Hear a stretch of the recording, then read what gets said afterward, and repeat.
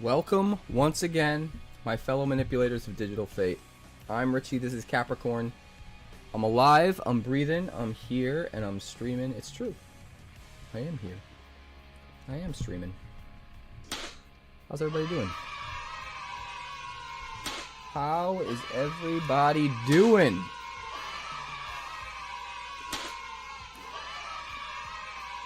Leyline is banned. Leyline is... I should change that to something else, huh? That's what I should do. Is Leyline... Leyline isn't banned. Well, I mean it is, but... There isn't a new ban. Let's rock! The cheese stands alone. It's true. I'm gonna boot up Arena here. Get it going. We're gonna play that for the first time. So we're gonna do something a little bit different tonight. Only about the first half of the stream is going to be Arena. And then we're gonna play Wonders of the First. Because I am absolutely addicted to and in love with Wonders of the First. And I am suffering from complete and utter product fatigue with Magic the Gathering. So you're probably going to see a lot more Wonders of the First and a lot less Magic. Don't get me wrong, this will always be a Magic channel.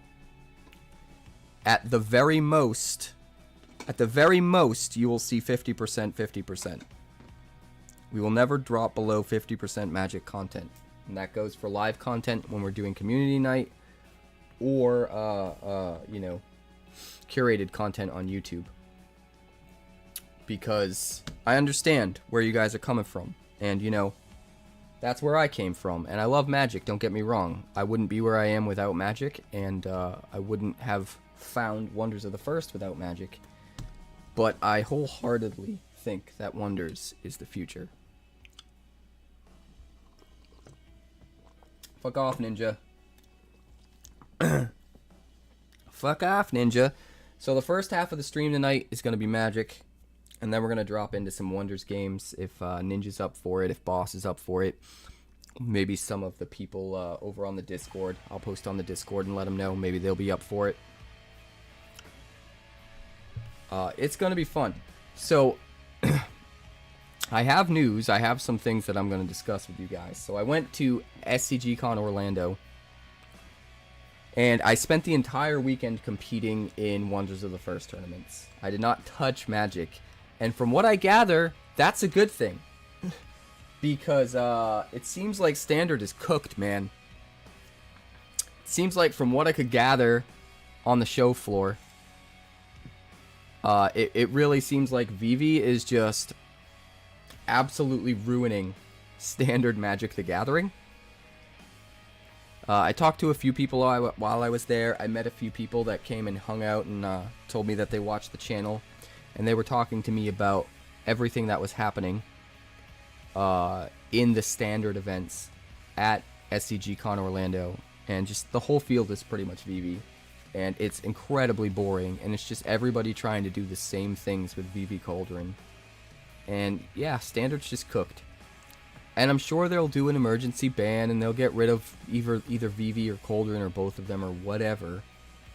But I feel like we've reached terminal velocity with Magic the Gathering. Where there's just so many fucking cards in Standard that this is just going to keep happening. Right? They just got done doing a bunch of bans. Not just a couple. A bunch. And now they have the problems all over again. And that is not a coincidence. That is definitely... I have to reload Arena so that it'll actually load up. That is definitely because Standard is so huge. Hell yeah, you do. Hell yeah, you do.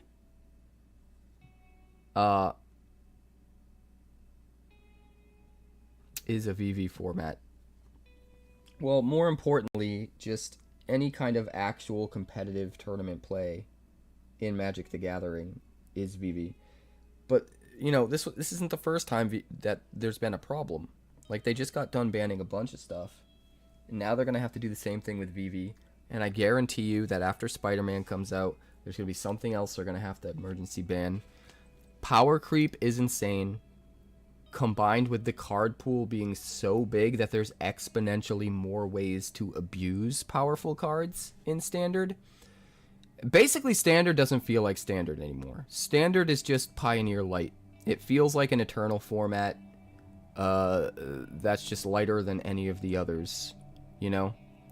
It feels like Standard just doesn't exist anymore. And there's this other format that's halfway between Standard and Pioneer that exists. And they're calling it Standard. And that's unfortunate, because what I like most about Standard is, you know, having the limited card pool and having to be creative with your decks because of it. And having to constantly adapt to things.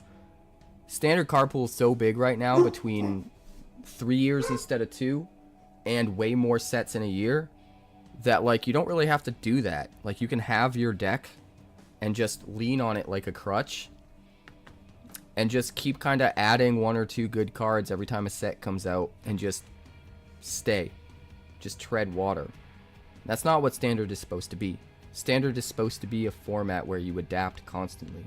You know, at the very least, every year, you have to kind of adapt to the changing card pool. But if Standard is done right, a lot of times, multiple times a year. So, Standard's just kind of cooked, guys. Yeah, 3 years is a problem, and more sets a year is a problem. Like, maximum Standard now, before rotation, is 19 sets, with one of those sets being an oversized set, being Foundations. That's insane. That is absolutely insane. Back in the day, Standard used to be 6. 6 sets. They do 3 a year. Standard was 2 years. It was 6 sets, guys. 6. And then even when they started adding core sets, they only did core sets every other year. At first, they were all reprints. So that made 7 sets. 19? Kind of 19 and a half because of how big Foundations is. It's not Standard. They're just calling it Standard. It's not Standard. It pretends to be Standard. It's silly. It's silly, silly, silly. Yeah, it is a money grab. Here's the thing. I love Standard on Arena. There's no way I would keep up with it in physical cards. Too much. Too crazy. You know? Ever-churning treadmill. Can't do it. You know, when it's 3 sets a year, maybe. When I have to buy new cards every other month, hell no. Hell no. But that's okay, because there's good news. Wonders of the First is fucking phenomenal. And to those of you out there that are doubters and still haven't played it, I just competed at SCG Con Orlando in the first date of the Stoneseeker Cup series, which is the day 1 of the competitive play tour for Wonders of the First. And I was smashing everybody, and it was so awesome. So when I showed up, I did an on-demand sealed first to kind of shake off the rust. It wasn't one of the main events or the side events. It was just an on-demand event. I still went undefeated. And the final event that I was going to play was on Sunday, was a $10,000 prize pool sealed event for Wonders of the First. So getting some extra experience in, some practice in, was definitely nice. And then when Saturday hit, Saturday morning, I took part in the big main event constructed event for Wonders of the First. And your boy made it all the way to the top 8, top 4, the finals. I took that shit to the finals with a deck that me and Boss have been secretly brewing behind the scenes late at night after streams on Tabletop Simulator. And I almost won! I actually, if you guys want to know the truth, I did win, and then we had to rewind it, and I didn't win. And I'll be putting up a video. I recorded the entire finals match So you guys will see a video go up on YouTube if you're interested. That'll show you the whole thing. But to give you the skinny of it, I was in a situation where I needed one very specific card, and that card was Razia. Because Razia can be played with his attuned ability and doesn't cost you an action. And I only had 2 actions left. And I didn't have enough in my hand or in play to get to the win. My only chance was to win in realm 1 and take the stone, get a tie, and then the stone in round 1 is the tiebreaker. So if I could take the stone in round 1 and hold it, I would win. I was down to 2 actions. Nothing I had in my hand or in play was going to do it. So I had to use 1 action to draw, and I had to draw something that could make it happen with just 1 action left. The only card in my entire deck that could do it was Razia, because he was 9 power, which is huge. He has a tap-free ability to nerf the opponent and buff one of your own dudes, which doesn't use an action. And since he's attuned, he doesn't use an action to play, which means I can play him. Doesn't count towards my... I have an action left. I can use that final action to attack with him, and I can use his tap-free ability to protect the board state, so I ride it to victory. And that's exactly what I did. I called the shot like Babe fucking Ruth. I said, I have to draw Razia. It is the only way to win. And I just went like this and flipped over the card, and it was fucking Razia. And I exploded, and it was amazing, and I slammed it, and he didn't know what to do. So I tap-freed the Razia, nerfed his side, buffed my side, used my final action to swing, took the stone in realm 1, and I won. And then we have the judges. The judges convened, and they were watching the footage, and then they came back and they were like, hey, so that attuned Patraya on Razia, you didn't have a Patraya land out, so it doesn't get attuned. Which means that last action you used to attack, you had to use that to play Razia. Which means you didn't attack. Which means you don't win. And it was even more embarrassing because when I won, I jumped up out of my seat and I turned around and I yelled, I am the smartest man alive! Like Adam Sandler. Was that in Billy Madison? I think it might have been Billy Madison.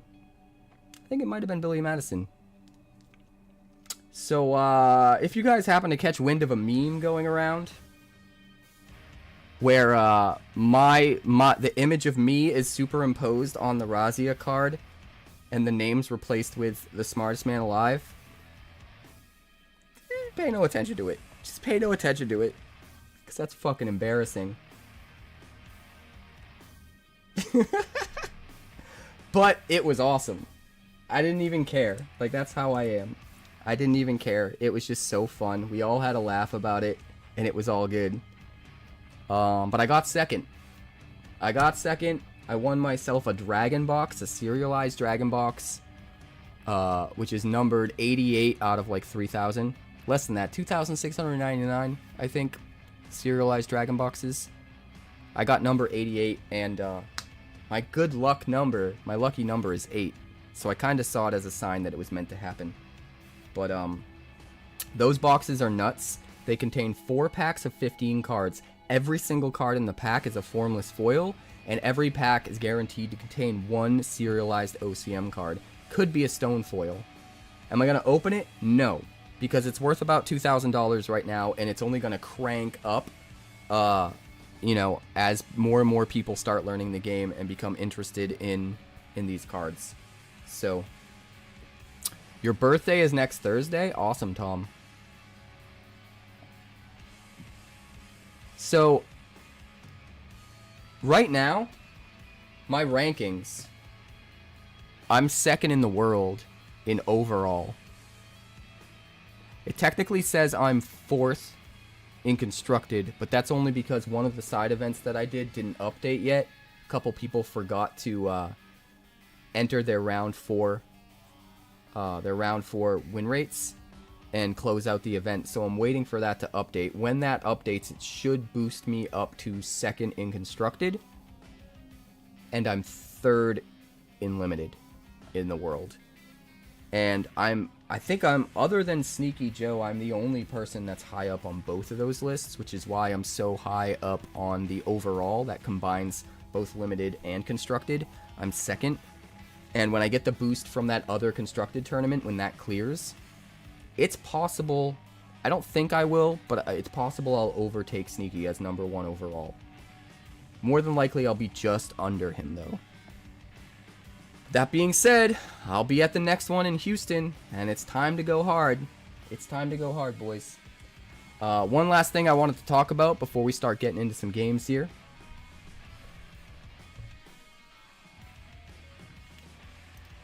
Yeah, he basically did win everything. I'm super confident most of the time our deck beats his, though. He played a deck that was Patria and Heliosynth. Green-yellow. So he was still doing, like, the bow stuff. But he was leaning way more on attuned and harvestable wonders and action generation and stuff like that. He wasn't doing all of his normal, like, Sirius, Nexus. He did still play Onglepod. So no, I actually, so when in the limited, right? So here's what happened. So that was the constructed 1,000 point main event. The 1250 point, right?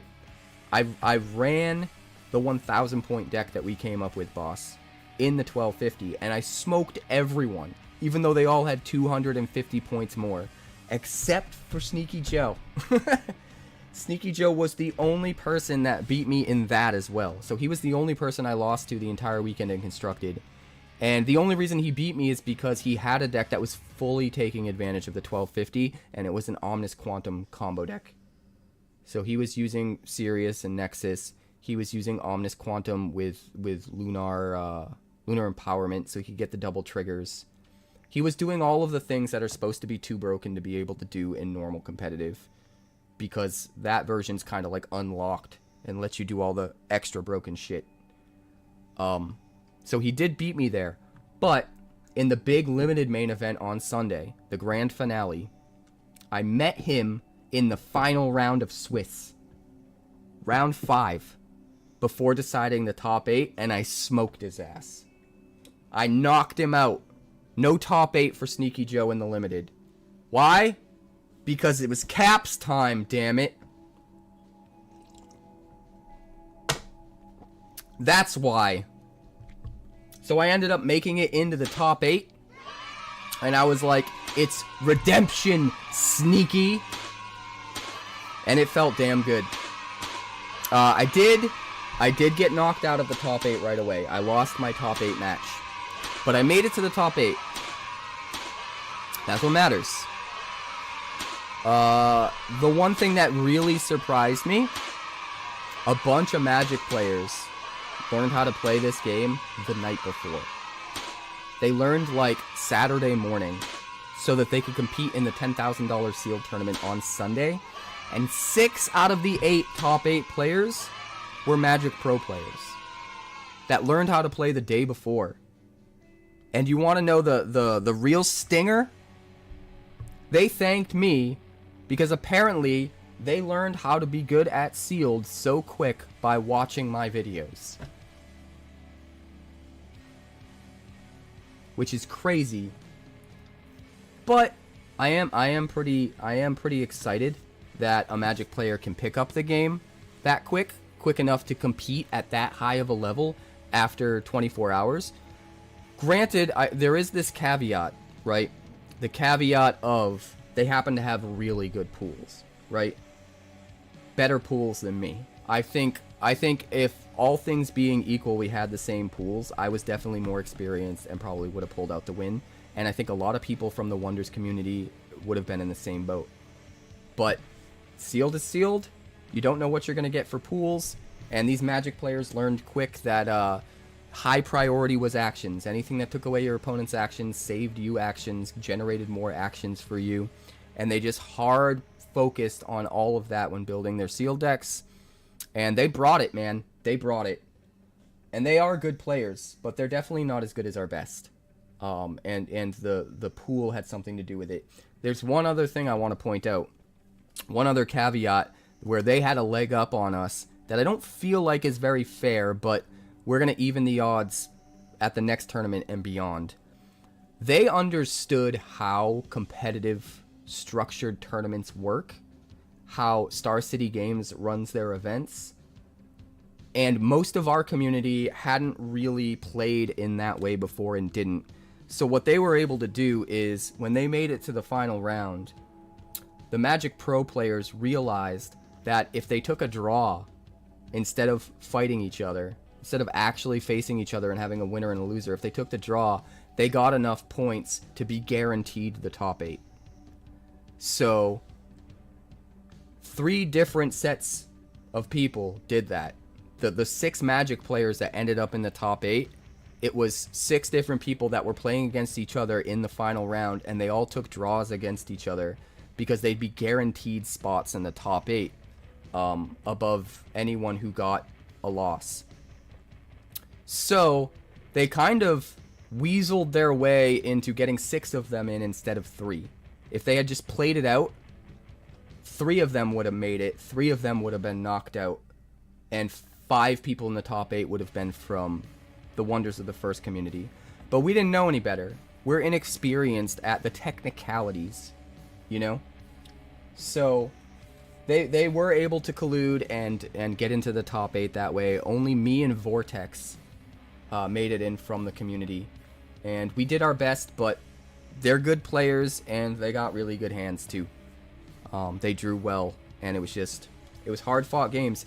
Even still, me and Vortex, it was very close down to the wire in both of our games, and our opponents barely pulled it out. So I ended up getting 6th. I think Vortex got 7th, but it might have been 8th. I still ended up winning $500 from the sealed deck tournament, and you know, I got the serialized box from taking 2nd in the constructed tournament, and I won a bunch of prize tickets from all of the on-demand and side events that I went in, and I was able to get a bunch of booster bundles, play bundles from the prize wall off of all those prize tickets. So all in all, it was still a really good weekend. So what you were saying is that we should draw the ones we are friends with. How many do we need to make that work? I think they figured out that 3 wins and 2 draws were guaranteed to get in. Over, there were only going to be 2 4-in-1s. I went into it with the 2nd seed. There were no 5-0s, and there were 2 4-1s, and one of them was me. So I went into it with the 2nd seed. Another Magic player went into it with the 1st seed. He was 4-1. He beat Sharkborn in his final match. And so we were the top seats.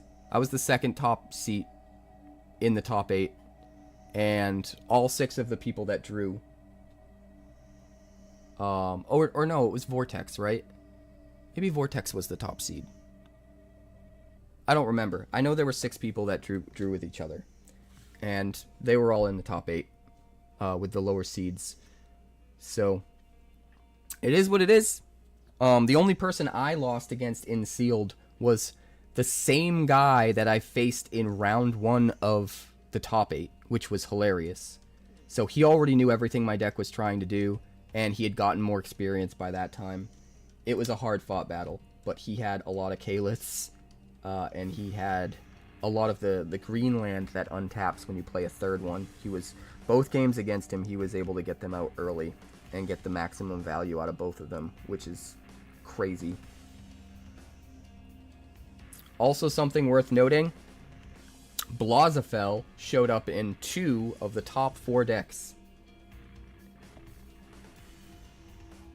In one of the top 4 matches, the guy who eventually took first used it to get into the finals by making sure that he played it on round 6 and was able to get priority to do the first thing in round 7 so that he could pop it and take all of his opponent's actions away. In sealed. The other guy also was able to play it in his match in the top 4, but he was not effectively able to take over the board state and make sure he was going to have priority in round 7. So he wasn't able to abuse it in the same way, and his opponent actually ended up beating him. And then Blas never showed up in the finals, but Blas was a huge contender. Huge contender.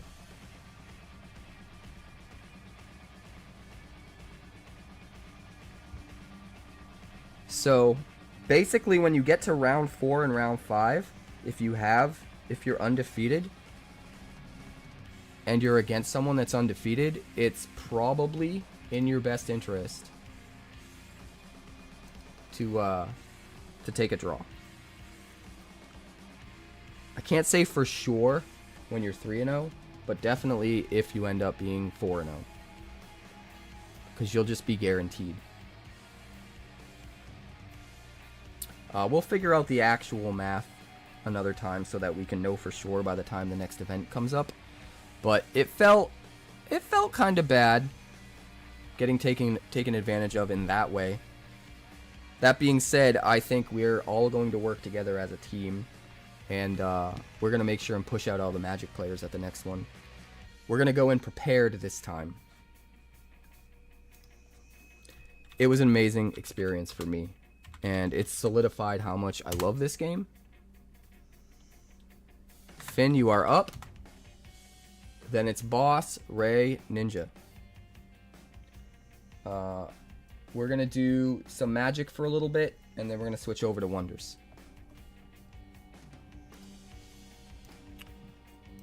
I also learned some more things tactically that I'll discuss with you guys a little bit later, Ninja and Boss. But we're going to switch gears right now and focus on Magic. New deck to test? Hell yeah. Cycle of custom cards? Sounds good. Let me find them real quick.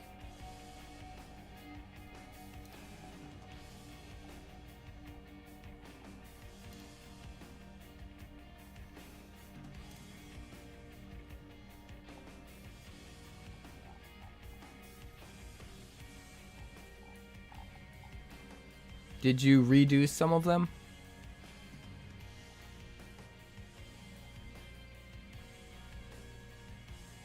No, you just have a new engraving, right? Feast. You want to do the monocolor ones? Exhausting. I got back from SCG Con, and I've just been trying to get caught up with content. I've been doing spoiler videos for Spider-Man. I've been like grinding away at editing videos for Wonders of the First because I only have until the end of the weekend to get 3 of those videos done, and it's a lot of work. So I'm just like, that's the only reason I haven't been able to get on stream. I'm so stressed out trying to get everything done in time. But I made sure to make it for community night even though I was a little bit late. I'm going to jump in the voice chat with Finn. And we're going to take a look at the monocolor cycle. Give me just a second here.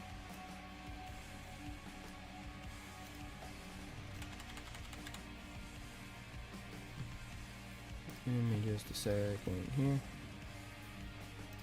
Take your time.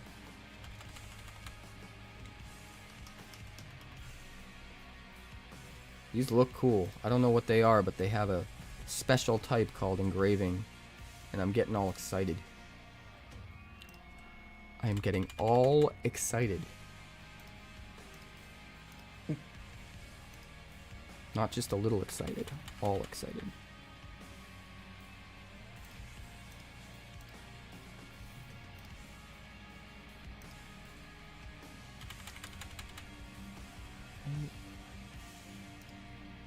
Here we go.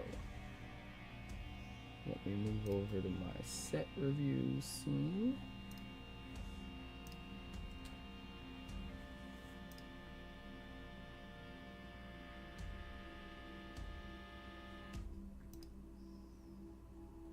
You're gonna be gone at 9 my time.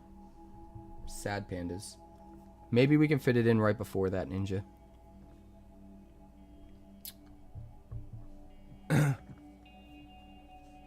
All right, Finn. Yes, Cap.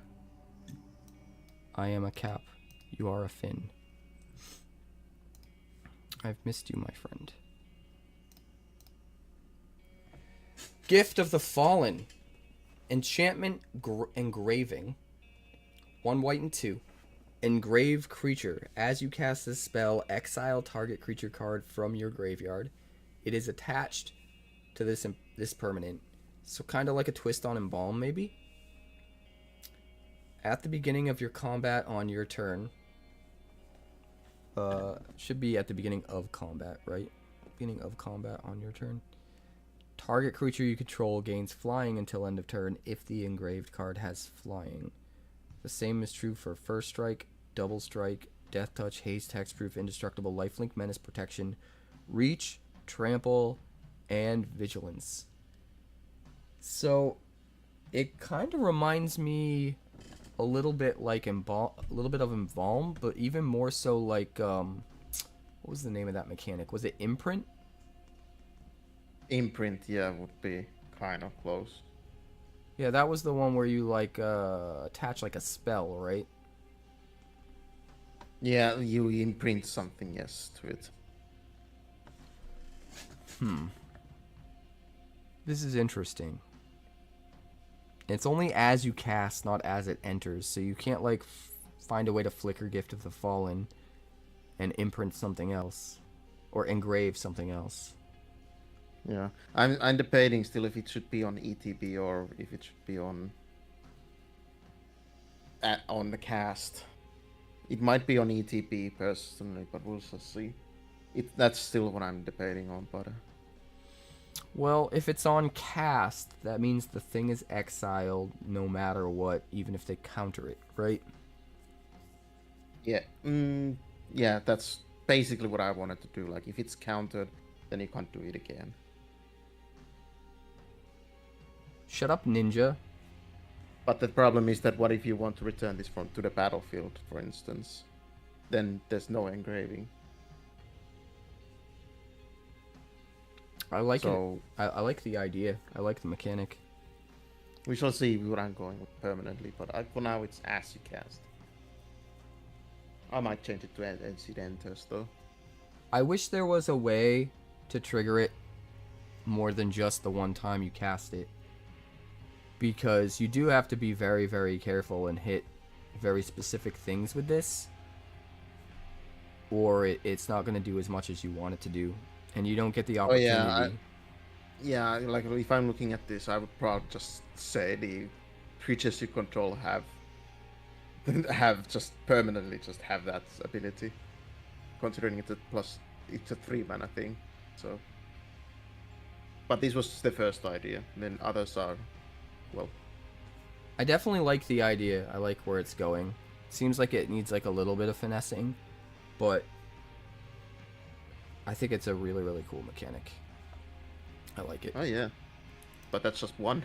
Yeah, we're gonna have to check out the other ones. I'm going with different ideas on this. What can expand upon. All right, so next up we got Rediscover. This is an enchantment engraving for 1 blue and 2. Engrave sorcery. So as you cast a spell, exile a sorcery card from your graveyard. It is attached to this permanent. When this engraving enters Surveil 2, and you can pay 1 blue and X, sacrifice this engraving, copy engraved sorcery with mana value X minus 3. Activate only as a sorcery. So, if it's a 3 cost or less, you only have to pay a blue. Yes. If it's a 5 cost, you pay 3. Right? Yes.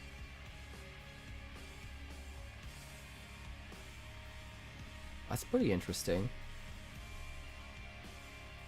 The math checks out really well too, because it's going to cost you 3 mana to play this thing, and then 3 mana to sack it to play a 5-drop. So you're still spending 6 mana to play a 5-drop. So you're not like being able to cheat stuff out early by doing it. It's mainly just to get extra value. and it's still really good at that. That being said, you can still kind of cheat stuff out early, but at a tempo loss. If you play this like on turn 3 or turn 2 with the Llanowar Elf, and then, you know, you could pop it the next turn to get something a little bit more expensive than you should be playing from the graveyard. But I mean, if you're going to jump through all those hoops, then you should be able to. So I think it's really well balanced. It's interesting that it only hits sorceries, though. I'm assuming that's because there's another one for instance. No, I just wanted to hit sorceries. This one, I wanted to actually be limiting. Yeah. All right, I'm into that. Because if it's like if I would do it on instance and there would be no like activate on as a sorcery limitation, then you could technically just copy a counter spell or something like that, and I don't like it. Right. Next up, we've got Retributionist's Will, an enchantment engraving for 1 black and 2. Engrave a creature again. Exile 1 from your graveyard. Attach it to this permanent. When this engraving enters, return engraved card to the battlefield until this engraving leaves the battlefield. Engraved creature gets -1/-1. I like that. It's like a reverse O-ring. It's like a Banishing Light that's a reanimation spell. It still gives back the thing, or in this case gets rid of it. It gets rid of the value if you get rid of the enchantment, just like with Banishing Light. Yeah, although I do need to add a text there, or I added the text afterwards that if that engraved creature leaves the battlefield, sacrifice this engraving. Because if it would be removed, then this would just be on the field and does nothing. True. That's not the worst thing ever. You could use it as sacrifice fodder. You know? Kind of reminds me a little bit of, what was that card that people would play in? It was an enchantment that drew you cards, but then it hurt you, so you wanted to sacrifice it. And you'd run it with the Orzhov enchantment that everybody has to sacrifice something on their turn. Hold. What was that? Oh, you're talking about Treacherous Blessing. Treacherous Blessing, yes. Kind of And gives me they are- Treacherous Blessing vibes. And the other one you were thinking was Doom Foretold. Doom Foretold and Treacherous Blessing, yeah. I think it'd actually be cool to keep it like that because it gives me Treacherous Blessing vibes, and you could use it for a little bit of extra value with, like, you know, Rottenmouth Viper, or, you know, any kind of sack stuff, or any of the bargain spells. You know, you could play the Tutor, Beseech the Mirror off this thing. I guess, but I was thinking this to be more like a new version of the Animate Dead kind of deal. I wanted this to be an Animate Dead, basically. Right. I think maybe But it can be both. Yeah. I think it's really cool. I like having a reanimation spell that's 3 mana, but that has some nerfiness, if that's a real word, nerfiness to it to make it make sense at 3 mana. You know, and debuffing your creature slightly, as well as putting it at risk if they can get rid of the enchantment, are definitely big enough downsides, I think. So yeah, I think this is really cool. There are no 3 mana reanimate this good. I would love this card. Fair enough, boss. I wish it was like the best, but isn't fucking. I mean, Reanimate Dead itself, or Animate Dead. That's 2 mana.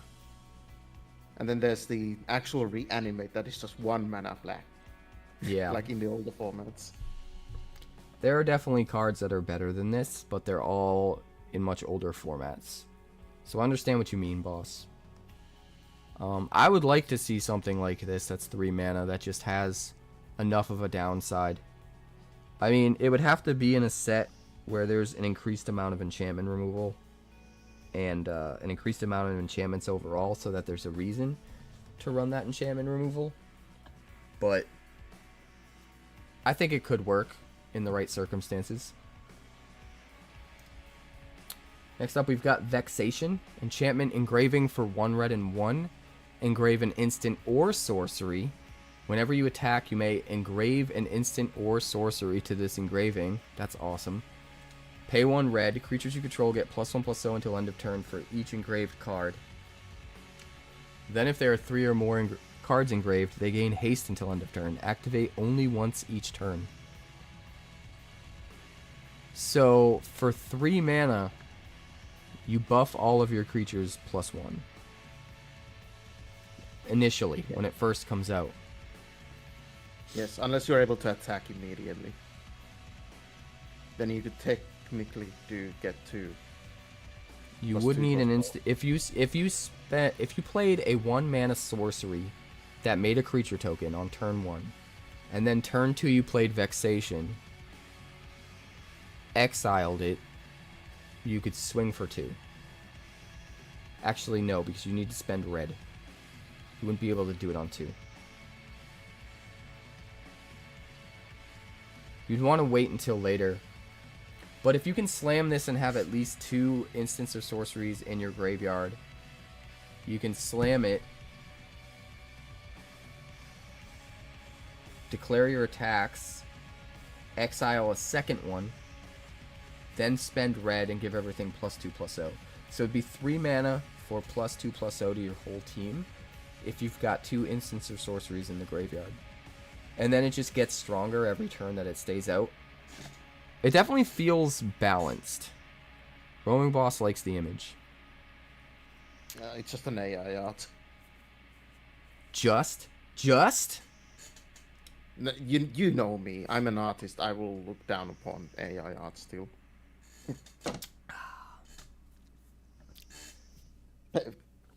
I'm still on the mind that they should, like, the ones that made Wizard Wonders of the first, they should start hiring like artists. Yeah, you should go work for them. No vexation without representation. That should be the flavor text. If that would be space, yeah. I have a feeling, and I don't know for sure. I don't have the inside scoop on this necessarily. I've heard whispers and rumors and rumblings and nothing concrete. But I have a feeling that they're going to start bringing actual artists in. And if I was a betting man, I would say they're probably going to start with the extra special alternate arts for cards and sort of find a balance. Do the main base set with AI art like they have been, and do all of the special alternate arts that are like worth more with actual artists. And then We shall see. maybe move more in that direction. But we'll see what happens. Decks based around... Okay, the last one. Tree Shifting. This is an enchantment engraving for 1 green and 2. Engrave a forest specifically. It has to be from a graveyard, right? Yes. It is attached to this permanent. At the beginning of your upkeep, you may engrave forest into this engraving. Pay 1 green, detach a card from this engraving. Target creature you control is a forest land and loses all other card types until your next turn. It gains hexproof until end of turn. Wait a minute. It only becomes a forest until your next turn? Yeah. But if you have to spend the green mana to do it, then what's the point?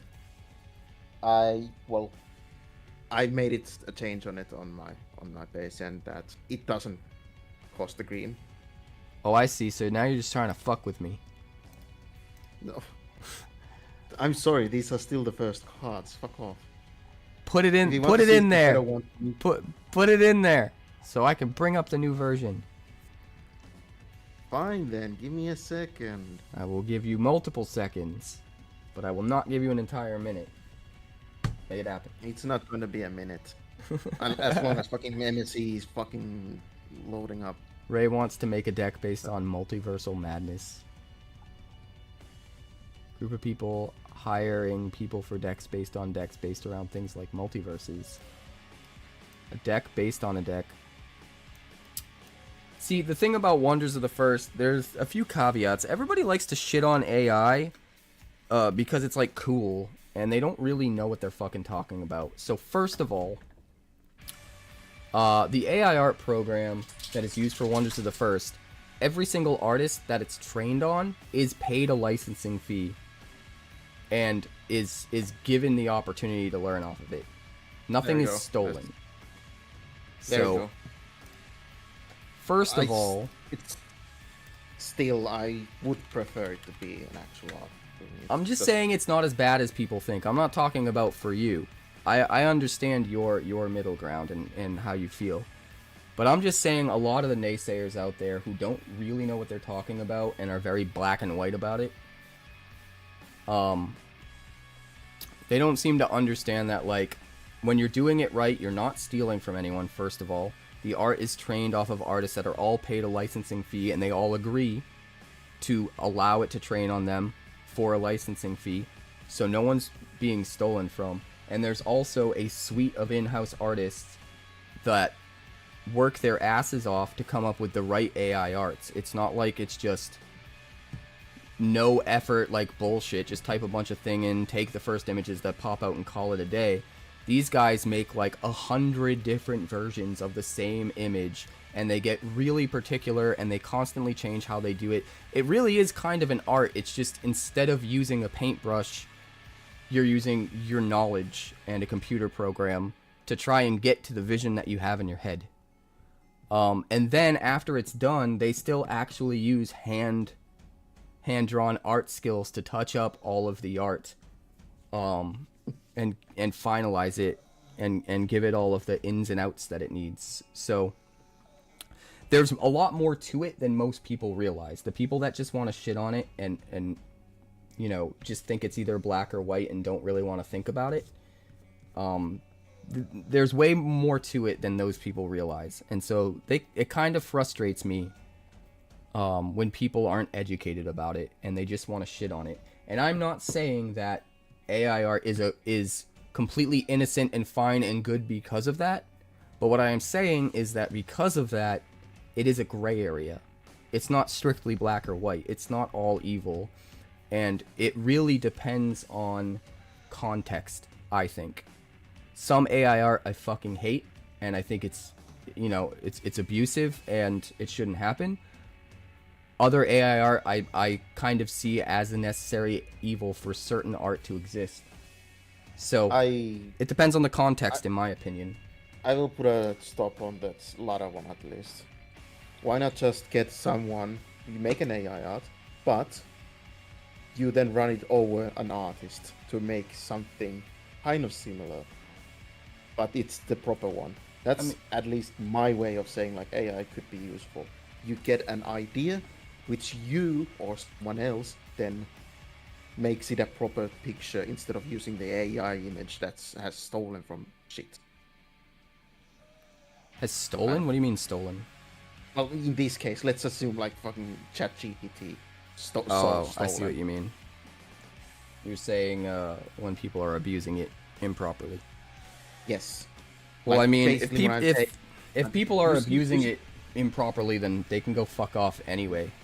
Like, yeah, what I'm saying is here is that you can use the AI in a way that you can use it as a tool instead of something that you just create images for. You can use it as a tool to get like a certain pose you want. You can get it as a tool to get a certain idea you have on your mind, and then draw it yourself later on, so that it, you know, you still have made it yourself. There's definitely a whole helping tool. There's definitely a whole gray area middle ground there. And what I care about is that, you know, are the people that are using AI art, are they experimenting with that middle ground? Are they doing it in a way that's respectful and they're trying to figure out the best path through? Or do they just not give a shit and they're trying to just make as much money for the least amount of money possible and putting in low effort? Because those are two different things. And I don't think there's a perfect answer yet, you know? I think there are some people that are trying to explore how to make it work responsibly, and there are some that aren't. Although, can I say one thing? And I believe you agreed with me on this one. Can I just say that some of the wonders of the first art is a little too similar to each other. The Like the big it blends in together the big a little problem with the badly. art right now, and we've been getting a lot of feedback, and I'm bringing this feedback to the team. The big problem we have with the art that we hear from a lot of people isn't necessarily the quality of the art, but it's just that every single piece of art, well, I shouldn't say every single, I'll say 98% of it, is framed in the same way so that it looks like almost like a marketing still. It's just like a picture of a thing that is center frame, here's the thing. And the background is kind of muddy and generic and irrelevant. And every single card kind of looks like that. Not every single. I would say 98% because some of them actually go outside of that and are really cool. But you don't have like action shots for the most part. You don't have an art where it feels like this thing is in a location that is unique and iconic, that has a history, and you don't feel like there aren't very many arts that are capturing like something happening in the moment and feeling like a lore heavy moment in, you know, in the history of the game or whatever. A lot of the arts, 98% of the arts, are just like, it's the thing.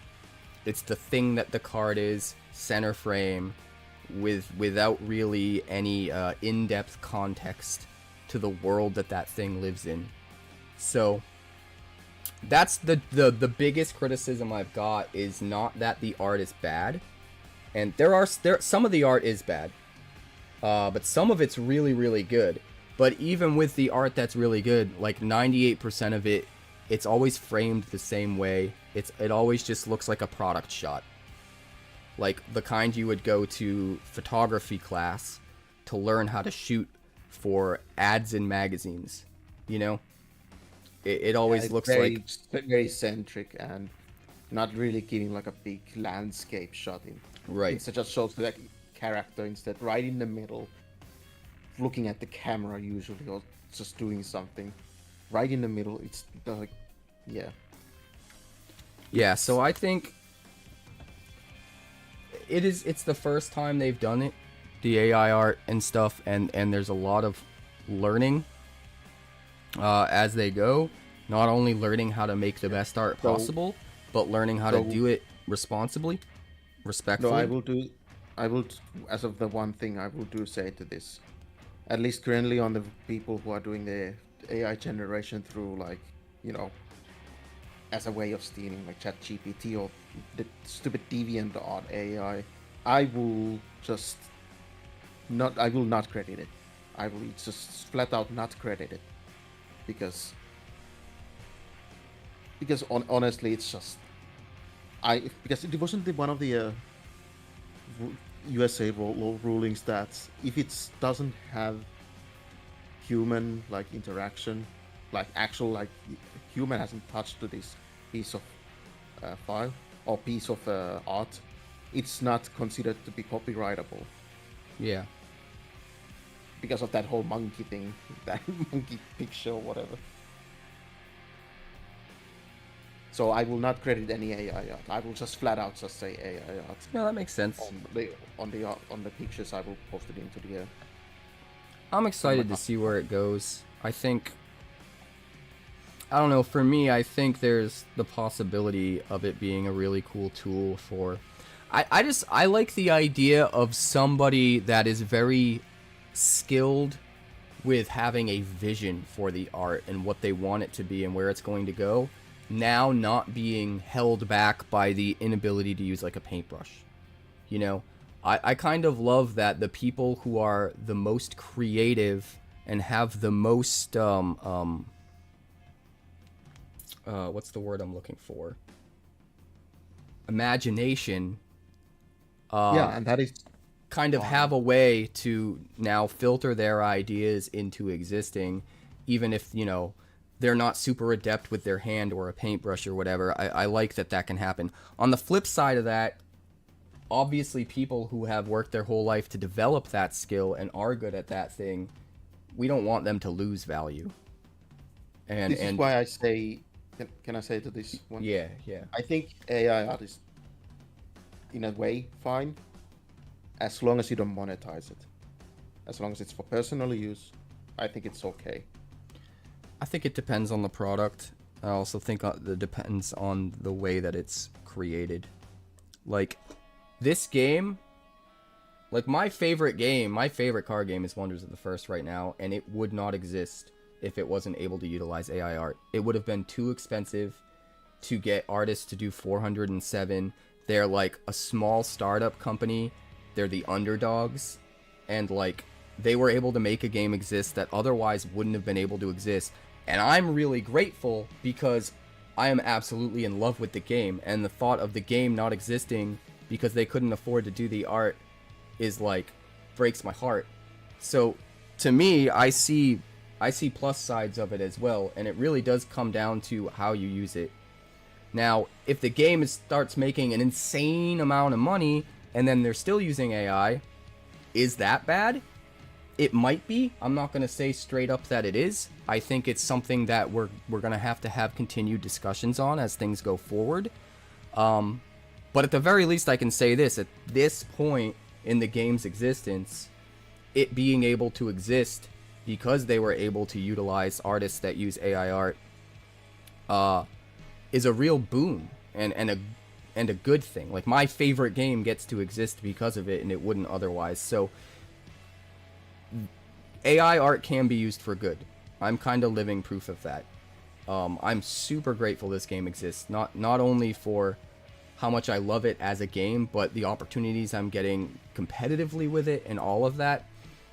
And I fucking love it, man. Like, I have not felt this way about a game since the early days of Magic. Just like, it's not solved yet. It's the Wild West. It's all of the good things I've ever gotten out of Magic.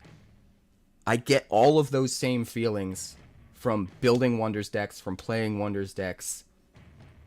And I don't get any of the downsides. I don't get any of the bad feelings. So for me, it's like a dream come true.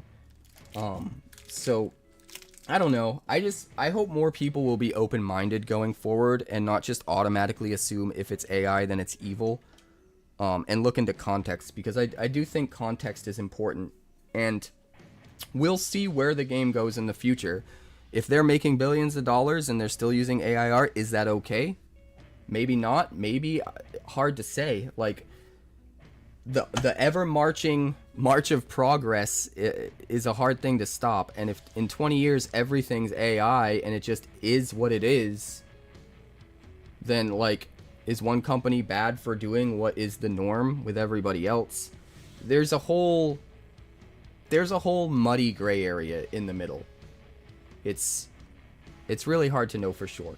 But I think at this point in time, everything they've done up to this point, I think is fine and understandable, and allows a game to exist that otherwise wouldn't. So for now, I'm all in, and we'll see how things develop as time goes on. You know. Anyways, Spectre cards, right? Yeah, tree shifting is fixed. Now you just detach a card from this engraving. Target creature you control is a forest, land, and loses all other card types until your next turn. Gains hexproof until end of turn. So it only has hexproof on your turn? Well, when you are using it, it doesn't say that you have to activate on your turn. Oh, right. So you could do that in response to removal to just save it. Yes. Although, you could also activate this ability and they could respond with removal to kill it. Right? Yeah, but you can always detach another. That's true.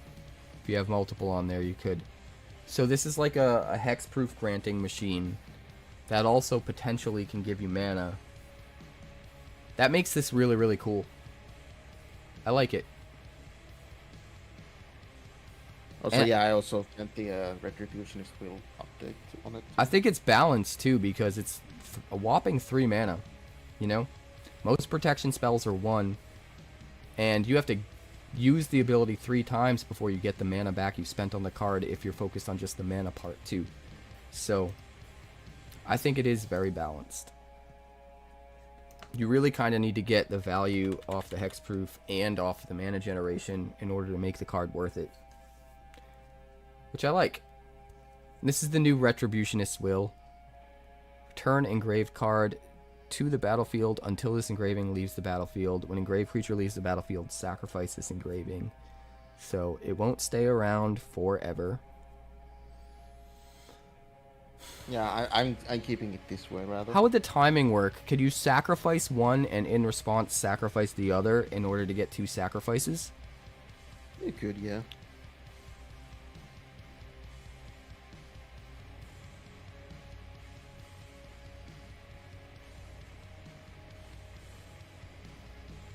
Interesting. I like it. Alright, boys, let's play some Magic. Yep, I'll see you some other time. I'll see you later, buddy. Alright, boss, you're up. If you guys want in the queue for Magic, get in there now. I'm going to close the queue after my game with boss. And when the queue is completely empty, we're going to switch over to Wonders of the First.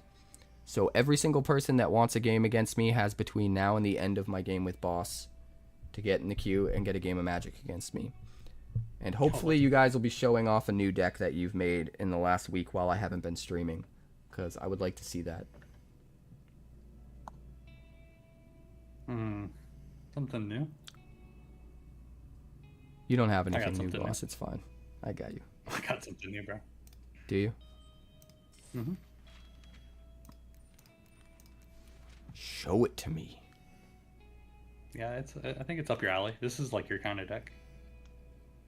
Oh, yeah? Yeah. Right? Yeah, this one. Oh, wait, not this one. No. Where'd you go? Counter. Wait, do you have to change it? Because I just got you a request. No. I haven't hit play. No, you can accept because it then prompts you to play. I'm good. I switched it. All right. Let's Dude, go. that game against Sneaky was so brutal. You don't even understand. No, I do. I play him all the time. No, but He's I mean, annoying just to like play. the situation that came up. And I How do you not felt have so Betrayal? Did he bad. destroy your land? He had to destroy your land because there's no way you wouldn't. Well, what happened was earlier in the game, I thought I was being super smart. I stole his Murkmire guy with my Wind Reaver. Yeah. You know what that guy does, right? Murkmire.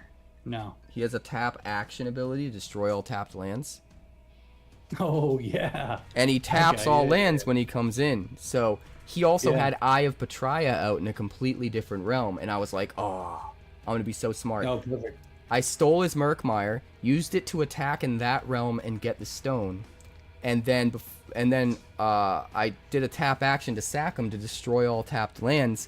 And it turned his Eye of Petraea into like a 3 power from like a 15 power. Nice. So set me up to maybe get the stone there. The problem is when I realized how much actions I had left, I actually didn't have enough actions left to make it meaningful to actually attack in the realm with the Eye of Petraea. So I think I got a little ahead of myself and got excited about this crazy bomby play I was going to do. Yeah. If I had thought it through, if I had never destroyed the lands, that was a tap action to do it, so I would have one more action, and I would still have the Petraea land, so Razia would have been the attuned would have been turned on. So I absolutely would have been able to win. But in my defense, I had to top deck the Razia, so I didn't even know it was coming. So it was very, very close. If I had made a different decision with the Murkmire, I would 100% would have won. But you don't know that in the moment. It's hindsight because he was at the top of my deck. Yeah. So it was crazy, man. It was absolutely crazy. And he's the type of person who doesn't make misplays too, so he's very quickly calculated. He also had a Solaris Stormcaster in Realm 1 on his tapped Razia in Realm 1. 9 power. So it literally took Razia because Razia was able to reduce his Razia to a 4 power so that the Solaris Stormcaster couldn't attack back and nuke my guy, and also buff my guy so that I had enough power that he couldn't retake the stone there. So it literally flipping that card must have felt so nice. It literally was the one out, and I called my shot and I flipped it, but I fucked up sacrificing the Murkmire, man. If I just didn't sack the Murkmire, I would have had it. I would have had it. That's awesome, though. It was just that close.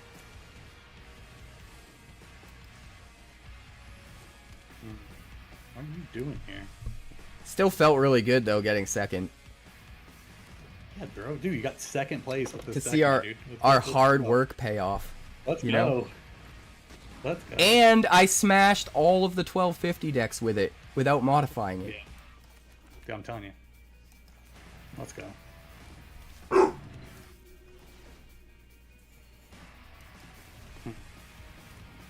Oh, there's the card.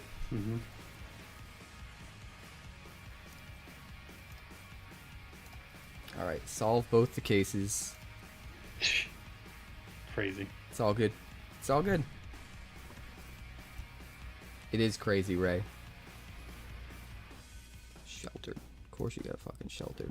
Loser. Fucking loser. Why can't I sacrifice himself? What is this shit? No, it says another. I'm gonna make you really mad. Oh, yeah? Yep. You deserve it, though. You deserve being really mad.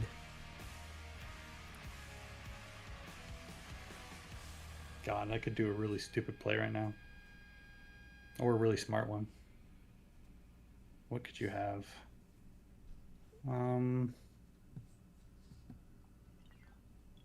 Yeah. I might be doing a really stupid play, but we'll find out. Ooh. Ooh.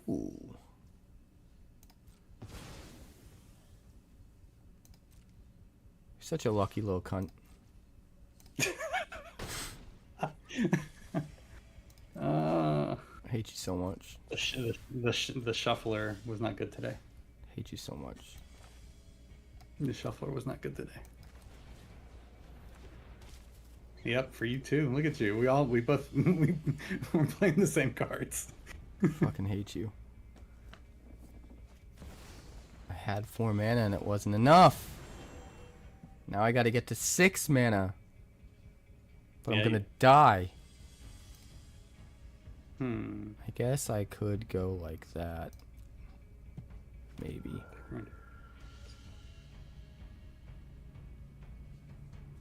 Probably have to.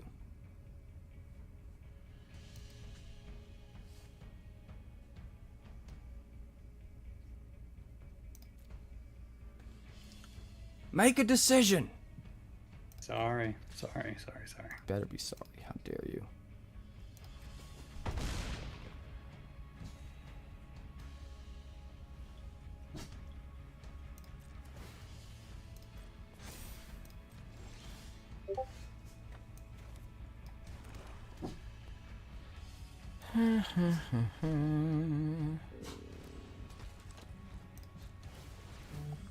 That's a snazzy card. Yes, it is TK421.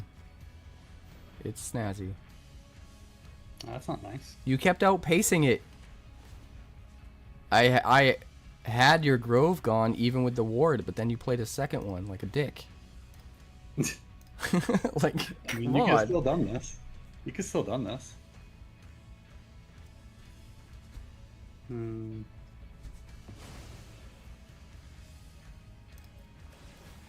me my life back. I'm gonna need it.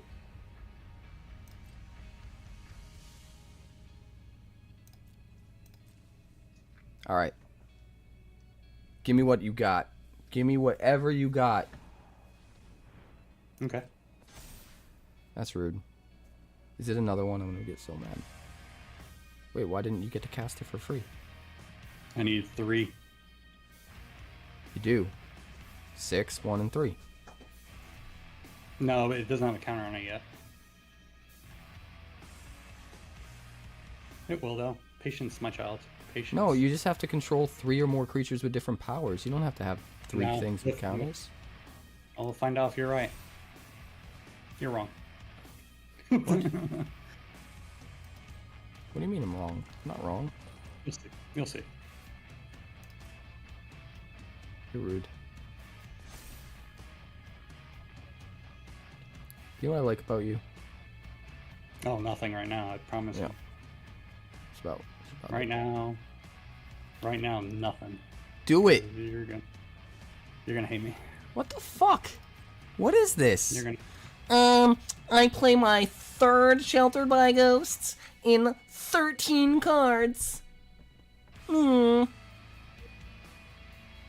at me, I'm such a boss. You've also been playing the same cards. I don't want to hear it. Yeah, 1. No, you played multiple Sanctifiers. You played multiple cases.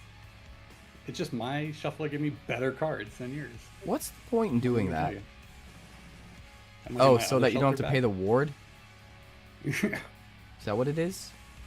Well, I'm gonna take another creature.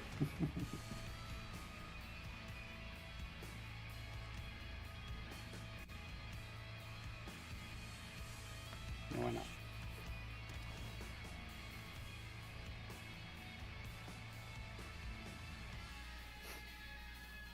Why can't I sack himself? This is dumb. Oh, I'm sorry, bro.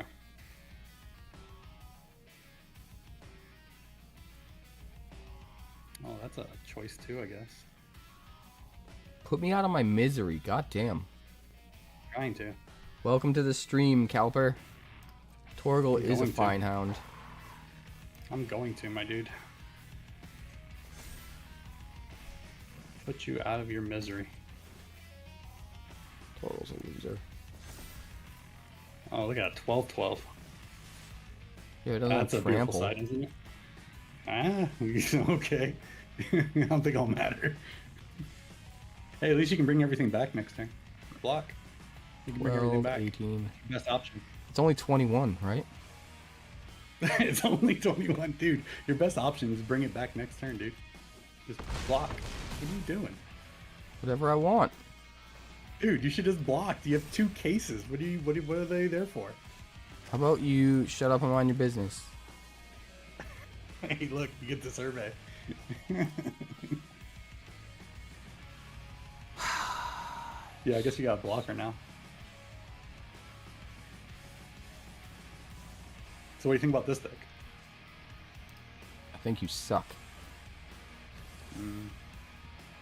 What are you doing? Whatever I want. Okay. Trying to survive. How's that survival? I have a blocker that Because I'm heals. gaining like 10 life. Oh yeah. Good for you.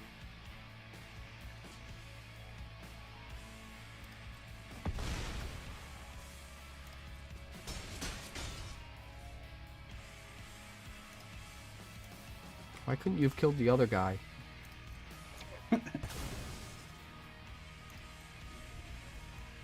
Yeah, I'm dead. Oh, look at these cards. Your deck's dumb, The and shuffler if you didn't special. have 3 sheltered by ghosts, I would have beat it. Sheltered by God. Oh yes. That's Enjoy a it card. while you got it. That's a card.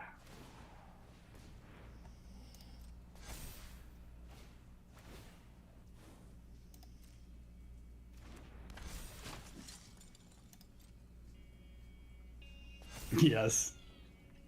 I also have that one that doubles it up too. That's another one I have. Oh, let's keep going. I think we're going to get some DBS increases for Razia and Kalith. And maybe Oh. even Ethereal Grove and Cedar Shade. Dude, all the legendaries have to go up, bro. They're all 5. It's so dumb. Well, those 4 cards were in all 4 of the top 4 decks in the 1000 point. Oh, really? Kalith, Razia, Ethereal go. Grove, and Cedar Shade. Here we go. Here we go. Let's go. Ooh. Oh, it doesn't even point up. Why couldn't you block that one? Because fuck you, that's why. Oh, you got me to 0. You should be so Block that proud. one. Should have logged that one. All right, guys, I'm closing the queue. If you want a game, get in there now. After the queue's empty, we're gonna switch over to Wonders.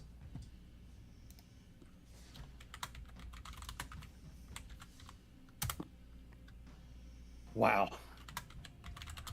That's You a fun deserved deck. it. That's a fun deck. All right, Ray, go ahead and send me a challenge. That's a fun one. Oh yeah, I can commentate for her. For him. Forgot.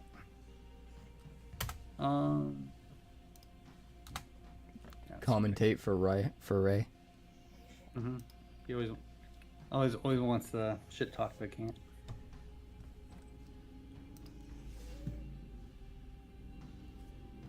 It's really hard for me to care about Magic right now.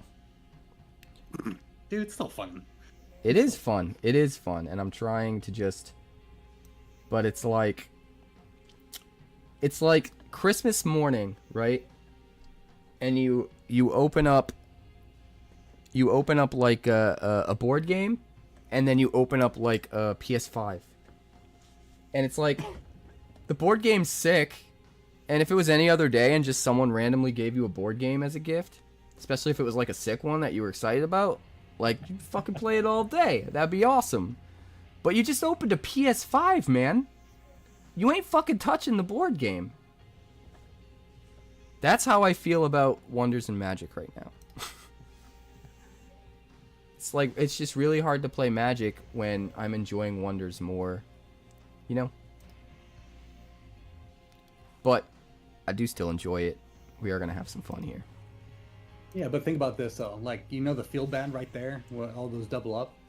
I feel like you get the exact same in Wonders with like a bow dropping early, or a scarab, or some stupid oppressive thing. You can pivot. Like, you say you can pivot. I mean, you could pivot. You tried to pivot there too, but then you got smashed. But it just happened. To dream to be. Hello. All right, Ray. You're chronic spam, right? Just want to make sure. I'm 99% sure that's you, but just want to make sure I'm not stealing your spot here. This looks good. I'm going to keep it. What's up, To Dream To Be? How are you? Welcome to the stream. I don't need you to join voice chat, but if you want to, you can. We're going to start with a Fellmire entering tapped.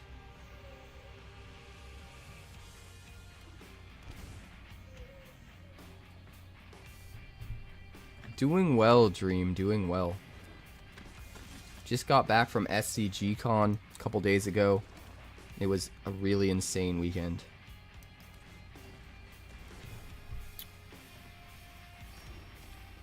You're welcome.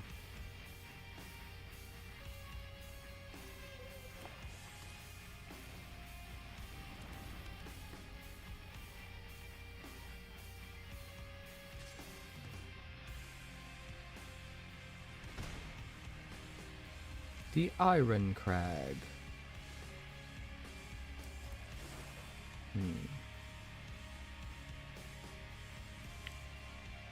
Sephiroth.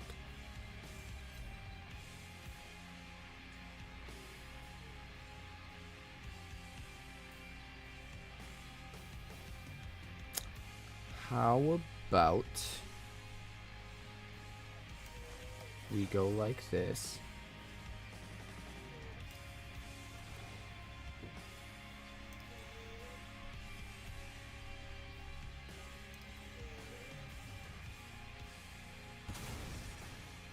And then, how about I play Sidisi?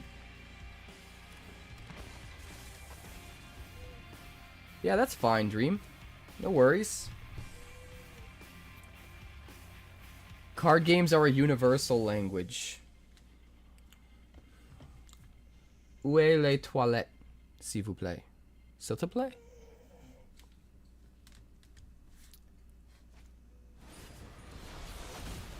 Je voudrais Magic the Gathering.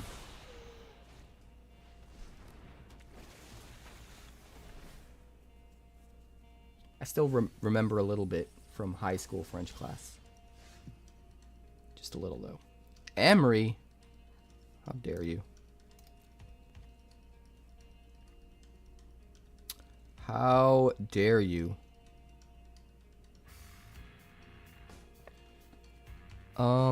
I guess.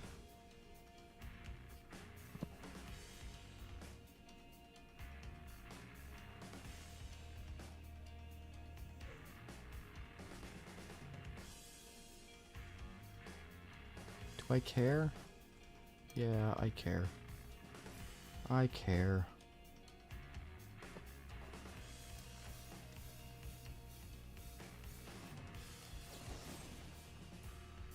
Pay 3.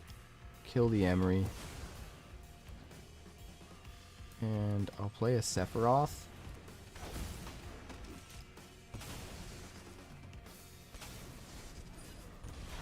I guess.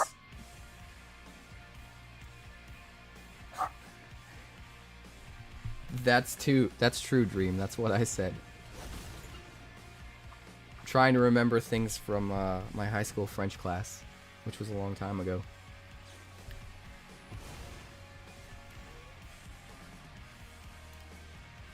Stop killing my stuff!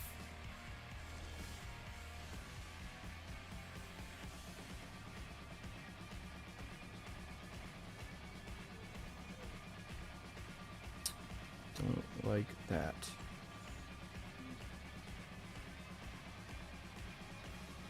Don't like it at all.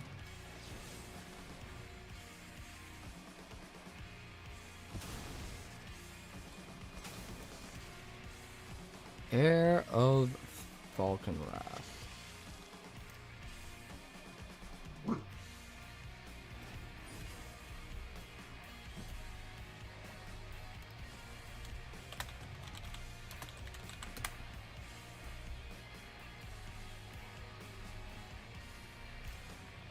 Freaking one ring. Freaking one ring.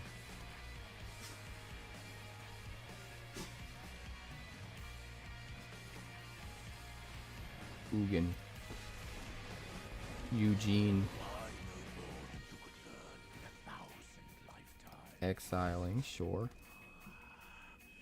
Do I want to discard something?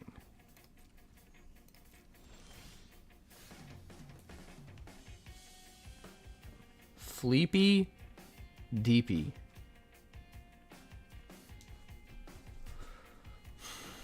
Fleepy Deepy. I don't know, man.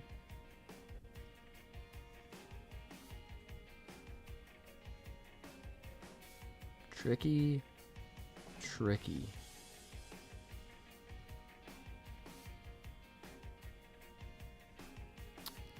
I want to kill that Eugene so bad. I guess we'll do this.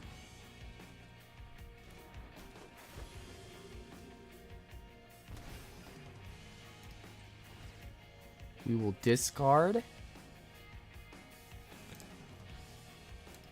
Zulaport Cutthroat.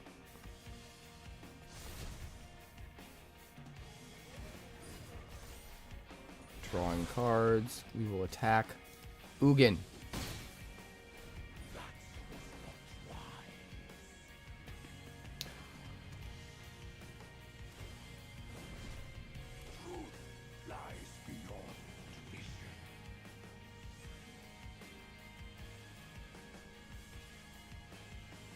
Gotta kill the heir,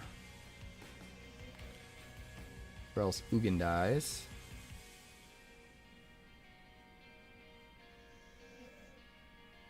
Dream a little dream, to dream to be.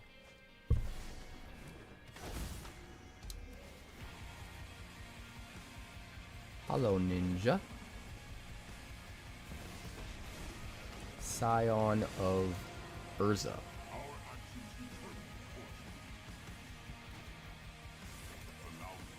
I gotta fix my webcam.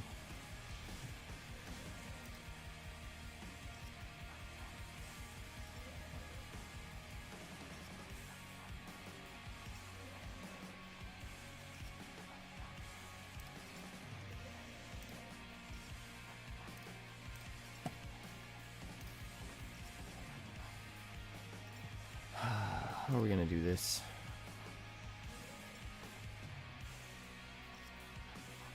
It's a big board you got there. That's a very big board you got.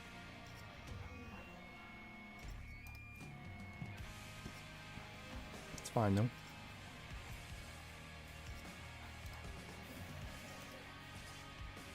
We're gonna kill Ugin.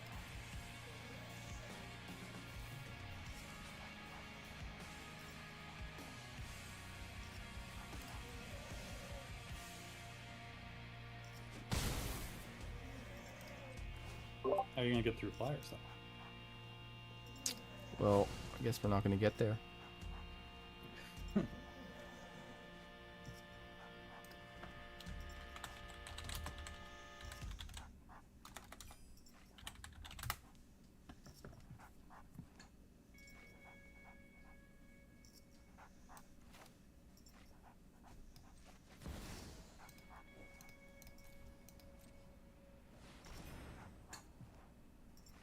You got my numbers clucking.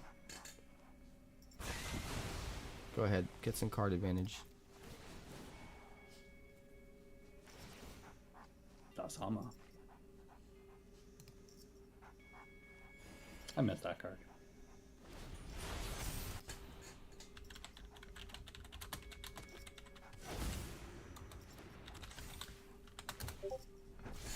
Some solutions must be built.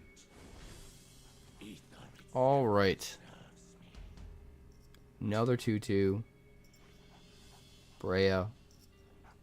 Lame. Another Brea. Which dies. My dog is snoring.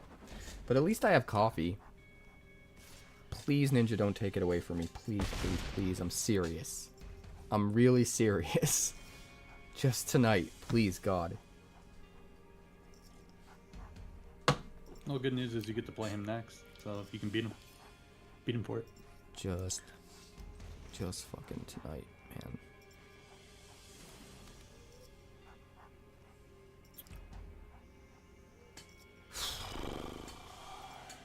Fan doggy.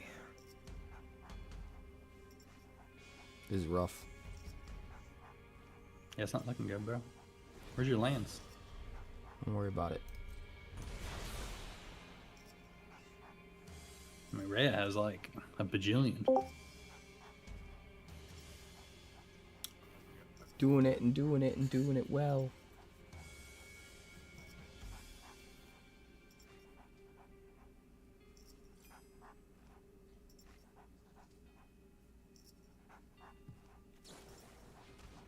You won't get the rest, though. It's a 100-card deck, bro. Come on. Come on.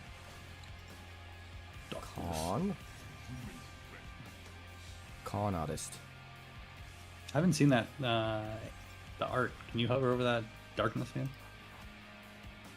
Prevent all combat damage that will be dealt this turn. It's weird. It's a black fog. I'll give it to you.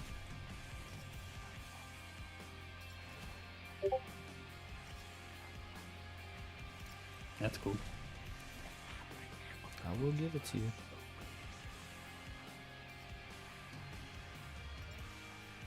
It's 24 damage. It's a lot of damage.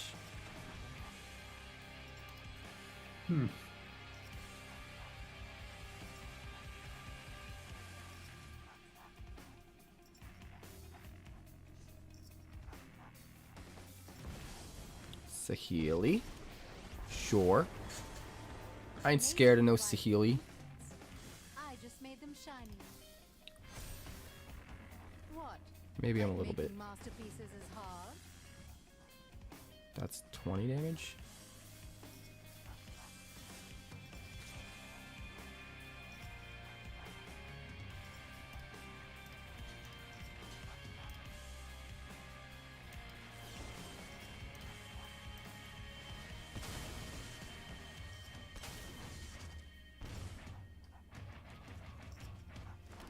Everything's fine.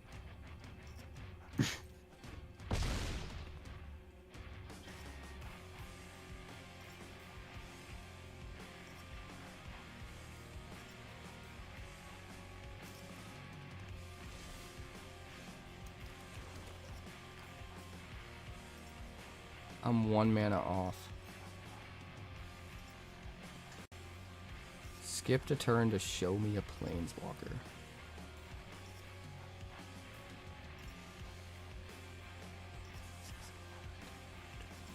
Playing with you now, bro.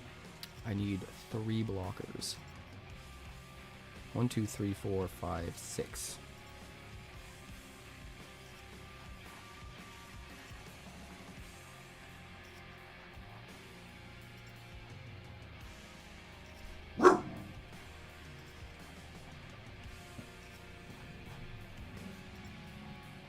That's not good. That's not good. I gotta think.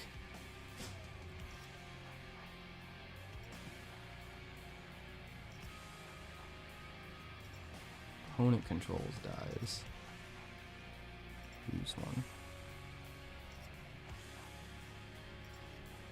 4, 5. I can't play you.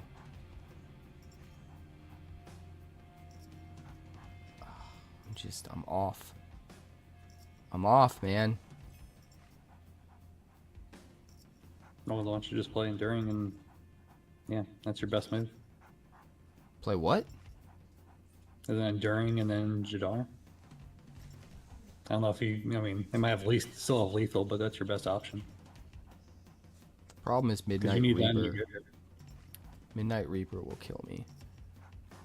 1, 2, 3, 4, 5, 6, 7, 8, 10, 11. It'll kill me exactly, I think. Yeah. Unless it doesn't die. Which I guess is possible.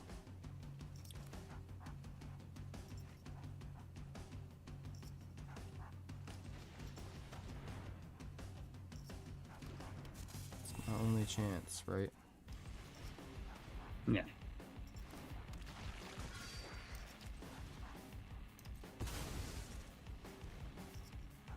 I almost have the auto kill combo. Mm-hmm. Imagine you hit Rift next turn. I am imagining it. I am.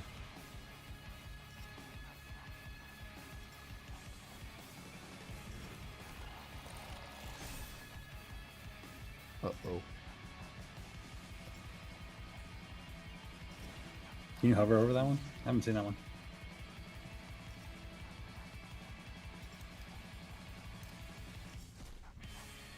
Oh, Creature Jesus. tokens you control have haste. Beginning of combat in your turn, create a 2/1 blue Phyrexian mirror artifact creature token. Choose a token you control. Each other token you control becomes a copy of that token. Exactly what the metal wants to be. Oh, Jesus. I was actually super close to winning. Super close.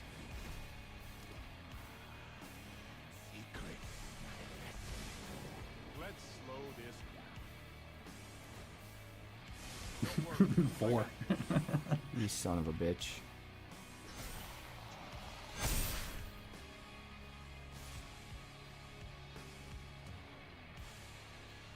Oh, Jesus. I was so close. I had the combo next turn. Oh, Jesus. Bloodthirsty with Enduring Tenacity. I was gonna do infinite damage. I'll give it to you though, it's fine. Ninja. You're so funny. Thank you for the nectar though. Thank you for not being a dick tonight. That reminds me, I still gotta mail you cards.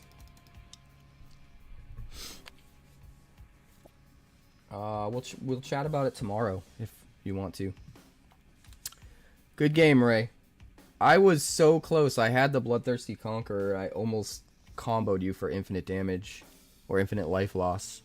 I just needed to survive an extra turn and I couldn't. Pretty crazy. Pretty crazy.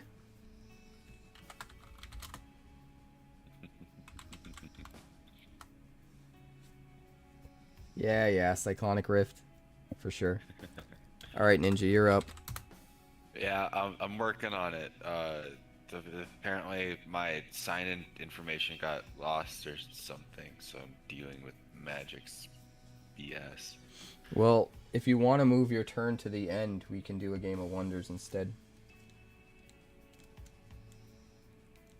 If you want to do both, we can do both. I'll wait. That's fine too.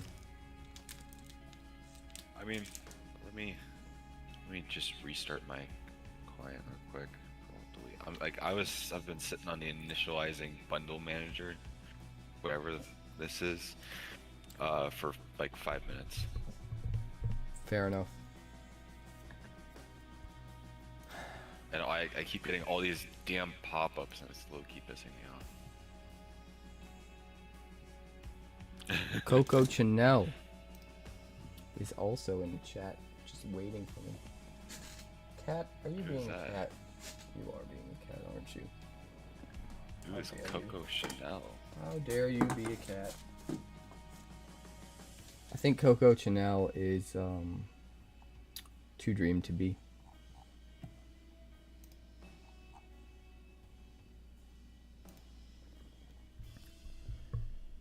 Boss, you should just jump in the chat too.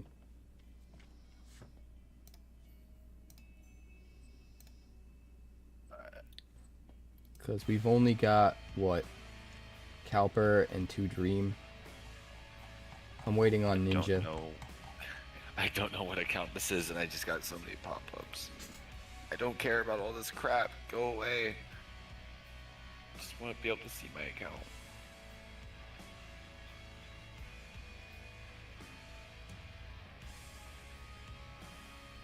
What is this? Sealed Edge of Eternity Play Booster starts in 14 hours and 12 minutes. Okay, so this isn't my account. Yeah, go ahead and skip me, Cap. Alright, I'll skip you. Skip, It's all good. skip me while I deal with all this BS. We'll play some Wonders after, so. If I get it up before the end, then I totally want to mill you out. You said if But you if I get it don't- up. Yeah. And just feel having good. trouble today, guys. Yeah, let me go to my cat and grab a Viagra. Maybe it'll work. It's your turn, Calper. Let's do the damn thing, my boy. Go, Calper. Go, go. Problem is, I have so many accounts for this. Oh, Through the Omen like, not Path's even pre-orders are up? I didn't even see that. Oh, hey, there's free coins in the daily deals today. Free coins. Free coins. That's 50 not my coins for country. 550 coins. Gimme. Thank you. That is free coins. Wow. Alright. Time to do some smoking. What am I feeling like today? You should play one of my mill decks. I'm gonna play only pain. I haven't gotten this one to win yet. Deals on Wheels. I'm not sure if I know what Deals on Wheels is.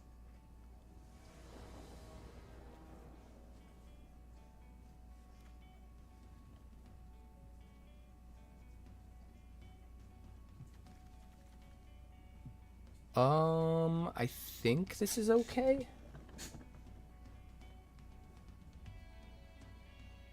Oh It's my a little God. slow because it's 2 tap lands, but I will try to make it work. Oh god. Oh god, we're off to the races, guys. We are off to the races. We're gonna try and dig for land.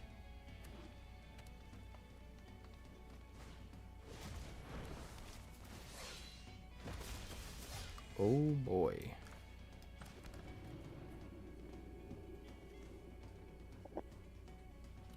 Oh boy. Not a fan. Not a fan at all.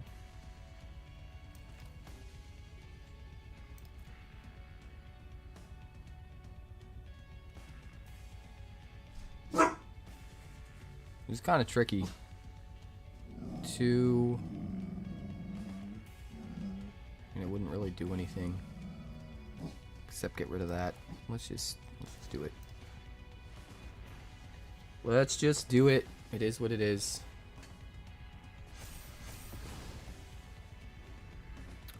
One little 3/3. 1 little, 2 little, 3 little, 3, 3. Boroboroid, oh no. Oh no. Oh no.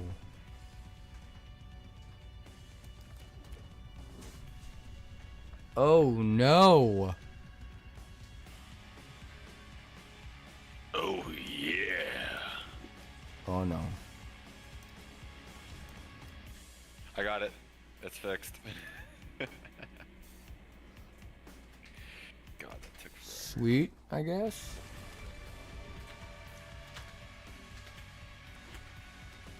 This is gonna be really bad. Really bad. 12. 19. Ugh. I'm dead. Because this has trample. Well, Just like that was quick. Guess that's what happens when you have no removal and your opponent has perfect curve. Just Damn. another reason why I wish I was playing Wonders instead. It's just Well, good news is you get to play me in Wonders. it's just hard to go back, man. Like you play Wonders and they're real games where everyone gets to do everything they're trying to do and the winner is just who did their thing better. And then you come back to playing Magic and it's like, oh yeah, they win by ending your game early for you and it never feels good ever. I don't know, man. I feel like Magic's outdated, which is crazy to say because it's the king, but Well, it's the self-proclaimed king. We'll go yeah. with that. I think you are next, Dream. Oh. Yep. Okay. I'm skipped. Yay. We'll just do you at the end because I don't want to mess with the queue. That's And fine. this is the last person anyway, I think. Oh, that was Cupper. You can go ahead and send me a Kelper just challenge. went. I believe you're already in here.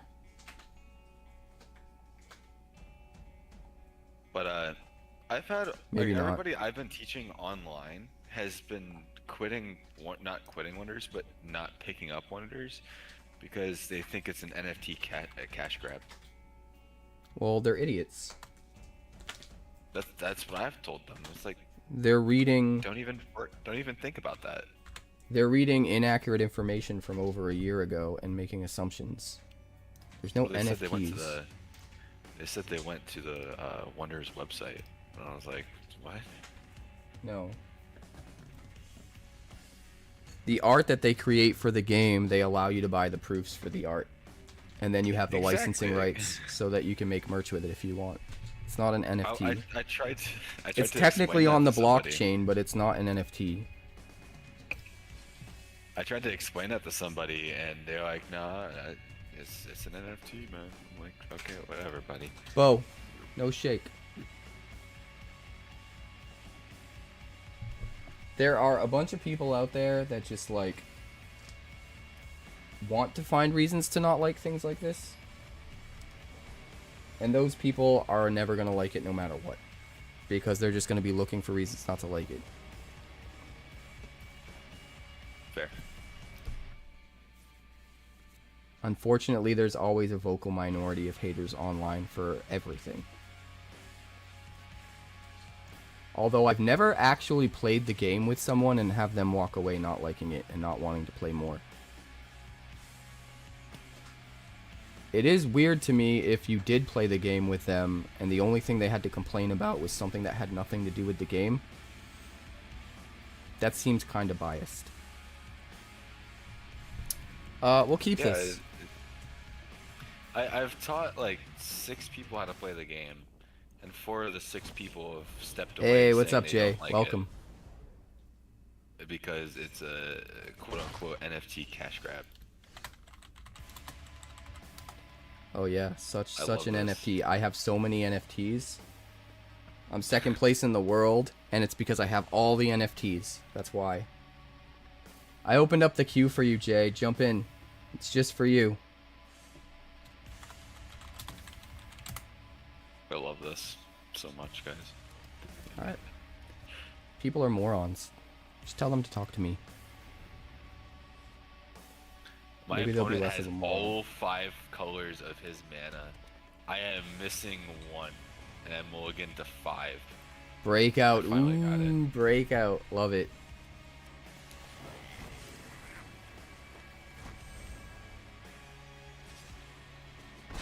Gave it menace. Nice. I like it. I'm going super slow, unfortunately. I kind of feel like I need to keep it. Doesn't feel good. I need a land. No matter what, it doesn't feel good. Too far behind because all my lands are tapped. Another breakout. Did you whiff? Oh god. Ah, the might. I do like what you're doing. I do like it. I can't do what I originally intended to do, so I'm kind of bummed.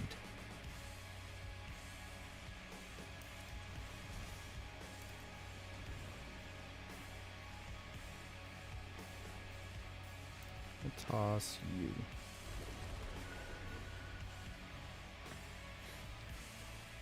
Sure, you'll have lightning strike or something.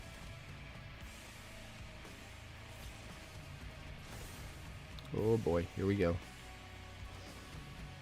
Oh god. It's over. It's over!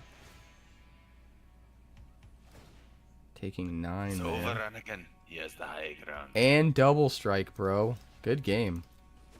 Good game. Holy schmoly. That's cool. I haven't seen anybody really do Gruul in quite a while. I think the last time I used Breakout was in a Delirium deck. Very cool. I like the deck. I think you're in a good position to try and win. I was using something that I'm testing right now.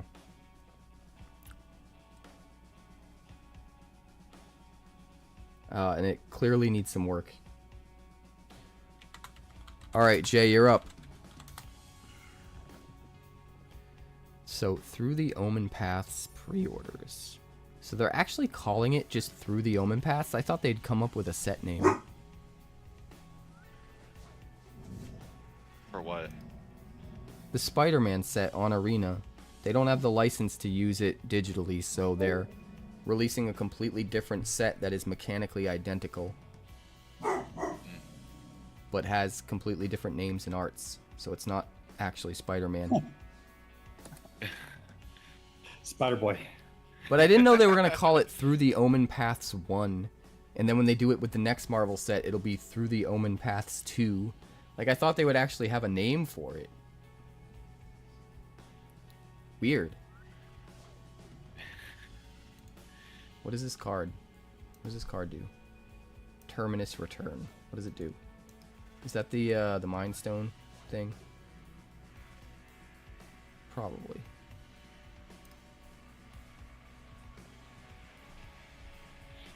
Show me the fucking cards, man. That's probably Cosmic Spider-Man. I don't know. Who cares? It's time to get beat up by Ravencrow. I think it's awesome to dream. I think it's really, really good. I'm excited to see how it does. Alright. We're gonna go big. I haven't played this deck in a bit, and I like it a lot, so I'm gonna play it.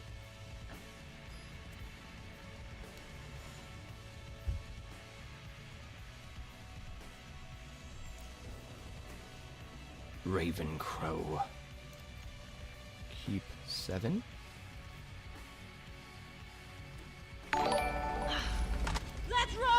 Inquisitor, what's up, Jedi Superstar? Have you been able to try out the Kona deck I sent you? Not yet, unfortunately. I went to SCG Con Orlando over the weekend, and as soon as I got back, I've been cranking away at content and trying to get caught up. So I haven't even been able to stream until tonight. And I still have a couple videos I need to get done. Once I'm all caught up, I'll be diving back into brewing. So your deck is on the list for sure. We're gonna go with Youthful Valkyrie. And then we'll swing 2. Leyline of Anticipation.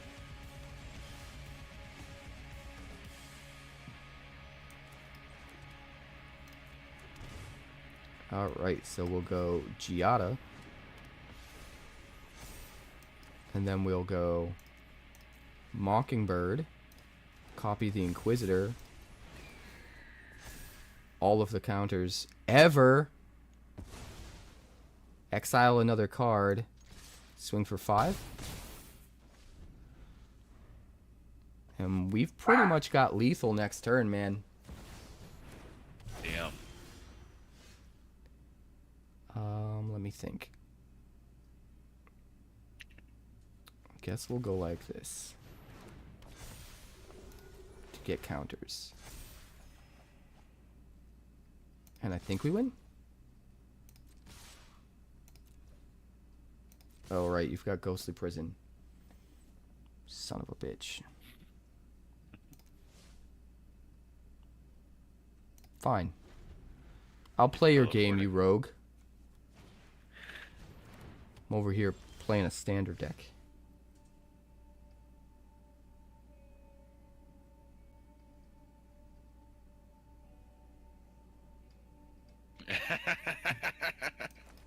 Fucking bullshit, man. What is this shit? This is bullshit. I see the games he's playing.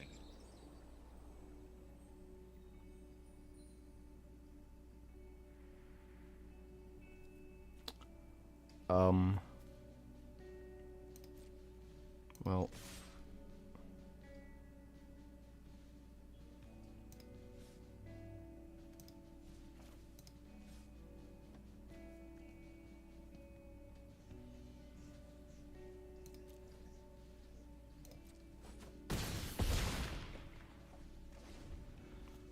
Freaking annoying.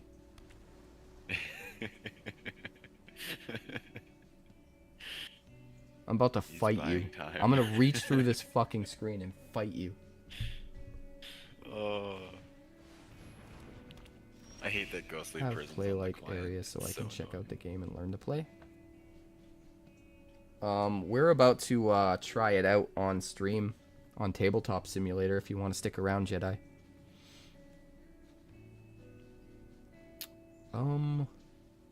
Oh, let's go.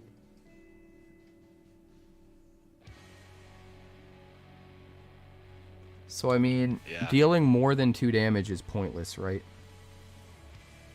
Yeah. Basically. So we'll attack here.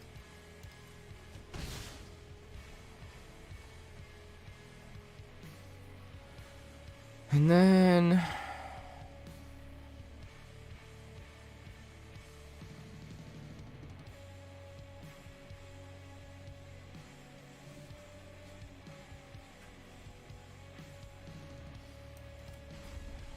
I guess we'll warp in the All-Fate Stalker and hit the Lightstall Inquisitor.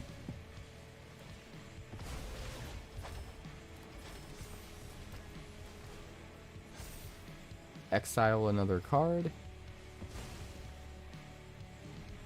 We hit a Leyline of Hope.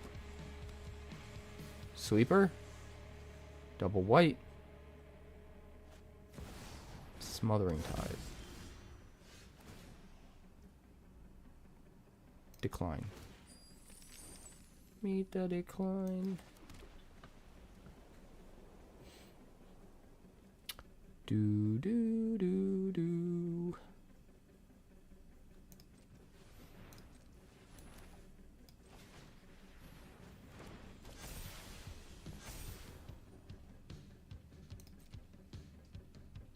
Well, I guess we attack with this guy and this guy. Do I win yet?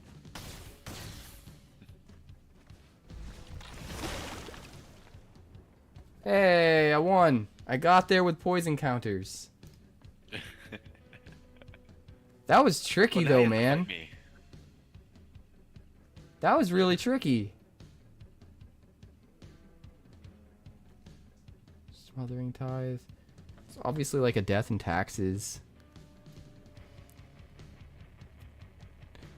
Clearly there must have been another piece of the combo where it prevents you from getting counters. I forget the name of that card. There's a card that prevents you from getting counters.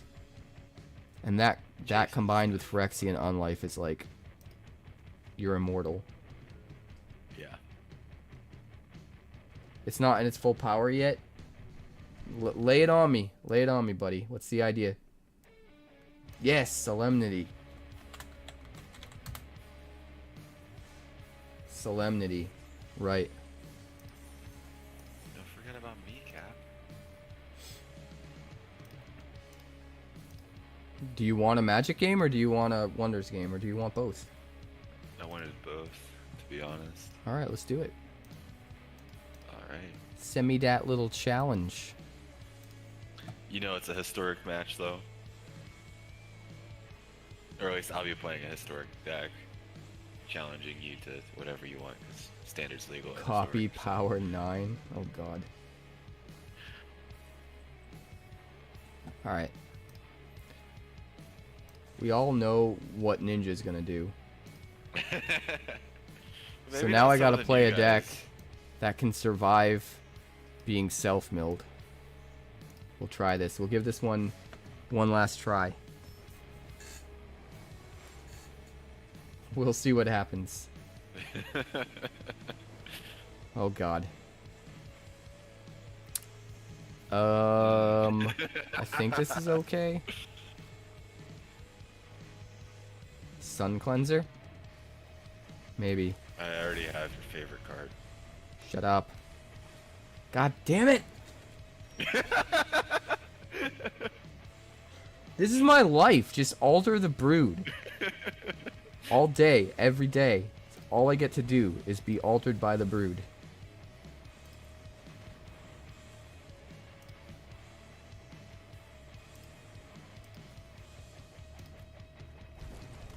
Such a great card. Shut up.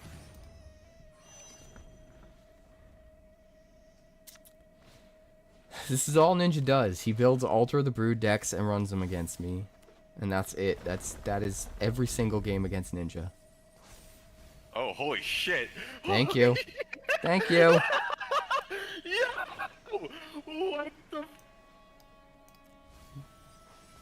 That's what I'm talking about, motherfucker. I don't have removal. How dare you? That's what you get for running Alter the Brood against me. That's kind of cool, Cap. I will say that. That's what you get. Take a Souls of the Lost in the face. Oh, Jay redeemed no coffee. God damn it. Now I gotta go 2 games without drinking. After I was so kind to you. You were kind. And then you were very not This is kind. GG's. Go ahead. This is GG's. Mill me 2 more. Mill me 2 more, son of a bitch. Thank you. Oh, just 1 more? Oh, God. I'm gonna add insult to injury right here. Let's see how high the counter goes, you know? Let's get you close. I want to see how high you can maximize this for damage. The Souls of the Lost.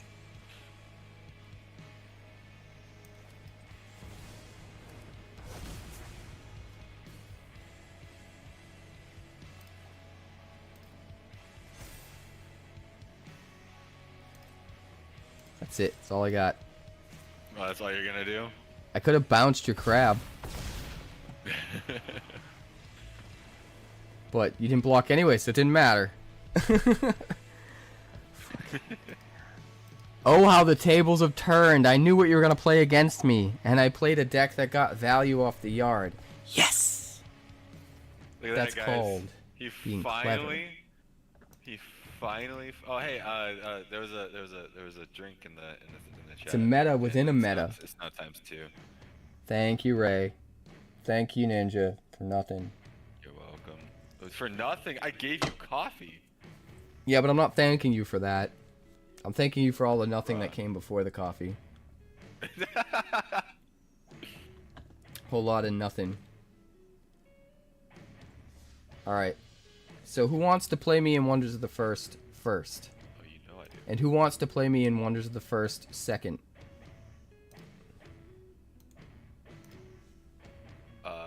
I'll take you in the first match.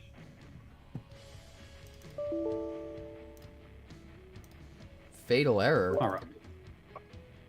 Oh. Don't you fatal error me. Alright, hold on a second, guys. We're gonna get things set up. Oh. A fatal error has occurred. Oh, moving the tabletop. I am working on it. Here we go. I'm gonna post in the Discord too. The Wonders of the First Discord. Let them know we're playing.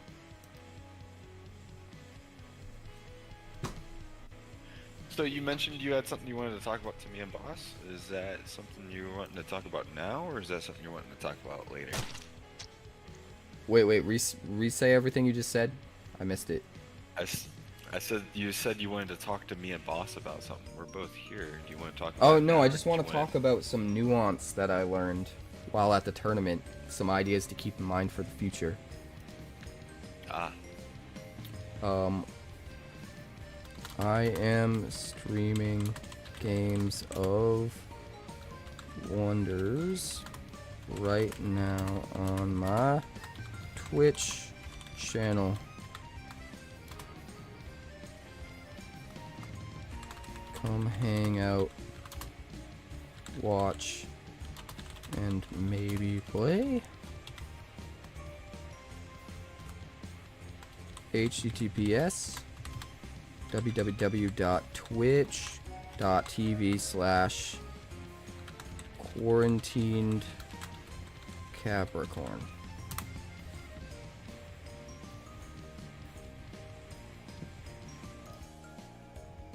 Alright. Did you make a room? Did somebody make a room, or should I make one? I figured you were gonna make one, but I'm making one now. Just make sure I have the my play mat on the right side. Yep. Yours should be on your left side. Yep. FF is the password, lowercase.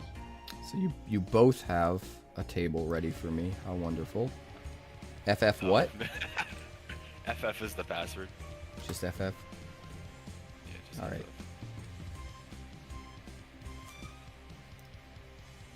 All right. This is the one game you don't know what I'm gonna play. Maybe. I'm gonna play my second place, soon to be champion deck. And we'll see how it does. The one that used to be your secret deck. Yeah. So, boss, are you in the chat as well?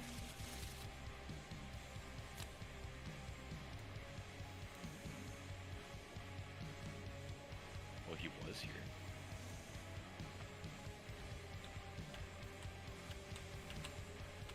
All right, boys and girls.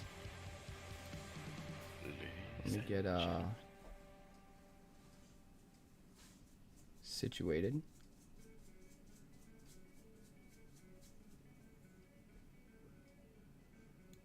There we go. I need you to give me admin privileges.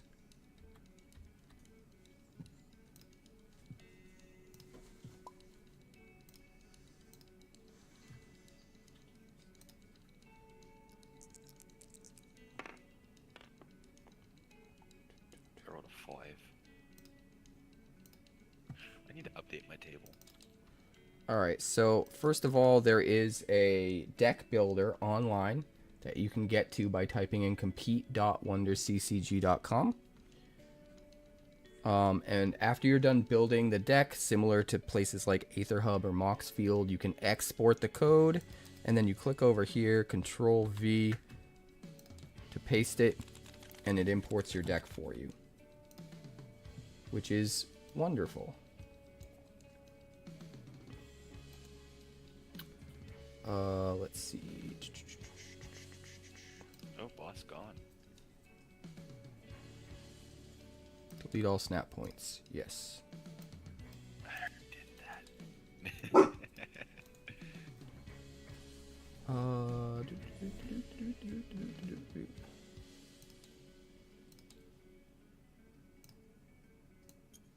I'm gonna move that over there just because it's better for my layout, so that everyone can see on stream.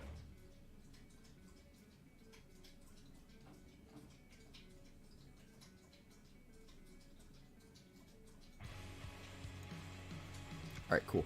I think we're good. I think we're good. I think we're good. Yeah, that looks perfect. Alright, let's grab the deck. Bring it over. If you guys have questions while we're playing, make sure and ask. I will answer them to the best of my ability. Alright, so let's shuffle up. Yep. Draw a hand of I'm already 7 ready. cards.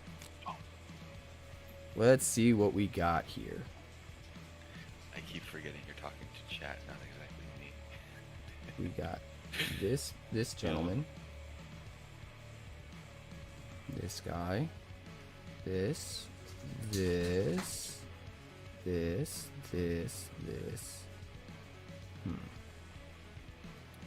We're gonna toss back you. And you.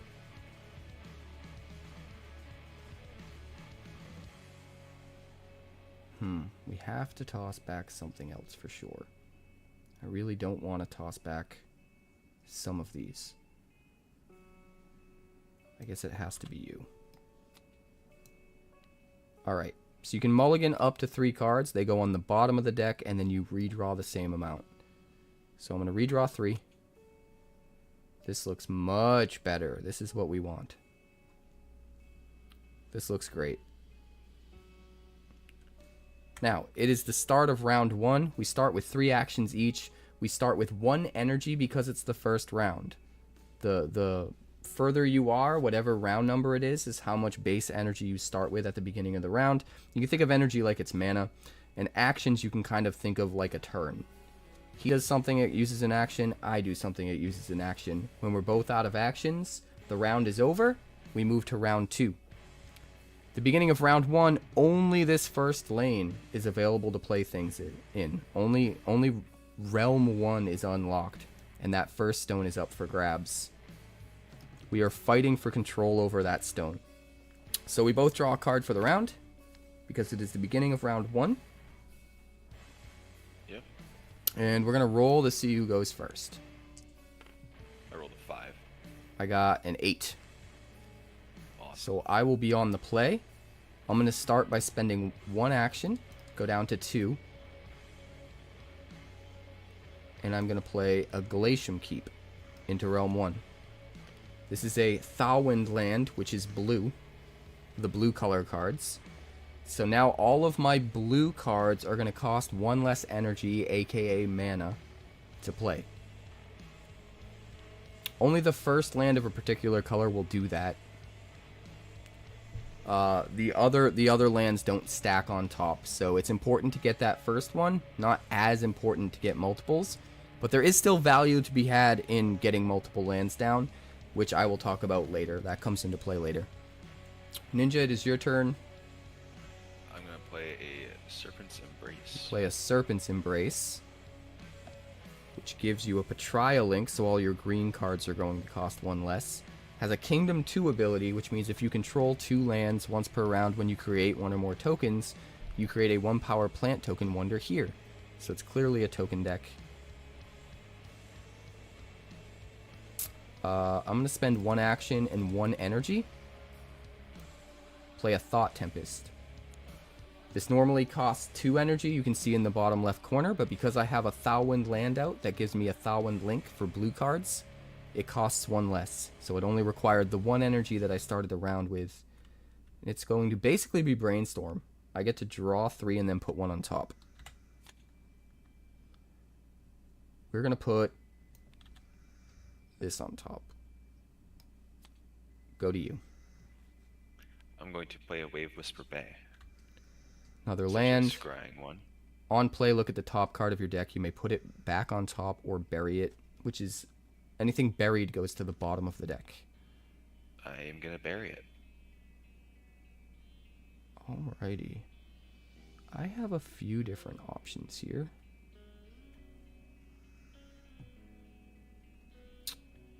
I think I want to do that.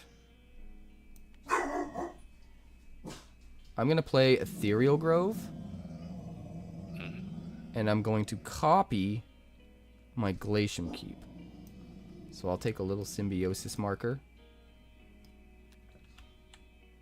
Ethereal Grove is a green land, Patria land. So all my green stuff will cost 1 less. But it also, on arrival, gets to Symbiosis with land. And a Symbiosis copies the entire text box. So not only is this a Patria land with a Patria link, it also has a Thowwind link. And it has the ability that Glacium Keep has, where when you play a 3rd Thowwind land, you can untap it. Doesn't technically count as a Thowwind land itself, though. It's still a Patria land. Go to you. I'm going to spend 1 energy, no action, because it's attuned. I'm going to play Rylan. You've got a Rylan. I'm out of actions. I'm going to tap the Glacium Keep to gain an action.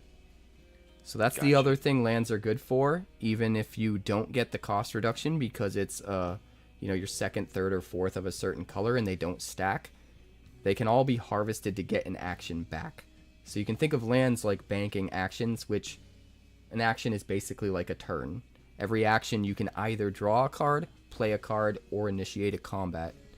So being able to play lands and bank actions so that you have more actions to use later in the game is a really good strategy. Your go. I am going to swing, taking the stone. You got it. Hey, Ninja, what's your password again? Oh, it's FF, and I have to adjust the size. True. I'm gonna play an Ashen Leaf Thanks. for my 1 action and no energy because it costs 1, but I have a Patria link for my Ethereal Grove, so it actually costs 0. So now I have 2 power there, and I get to put a shield counter on target land, and the Ashen Leaf can also be harvested like a land, so he can give me an action back later. Shield counter on my Ethereal Grove.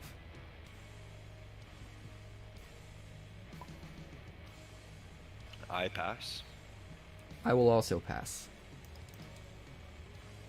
Alright. Alright, we're going into round 2. So now, since we're both out of actions and we both pass, we start the next round. When round 2 starts, the 2nd realm unlocks, and now we can play things to either realm 1 or realm 2. Draw a card for the round. Back up to 3 actions. I'm at 2 energy, you're at 3. For every stone you control, you get a bonus energy at the start of the round. And then at the end of the game, whoever controls the most stones wins. And the way that you take the stone is you initiate a combat by spending an action, and then whoever has the highest power in that realm wins the combat and gets the stone. So I'm gonna start this off. You are by on the play spending- because you were the last person to claim a stone. Go ahead. I'm gonna spend 1 and 1. And I'm gonna play a Vobstalker that copies my Rylan. Ooh. 2 power with Symbiosis, and the way Symbiosis works on Wonders, which are essentially creatures, is that they can copy the entire ability text of anything with the same power. So since he's a power 2, he can copy Rylan, who is also a power 2, and get access to the Rylan abilities. Rylan gets to tap free without using an action.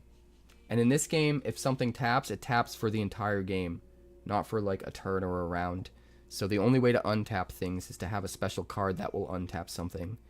But his tap free ability will not use an action to use the tap ability. He'll get to look at the top 3, find a wonder that costs 2 or less, put it directly into play in the same realm as him. And when it arrives, if he wants to, he can portal it to an adjacent realm, which means basically flicker, exile, and then it returns to play in an adjacent realm, which in this case would only be 2. But since the Vob Stalker is now copying the Rylan, the Vob Stalker has the ability to do that as well. And when he finds something, he can portal it to 1 or 3 if he wants to. He can also just keep it in 2. Just really, really powerful abilities for sure. Alright, I gotta do something here.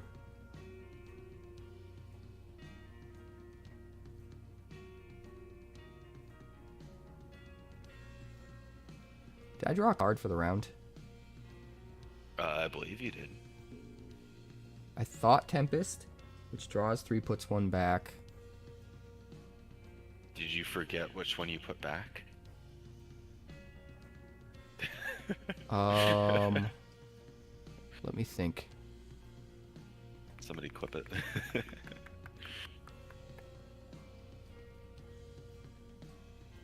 think I'm good. So, 7, 8 cards.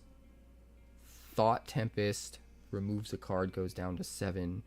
Draws 3, goes up to 10. Puts 1 on top, goes to 9. And then I played 3 cards out. 8, 7, 6. So yeah, I did draw a card because I'm at 7. Just making sure. Alright, so it's my turn. You played Vob Stalker, you copied Rylan. I have a lot I can do, and I'm just trying to think of what order I should do it all in. I'm going to harvest my Ashen Leaf to gain an action. I go up to 4. Interesting. For now, I'm going to spend an action, and I'm going to snag Realm 2 stone. Yes, you are. I'm going to spend an action and 1 energy to play a 2-cost Scarlet Devourer in Realm 1. Gets the 1 cost reduction because I have a Thawwind land with a Thawwind link. And on arrival, return a wonder you control in this realm to its owner's hand. So the Ashen Leaf comes back to my hand. And now I have 5 power in Realm 1. I am going to spend 1 and 1. I'm going to play Caroline Candle. On arrival, I create a 2-power Bella token. So, there's Bella. And then... Where are you going to make it? Embrace. In Realm 1? Yeah, I'm going to make it in Realm 1. So 2, 3, Bella. so you have 5 as well? Serpent's Embrace then triggers, and I create a plant. So you have 6. And there's my plant. Your Blossom Wyvern token. Very nice. Well, I need to do more. You're at 6? Yep. Well, I'll spend an action and no energy. Replay the Ashen Leaf. Go up to 7. And then I will put a shield counter on my Glacium Keep. I am going to...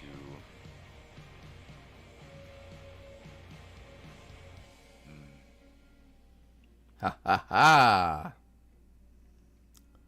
I'm trying to get him to use his Ryland's tap-free ability.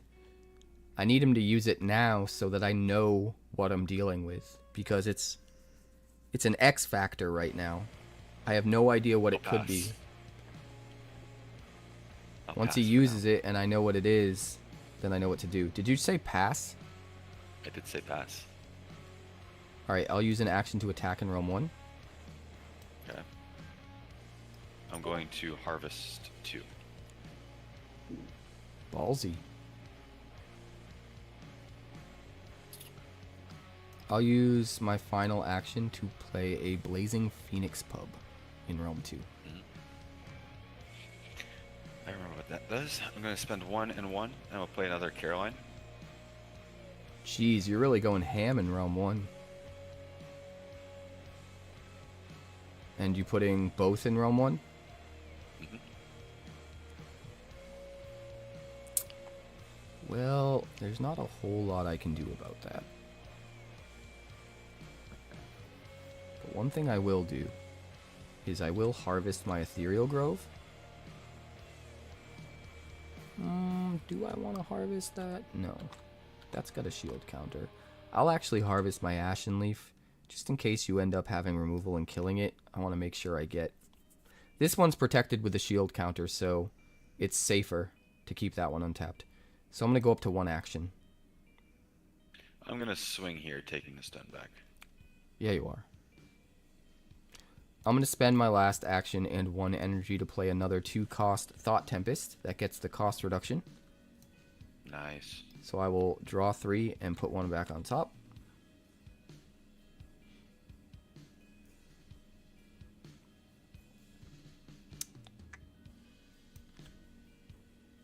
Alright. 1 back on top. Would you like to pass? Yep. Would you I would like to also pass? like to pass. Let's go to round 3. We're back up to 3 actions. I'm at 3 energy. You'll be at 5 because you control 2 stones. Damn right. Draw a card for the round. And I think I am going to fire it off with some fun. Yeah, you are. I'm gonna go 1 and 5. I'm gonna play Ringel Vogel. Renagi Vogel. However you pronounce that. That's how I you don't pronounce speak it. It's Spanish. Renagi I Vogel. don't speak Spanish, Cap. It's Renagi Vogel. It's not Spanish. I don't think. Okay, so 1, 2, 3, 4, 5, 6. Gets boosted there. This is a 4 power, this is a 4 power, that's a 3 power. Well, keep the... Oh, is that just power markers? Those aren't counters, Those right? are power markers. Okay. Alright, so Yeah, Renagi none Vogel. of these are counters. And how much you got there? 3 power? Yeah, only 3. Man, that guy's expensive, huh? 6? I didn't realize he was so expensive. I guess it makes Yeah, sense. technically 5. He is so good though. Yeah, I guess it makes sense. I will spend an action to play an Oakthorn's Elysium. Go to you. I am going to gonna tap free my Renagi Vogel. Sure. I will create 2 plant tokens. In And which I'm gonna realm? choose to make them here. Into realm 3. So they're both 3 power. So you have 9. Sure.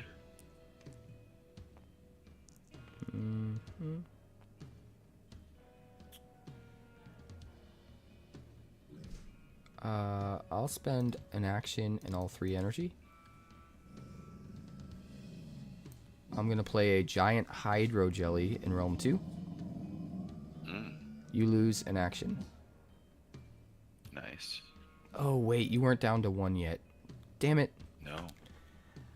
I forgot the Renagi Vogel was a tap free. That was a mistake. Long time. I'm going to tap my Vox You're out of Stalker energy for though, free. so whatever. And I'm going to seek 3.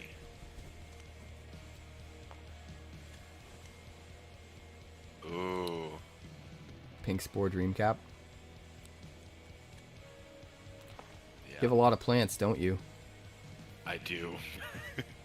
Yeah, that was a 1, mistake. 2, I screwed 3, up. 4, 5 to be exact.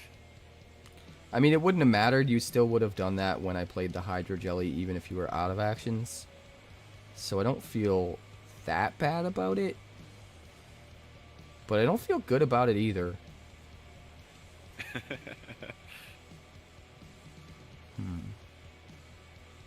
I don't know what to do. I can't seem to get ahead. This deck gets shuts down by 1 card.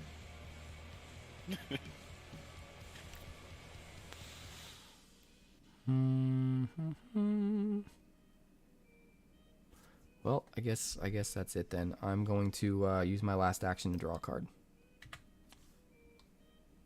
I will use my last action to take the stone in Realm 3. Yes, you will. How many cards you got left in your hand? 3. Thank God.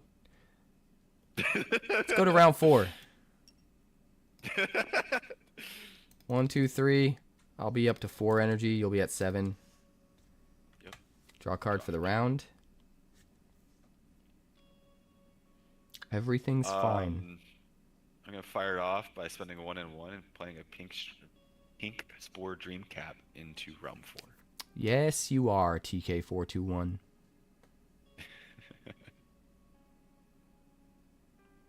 This deck's running off of 2 lands. Scooby-Dooby-Doo, where are you? We've got some work to do now. It's okay though, I got this. I'm going to spend an action and no energy. I'm going to play a Phoenix Quill. Ah. Which is basically Black cheeky. Lotus. Sack free, I'm gonna take the stone. gain 3 energy, and you can, if you want to, bury all the cards in your hand and draw that many cards. You take a stone. Down to 1 Take action. the stone. Down to 1 action. Play it. Play it. Play the jelly. 7, 5, 6, 3. Nope, I know what I gotta do. How much energy? 6? I have 6 energy. Good Yes. God. Good God.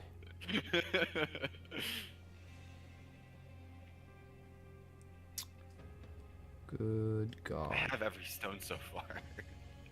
I have too much energy for my own good. I am not worried about it. I just have to think of how I want to do this. I'm going to harvest my Oakthorn's Elysium to go up to 3 actions. I'll pass.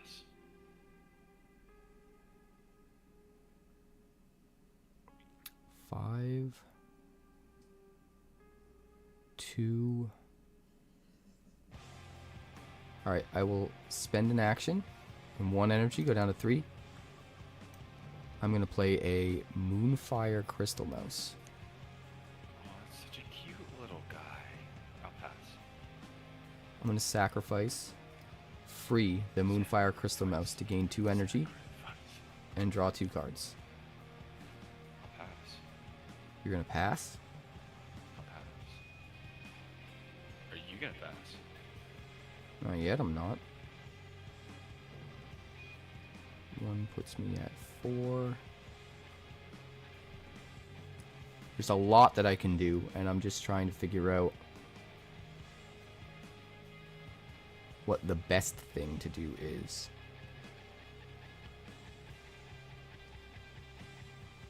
Eight, 5, 6.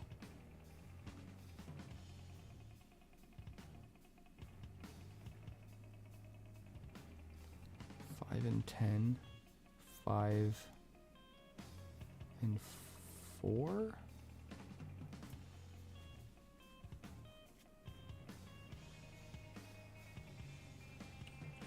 I guess there's no reason to do that.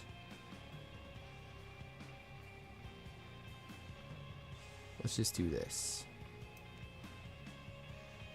I'm going to play Razia in Realm 1. Costs me no actions and all 5 of my energy. He's attuned. Although it's not printed on this version for some reason. But he is attuned Patria, so if I have a Patria land, he gets to be played without an action. Does cost me all 5 of my energy because of the 6 cost. And that adds 9 power, putting me up to 16. Oh yeah. I'm going to tap free my Rylan.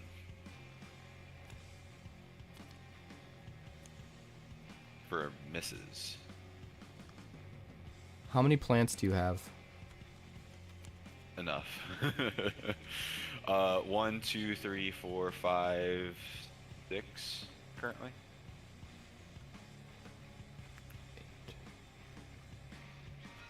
1, 2, 3, 4, 10? 5, 6. Yeah, 6. 5, 10. It's not enough. That is not enough. That is not enough.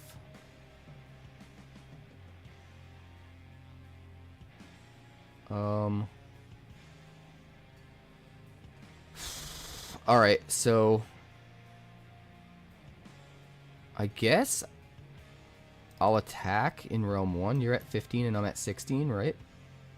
Yep. So I'll take the stone. Congrats. I will pass to you again.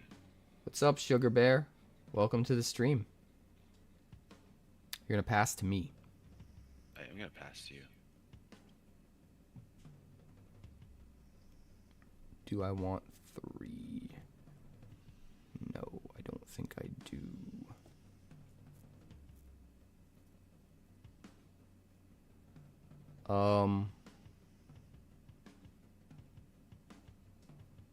Yeah, I guess I'll just draw a card.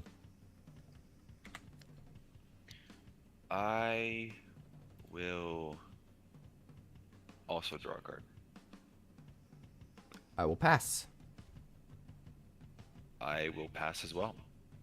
Do you have any unharvested lands? No. Okay. So this would be round 5, 3 stones. I go up to 8 energy. I'm up Draw to for turn. 3 actions, 6 energy. Draw a card for the round. And I was the last person to claim a stone, so I actually get to go first this time. Shocking. I'm going to play a Betrayer of Ironskin Clan for 1 energy and 1 action. It's 2 power. Whenever a player harvests, you may gain an energy. I'm gonna spend 1 and 3, and I'm gonna play a Blood-Eye Dragonet. Blood-Eye Dragonet. Opting to not sacrifice. Because there's no items in this realm.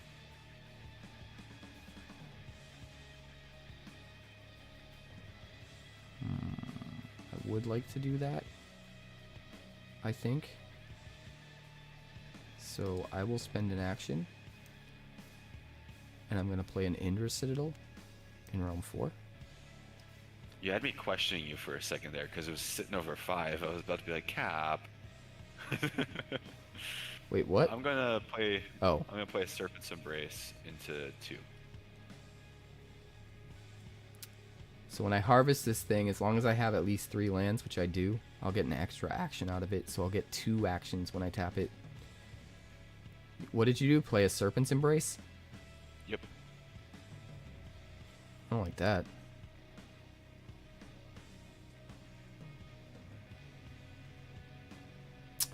I don't like that.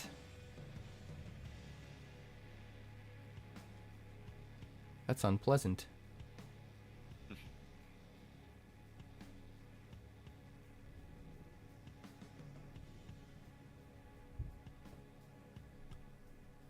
I'll spend my last action to play Ethereal Grove in Realm 2. And I will you get Symbiosis to copy the Indra's Citadel. I see. I'm gonna play my own Ethereal Grove, and that is gonna go into Realm 4, and it's gonna copy a Serpent's Embrace. The games are going well, Sugar Bear. I'm running my second place deck. This one took second place at SCG Con Orlando in the main event, which I'm pretty excited about. What did you do? You played Ethereal Grove? Yep, copying a Serpent's Embrace. Fair. Well, now I guess this is a good time to do it. I'm going to harvest. Oh, by the way, since I played my Ethereal Grove, Oakthorn's Elysium untapped. My third trial land. Yep. I'm gonna harvest the Grove that's copying the Citadel to go up to 2. I'll pass.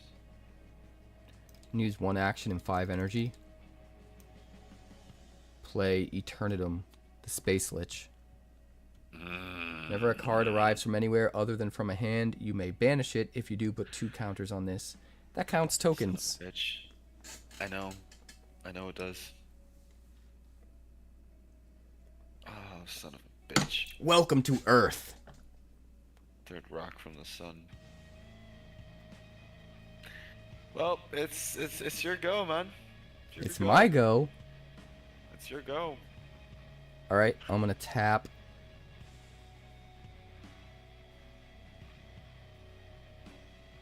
Razia. I'm gonna give +5 to my Betrayer of Ironskin clan. Yeah.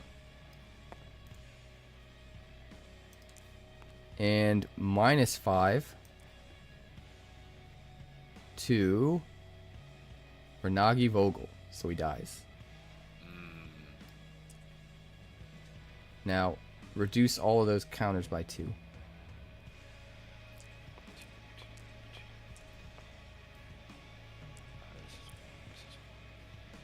Oh, baby. Puts me at 7 here. 5 here. Still at 16 in realm 1. Pretty wild. Damn. And with Eternitum down, you can't make tokens anymore until you get rid of them. What's removal? Removal is me making you spend an action on something else. Which is still better for you, but I'll take what I can get. I'll take what I can get. It's your go. It's my go? Yep. In the wild case of Yu-Gi-Oh, your move. I completely overlooked the fact that I should have gained an energy off Betrayer when I harvested the Ethereal Grove. It's okay though. I won't take it back. Mattered. Matters to me. It is a May trigger though, so.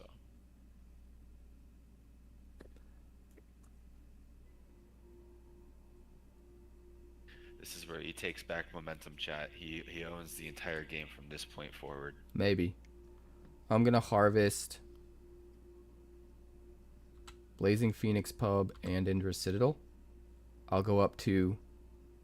Wait, no, not Indra Citadel, I'm a liar. Blazing Phoenix Pub, Oakthorn's Elysium, and the Ethereal Grove that's copying a Glacium Keep. That'll bring me up to 4 actions. It'll generate 3 energy for me. And Blazing Phoenix Pub turns everything legendary, and I get to untap a legendary. I will untap Razia.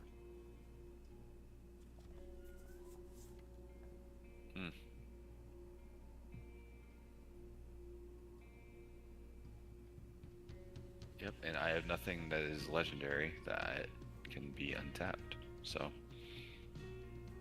I'm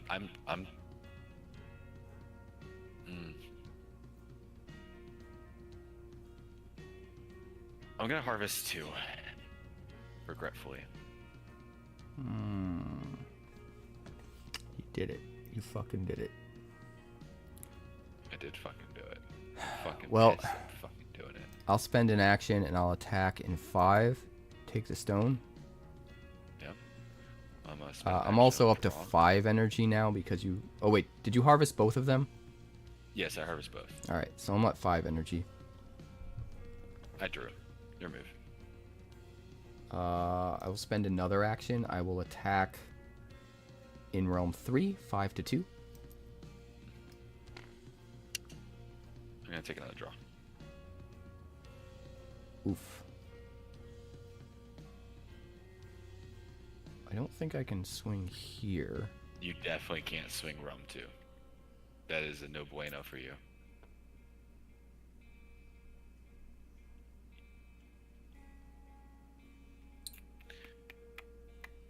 Realms 2 and 4 currently are your do not attack realms. Yeah, you kind of messed me up.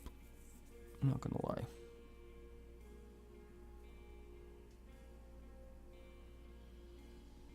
All right, I will spend 1 action and all of my energy. I should have dropped this first, so I could have used it, but I thought I was doing something different until I had to pivot. So, Luminous Scarab in Realm 5. Oh, I hate my life. I hate my life. Pass to you. All right, I'll draw a card. All right, I pass again. All right, round 5 or 6. Yeah, I was gonna say. Back up to 3 actions. I'll have 9 energy. I'll have 8. You will have 8. We draw a card for the round. And I will be on the play.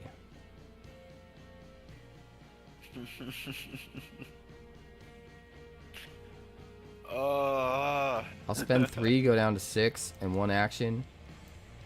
I'm going to play Kalith in Realm 6. And untap my Blazing Phoenix Pub. Spend 1 and 1. I'll play a Pink Spore Dream Cap.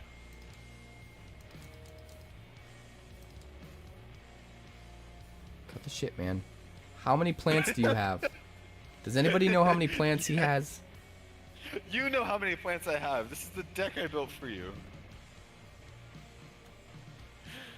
4, 5, 6, 7. Yeah, 1, 2, 3, 4, 5, 6, 7? Is it 7? 7. It's just 7. What's up, Grant? How's it going? So, I would be attacking into a 9. Yeah. Effectively. I don't like that. I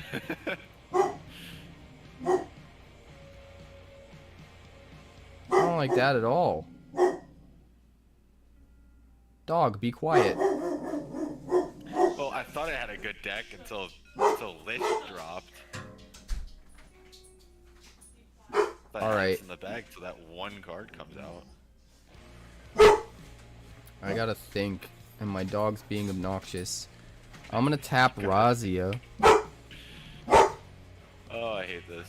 I'm going My to life. kill the Pink Spore in Realm 6. And I'm gonna buff up my Giant Hydro Jelly +5.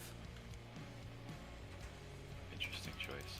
I'm gonna 10. spend 1 and 3, and I'm going to play 4-old Datum of the Verdant Queen. It's going to be equipped to my Pink Spore Dream Cap, and I'm going to choose Plant. So all my plants get buffed by +2.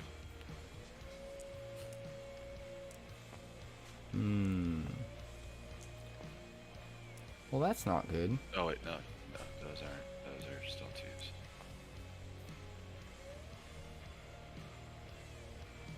Six, 7, 8, 9, 10. Well, that's a problem.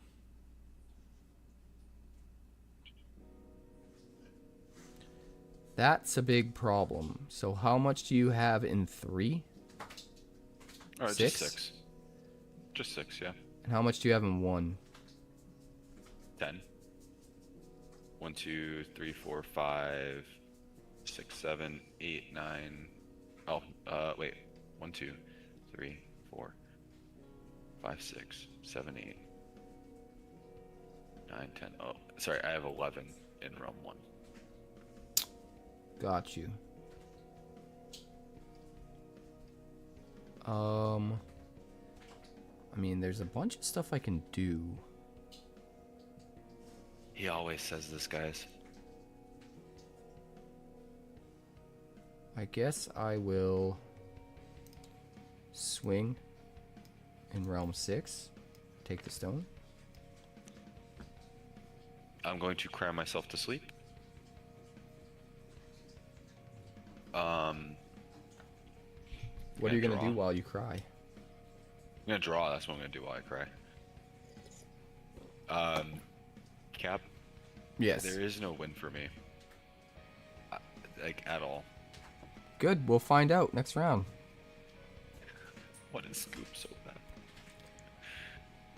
bad? So I still have one action left. Yeah. One little action. One little itty bitty action.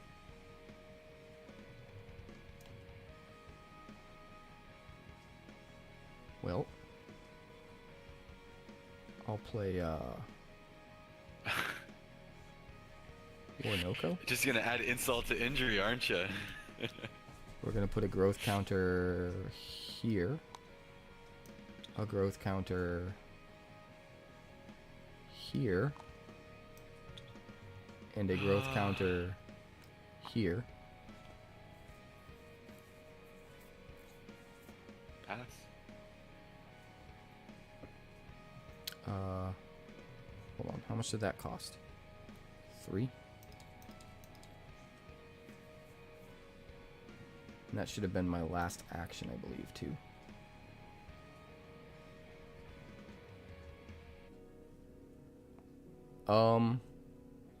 Yeah, I'll pass. So this is round 7 now. Yep. Go up to 3 actions. I'm at 11 energy. You'll be at 9. Draw a card for the round.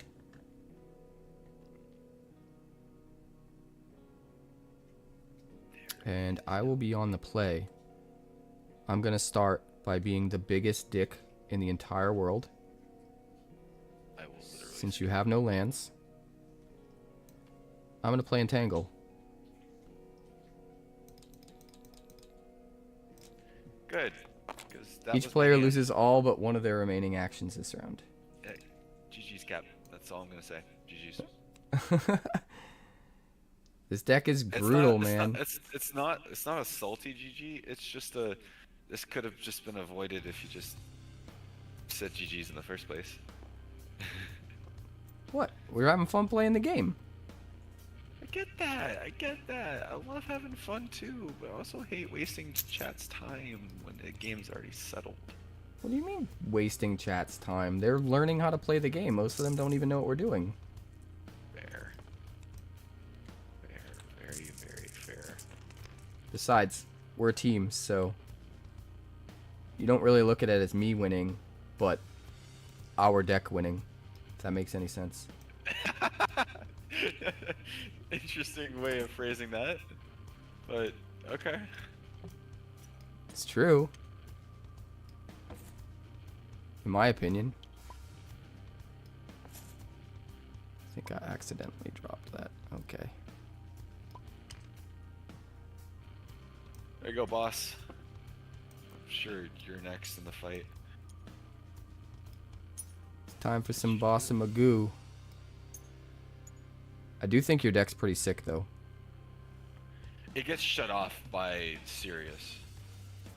Like, literally. Yeah, we need to explore answers, but the deck's at a point right now where it's just all in on the synergy, and it's not trying to balance the synergies that the deck's trying to do with the potential for like answers to some of what the opponent's trying to do.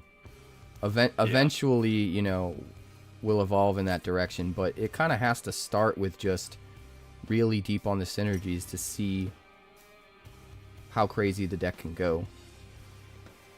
And we'll worry about answers later. Yeah, and currently the deck is it's pretty consistent, if I do say so myself.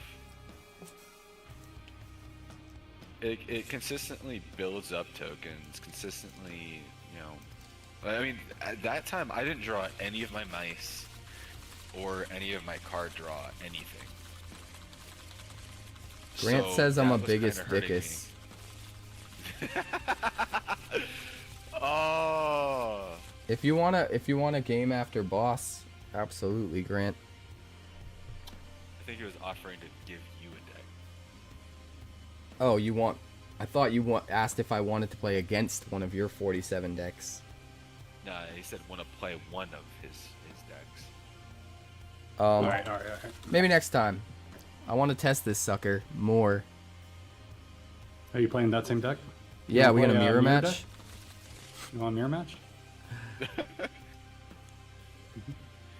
I don't know. Whatever you want to do, man. I finally get to play this thing on stream without hiding it. I've been hiding this deck for like 2 months. This is team first form. And this is the first chance I get to First play it form. on stream. I've only been able to play it in testing against boss off stream to get it ready for the Stoneseeker Cup series. And me back in the Yep, day, yep. back I when played it was against first Ninja once concept. too. All right, let's draw a hand of 7 cards. I think I was the inspiration for this because I was running Blazafel, the Thought Tempest. You very well might be.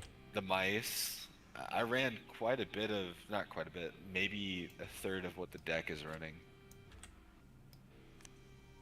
I'm gonna put back 3. Cap consistently puts back 3, mind you guys. He consistently does it. Because I want to dig as deep as I can for the things I know I'm going to need in the first few rounds.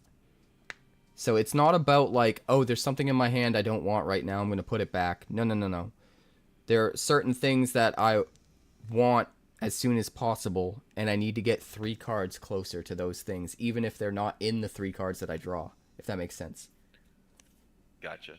Because, like, for example, that card I'm going to draw first, I'll get that first round now, whereas if I didn't put back 3, it would have taken me 4 rounds of drawing organically to draw that card. It's fair, but at the same time, you know, sometimes there's just good stuff in your hand. that you It don't wanna depends. let go of. If there's something you need to be doing in the first half of the game, and you don't have it in your hand, and you're not going to be able to do it, then you got to toss back 3 so you get 3 turns closer to it. That's just my opinion. Roll, baby. 4. You already rolled, right? At 14. Yeah. Yep. So you're on the play. We will draw a card for the round. Play land.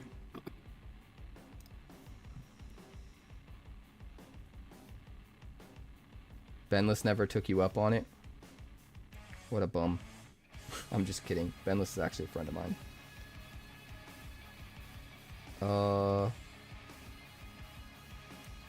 Play Quill.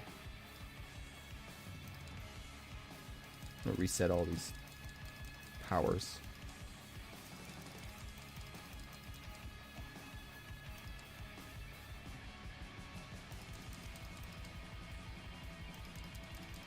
Ashen Leaf.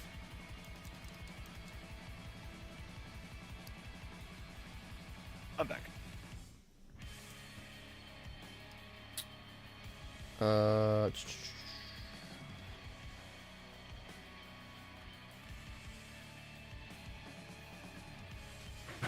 But what to do?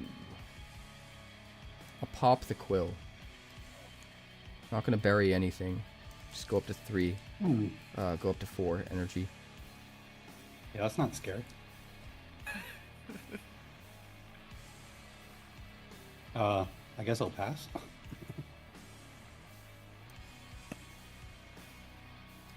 I'll play Kalis. Uh-huh. Tap down your land. Oh wait, I can't because it Shriek. has a shield counter, right? Yeah. Mm-hmm. Well, I'll that stick it out. changes everything. I didn't see a shield Oh, my counter bad. there. I didn't pay attention to it being an Ashen Leaf. My bad. Alright, I'm gonna have to rethink now.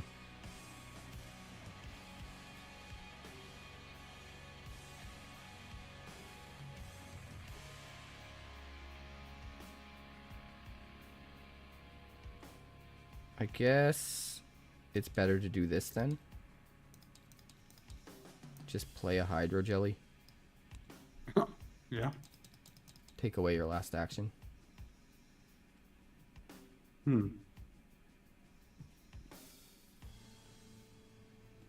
Interesting.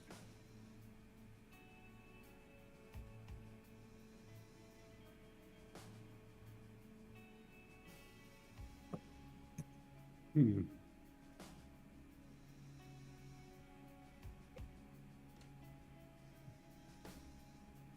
Yeah, I passed. Alright, I'll swing with my last action. Take the stone. Yeah. Yeah. Pass. Alright, I'll pass. Round 2. Yeah, Very but we're cool. throwing the stone. 3 cool. actions, 3 energy. You'll be at 2. Draw a card for the round. Very cool.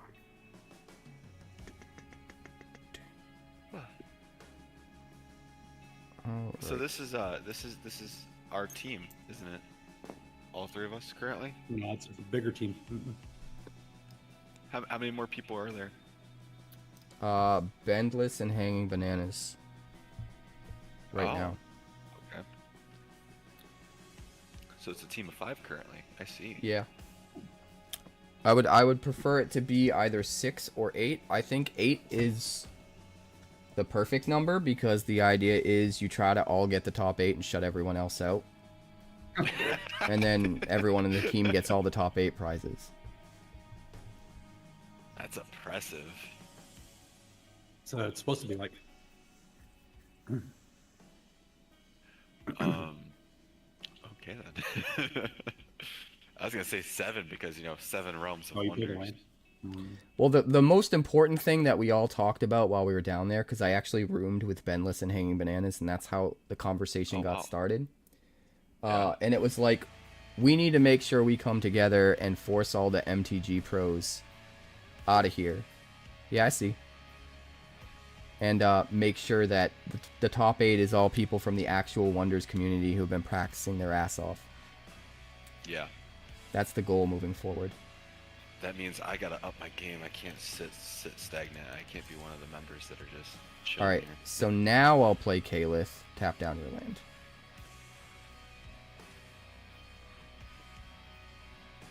Isn't that just the land that untaps? Yes? It still takes away an action from him. It does do that. I just figured I'd double check.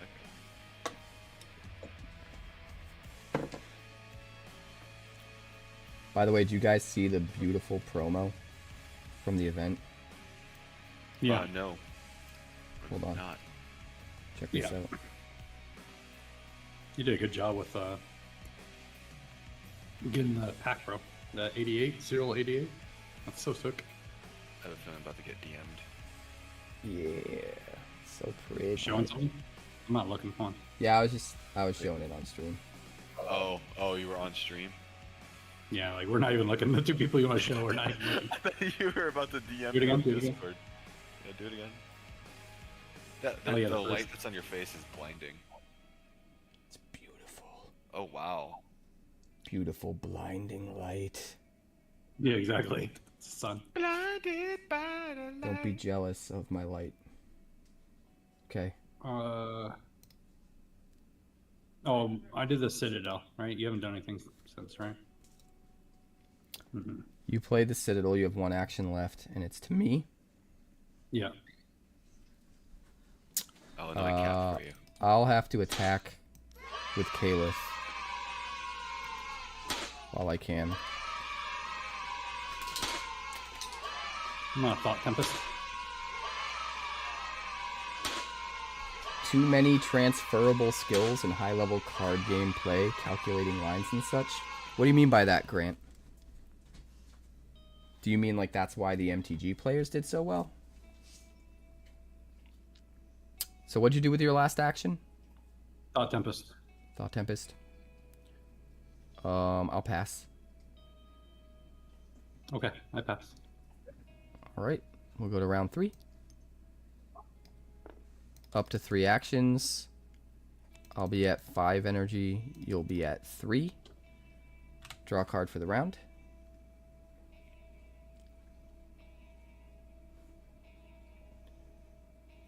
I'm gonna make you really unhappy. I'll spend an action in all 5 of my energy. I'm gonna drop a Luminous Scarab Jesus, bro. in realm 3. This deck is so damn oppressive. It really fucking is. I hate it. Yeah, I agree, Grant. A lot of them said it was because they watched my videos too. They were able to pick up really quickly on what was most important because of a couple of the sealed videos I put out that I did commentary on. So what you got? You gonna harvest that Indra's? Yeah, I kind of have to.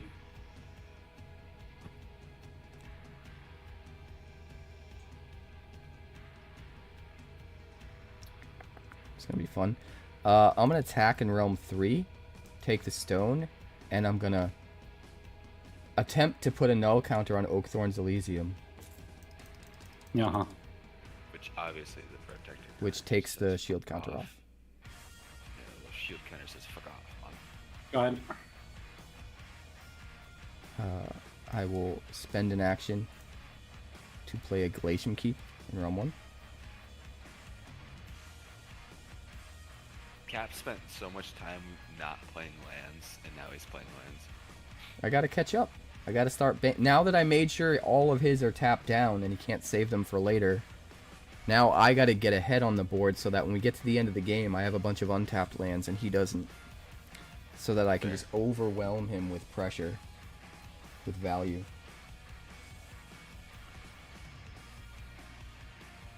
That's the thing that's great about Luminous Scarab. It's not even the nulling the lands that's the best part. It's as soon as it's down, your opponent can't keep any untapped lands out for the rest of the game till they get rid of it. Which means you know you're going into round 6 and 7 with an action advantage. Oh yeah. They could get an action advantage in the early game or the mid game with all the lands that they've dropped, but if you can power through it, you're in such a good position at the end. Alright, we got an Ethereal Grove. Copying what? Wait, so... Wonders. What, are you looking at the Nullify? Yeah, I was hoping just said all things not nullified would be so nice right now. Because I could just drop it right here.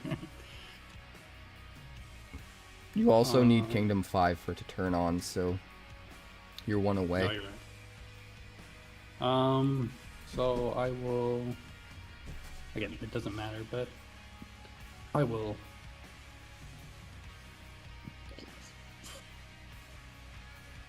Glacium Keep? Okay. Wants to get Wait, that. do I get the orbital link if I do that, or no? Yes. Yeah. Yeah, you do. You copy everything. You on get it. the link, you just don't get the land type, which means attuned won't turn on. Yeah. So if Yeah, you I have an gotcha, I attuned Thowwind, it won't work. But that's it. Got it.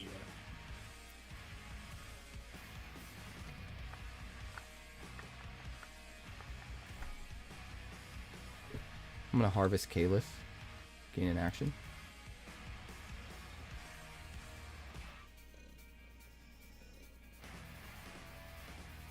So is that what you copied, the Cedar Shade? No, a couple of the... Oh, you Glacium copied Keep. the right, you copied the Glacium Keep. Got you. I have a kitten. She came to say hi. She missed you guys. Give the kitten a kiss. Combat kitty. She is a pumpkin. She is a hairy pumpkin. Right? You are a hairy pumpkin. Pumpkin. A little baby pumpkin. She is hairy pumpkin. And she's very purry. We can hear her on chat or on stream. you got, boy? Everything? That's fair. Gap, did you drink your coffee? I've been drinking. It was actually a little bit too hot. I was trying to let it cool down. Well, drink more, my friend. Drink Must drink all all of the the coffee. coffee. I will feed the coffee to the kitten. I will feed it to the kitten. Not really. Coffee's not good for kittens. Caffeine will give you a heart attack.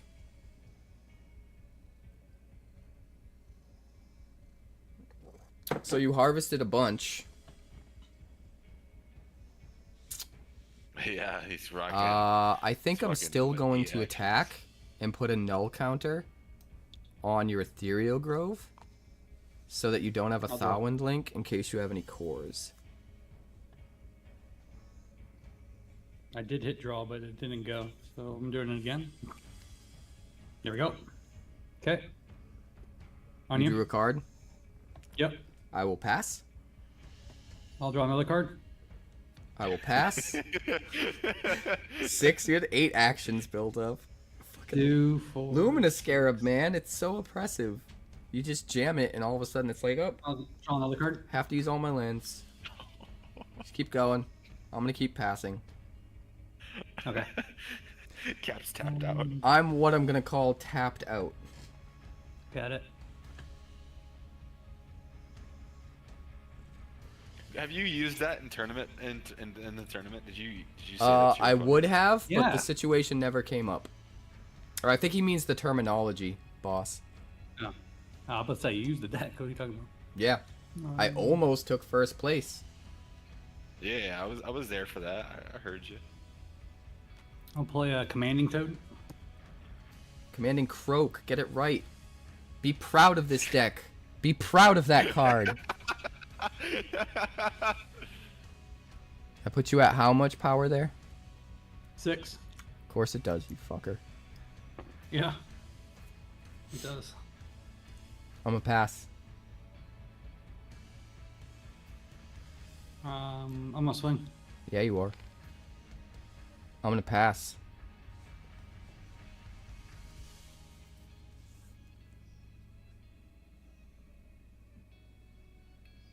If I come out of this still 2-1, I'm super happy because all your lands are tapped down, and mine aren't.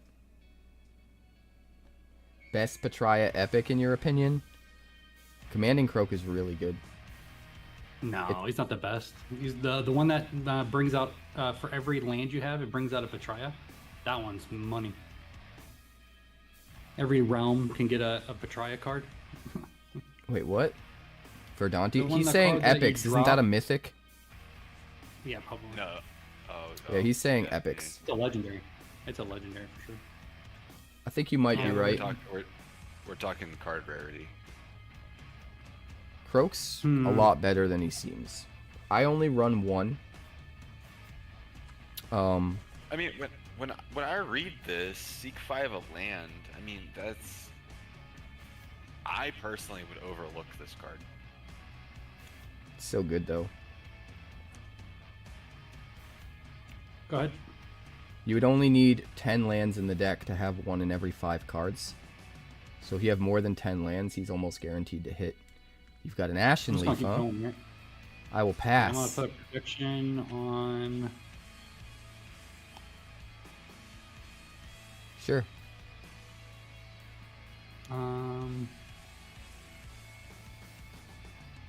Then I'm going to draw. All right.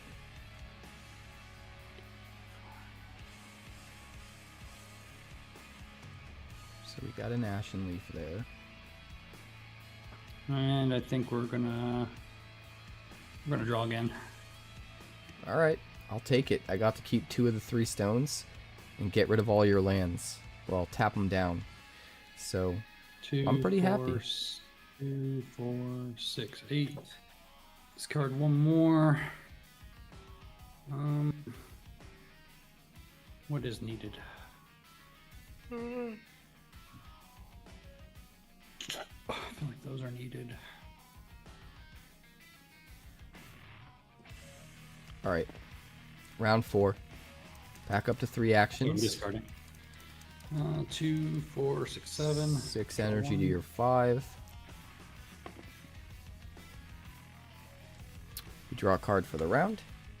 And you are on the play, my friend.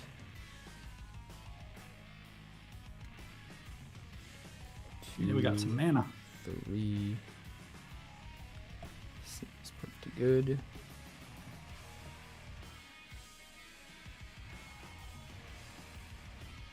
I think I'm due to return the favor.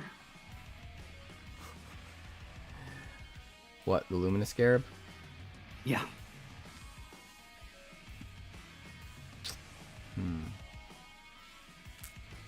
That's unfortunate.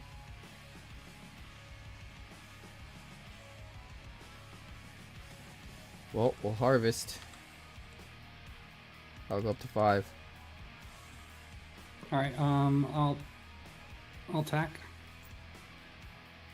What would you like to know? And I will null. You have Betrayal Link anyways.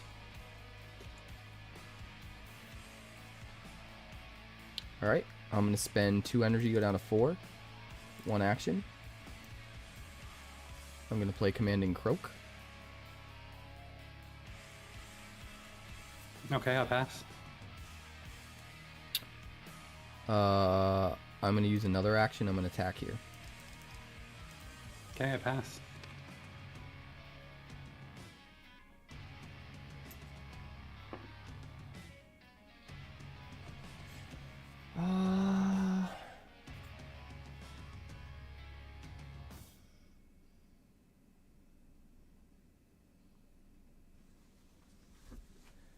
Three, 4, 5. That seems fine.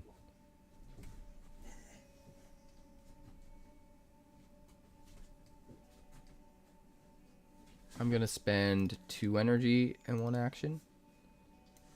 Play a Moonfire Crystal Mouse in round 1.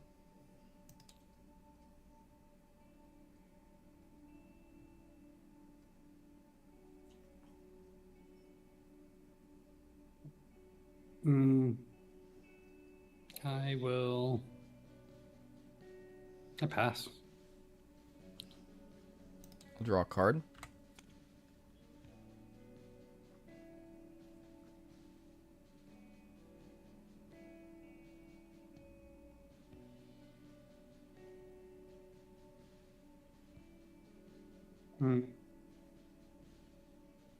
I will swing again.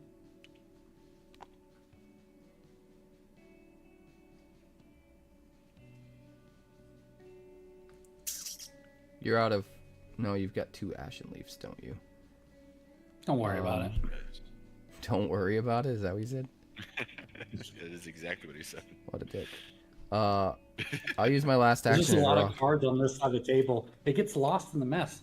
Who knows what I have? I draw. Secretly, he has a Blazafel out. Yeah, I wish. I haven't had the mana. But This yeah, is a pretty even game. Oh, I just brought it back to even. Yeah. So surprising. I pass. I will also pass. All right, here you go, Bill. Round 5. Thank you for lending me your boy for a second. You're welcome. We're both at 7. Fucking dick. I'm gonna draw a card for the Hey, round. man. All I could do. It's true.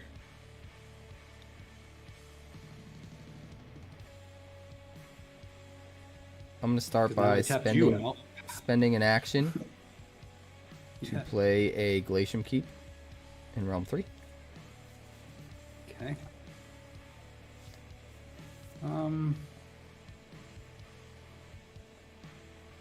I'm going to.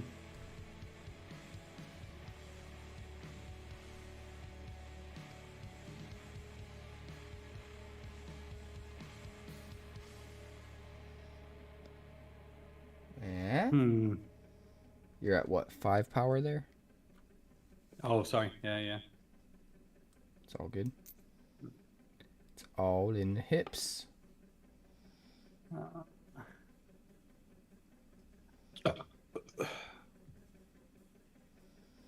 actually got mana to play with. It's weird.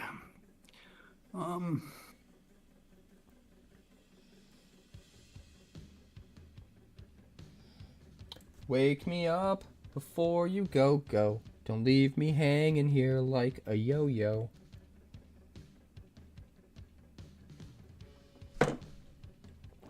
He doesn't know what to do.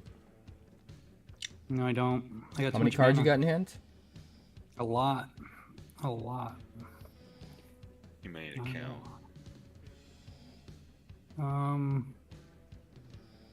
I think I will.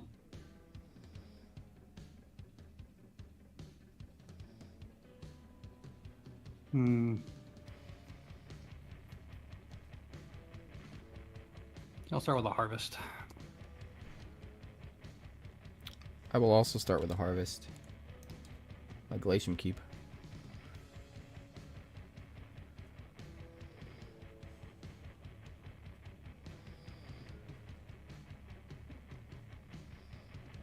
Cards in hand?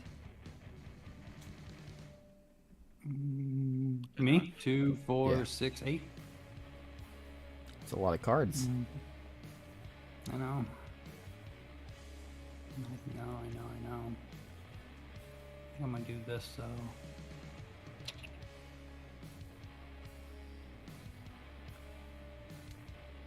No, it's not time yet. So, we will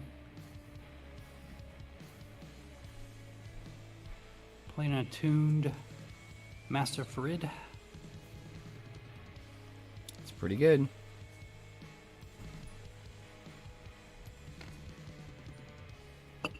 It's pretty good. How many actions you got? 4. 4. I'm gonna tap Commanding Croak to seek 5. Oh wait, I was supposed to put this guy there. Yes, untap that guy.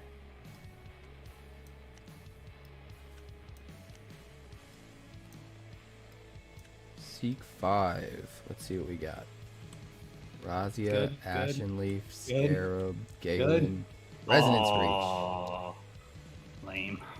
Yeah, but look at everything I missed out on. You hit my Razia. Yeah, but you hit. You at least hit. Of course I hit. That's why he's in the deck. I used him yesterday. I whiffed. It felt so good. It doesn't happen often. There's 15 lands in the deck, and on I know, average you I want know. 10 in order to be consistent, so it's like 1.5 Well- times what you need. Should be good. I was definitely not consistent that day. I will take a draw.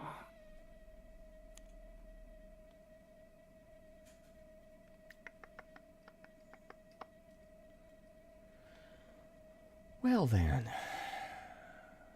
Down to 3 actions? Yep.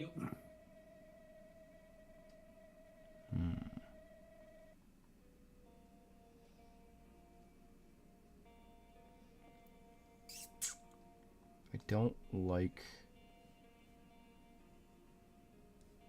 it. I'm gonna sack my Moonfire Crystal Mouse. Go up to 9 energy, draw 2.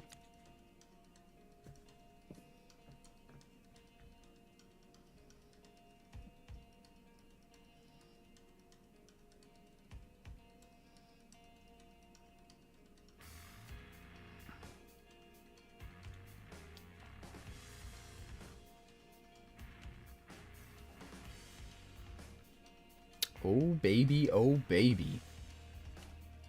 Give me a triple.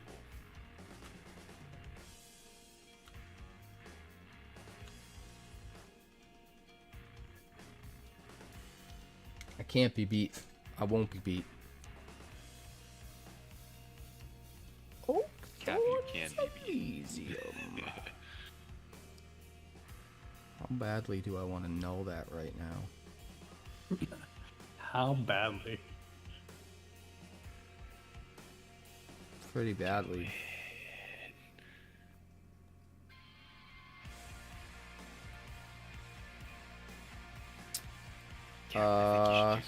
Yeah, I'll attack.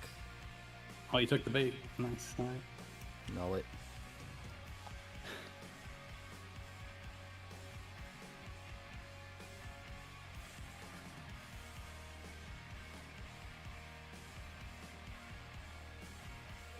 2, 4, 6. All right, I'll take another draw.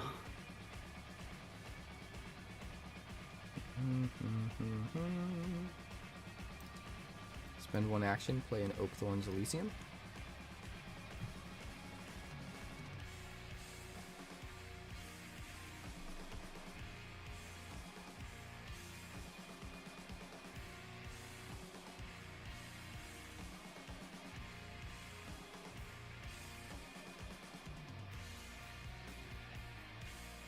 It's Hydromatic.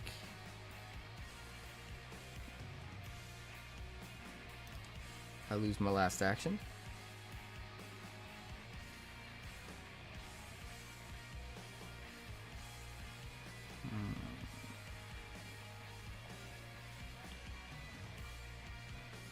I will tap Oakthorn's Elysium to gain an action.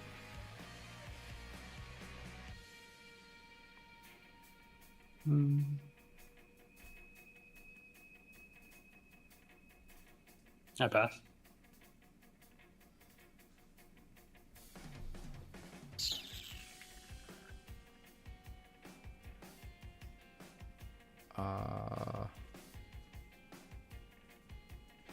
You've got 5 power there, but no actions.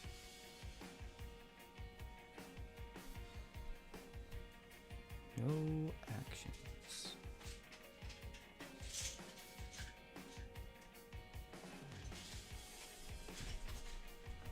I have a with few kneecap. different things I can do. I bet you can. I'm not sure which is the best one. I think we're gonna throw caution to the wind. I love I'm gonna it. use my I last love it. action. Seven energy, go down to 2. Ooh. I'm gonna play Blaz Ooh. in realm 5. That would totally be what I would play. That's a good card. You're out of energy, Just so to I know make you him can't deal sweat. with it right yet. No. I don't know if I can deal with it at all, but we'll see.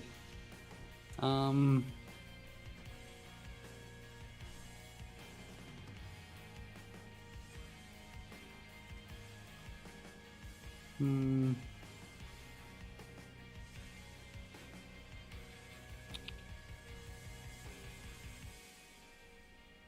Is it worth Oh, it? baby. Is it worth it? I don't think it is. I'll pass. All right, I'm gonna pass. harvest the Resonance Reach. Yeah. Get an action, put a shield counter on Blaz. Sure you do. Pass. Did you pass? Yeah. All right, I attack in 5. Yeah. Pass. Pass. All right, round 6. We go up to 3 actions. I'm at 9 energy. You're at 8. Draw a Yep. card for the round.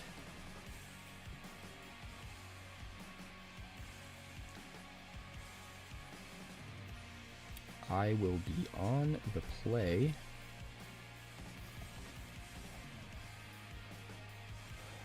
I'm going to start by spending 4 energy, going down to 5, and 1 action. I'm going to play a Wind Reaver, Oh, nice. and I'm going to take your Commanding Croak.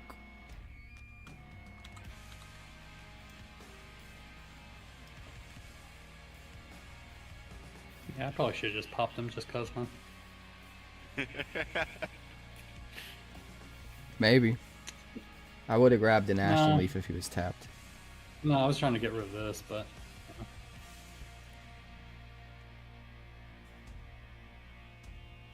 It might have even been better to take the Ashen Leaf since the Luminous Scarab kind of holds the Commanding Croak hostage.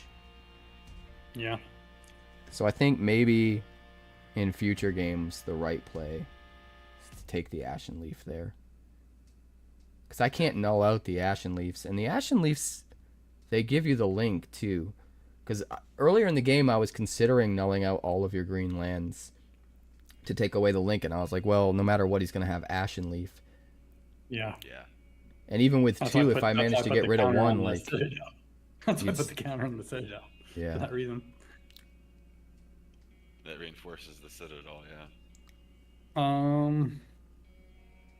Would be the smart play here. I think.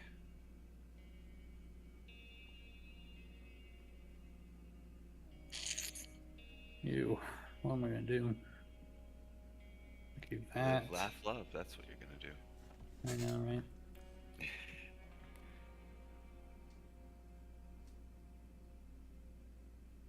So I have a little bit of wisdom to drop on you guys. What you got? Something I picked up on when playing in the tournaments over the weekend. Attuned is actually way better than it even looks. When we were building with Attuned in mind, we were seeing it at face value as like saves you an action, which is really, really good. And it's true. It is really, really good. But what's even better about Attuned, and I realized the way Sneaky Joe was using Attuned, is that you can manipulate your opponent with psychology with Attuned, because if you hold an Attuned card in your hand and you get yourself down to like one action or no actions, your opponent wants to get you to that point so that they can make particular plays feeling safe that you're not going to be able to get out in front of it. And if you have an Attuned guy in your hand, you can mess with that, make them feel safe to do a thing. Like if you only have one action left, your opponent will be like, oh, I know he can't play something and attack, so now it's safe to do my thing. Best case scenario, he can play something and defend. But then you drop the Attuned, and you still have an action left, which means you don't have to take a turn off to harvest. You just get to attack the next turn. So you can use it psychologically to mess with your opponent's perceptions and like all the lines that they're trying to set up, because they're specifically trying to get you to 1 or 0 actions so that they can safely do a play line. And Attuned just throws a whole wrench into that. So not only is Attuned really good for, it doesn't use an action, which is just good straight up, but depending on how you use it, it's even more valuable because it almost feels like instant speed in Magic in a way. Not quite, but it's a thing you can do that completely messes up all of your opponent's math and throws it out the window. And they don't see it coming. It's hidden knowledge that only you know, which is a rare commodity in this game. Almost everything is telegraphed. So I've learned that Attuned is particularly powerful because of that. There aren't many things in the game that have hidden knowledge where you work against your opponent's expectations. Anyway. Yeah, agreed. No, and it works specifically well with our deck too, because while we're draining them of actions, we have seemingly more actions out of nowhere. So, you remember that the card we were considering at one point, Link's Paw Song? Yeah. It's 1 energy, 2 power, Attuned. So if you have the Link, it's literally free action, free energy. And initially, I kind of like, that was one of the cards we cut, because it wasn't doing a whole lot, it seemed. But with the new Attuned thing in mind, and also realizing that baiting out your opponent's moves is really important too. If you have an important play and you know your opponent has an answer, you want to try to get to a point where you can play that and they no longer have the resources to answer it. So Links is a really, really good way to bait out your opponent's stuff. If you toss it into a realm that's open that has no defender, well, now they can't just pass or whatever. They have to actually try to meet you there, stop you from getting a leg up, stop you from taking the stone there, but you didn't spend an action or energy. So it's just a free way to get them to commit resources early so that you can get them down to that 1 action or 0 action, or maybe even get them to use up energy so that they're less likely to have an answer, so that by the end of the round you can drop your big threat and they no longer have the means to get rid of it. So I'm reevaluating the value of Links because of the psychology aspect. Anyway, you played a Scarab, correct? Mm-hmm. What are you trying to do over there? What are you trying to do? You're down to 2? You're down to 2. I don't like it. I don't like it at all.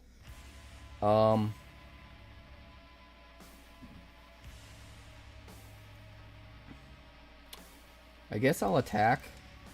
Take the stone. Go down to 1.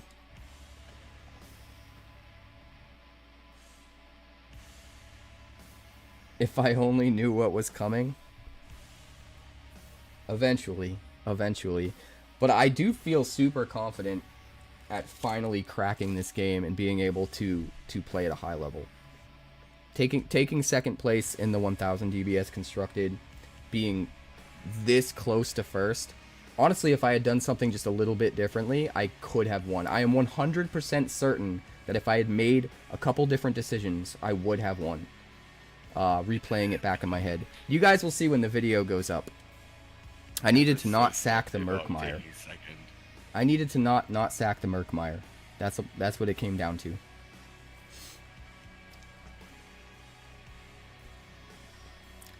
What you doing, boss? I'm thinking, bro. I'm just thinking over here. But I do think I'm finally there, and I think I'm gonna be able to upgrade this deck and make it even better. I think I think I have to attack. and boss are gonna put our heads together here. No, well, then the big thing is gonna be the next step. But you get to play this deck again at Houston. Yep.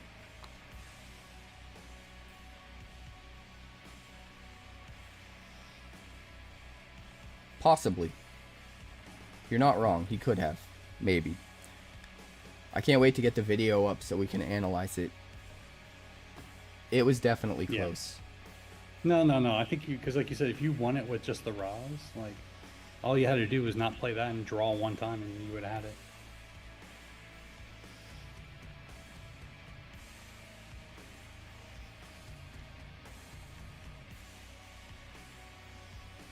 That's true. 9th level, he could have played even smarter as well, for sure. I got to think about what I'm doing here. You nulled out the Glacium Keep so that it can't untap, I assume. Nope.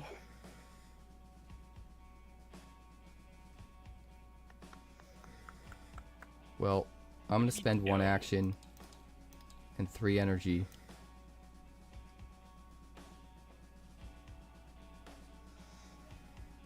I'm going to play the Hydro Jelly Nice. into Realm 3. Get out of here with those actions.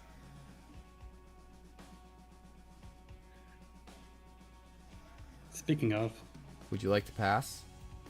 no. No. No, thank you, Good man. harvest. Fair. Where is this, Yeah. by the way? I harvested one. I will pass. You're out, right? Yeah. Yeah. You can't. Let's go with Fallen Land.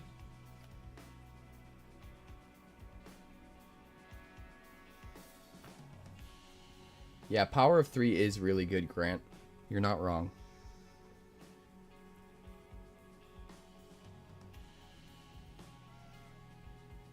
I'm really excited.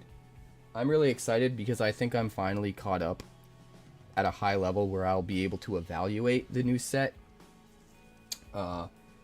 efficiently instead of feeling overwhelmed.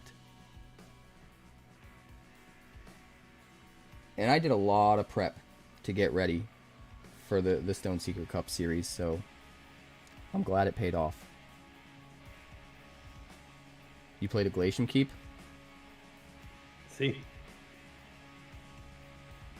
So no actions? Not yet. I just played my. I can only do one thing at a time, bro. I'm going to tap free the Commanding Croak to seek 5. Yep. You can do that. Need you to whiff. That's not going to happen. Doesn't happen. Oh God, The so market? close. So close. All right, lame.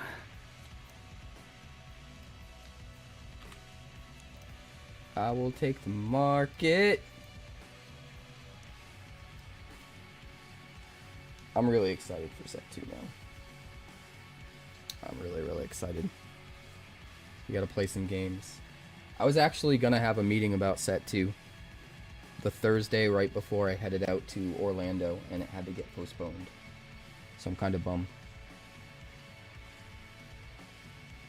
Grove. Grove is better. I think. Harvest 1.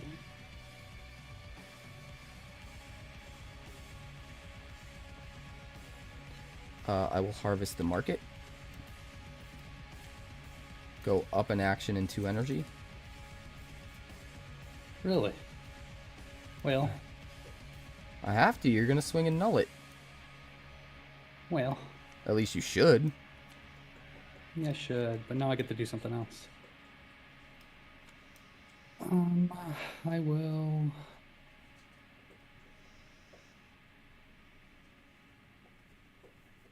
Threaten here. Ooh, you're getting spicy. You're getting real spicy. Yes, sir. Is that 2 jellyfishes in the same round? Hydro jelly? Was it? No, it couldn't have been. I didn't know. It would have been last round I did it. I didn't have the mana, I don't think. I don't know. I don't know what I did. It's been so long. We're talking so much. Maybe.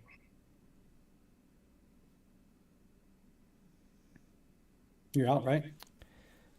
Yeah. But I mean, I had to do it. Oh, yeah, you did. And that's why I did that. Yep.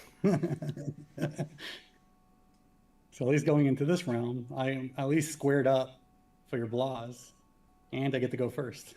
So I think this is the best case scenario for me right now.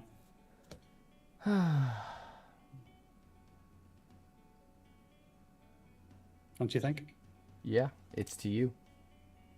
No, I already passed, so let's go round 7. All right. It's round 7.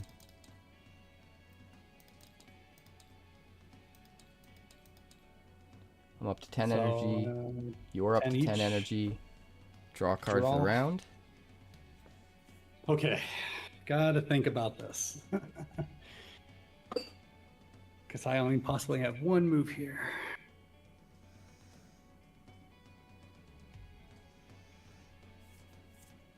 Do real quick, guys. Croak goes back over to the boss. Thanks. Yeah, yeah. Yes, it does. Thank you. It does. This goes back to 5. Back to 6.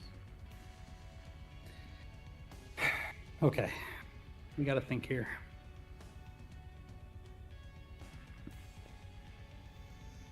I 100% agree with ninth, not ninth, but UCAP. Oh, Grove sounds- is sounds wrong. amazing, but it needs other cards to be good. So, like, All right. I don't see it as it needs other cards to be good. I see it as it can adapt to become whatever is necessary in the moment.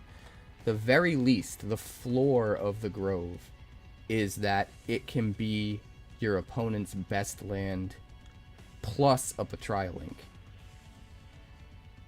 Just a strictly better version of your opponent's best land. That's the floor. That's the worst it can ever possibly be.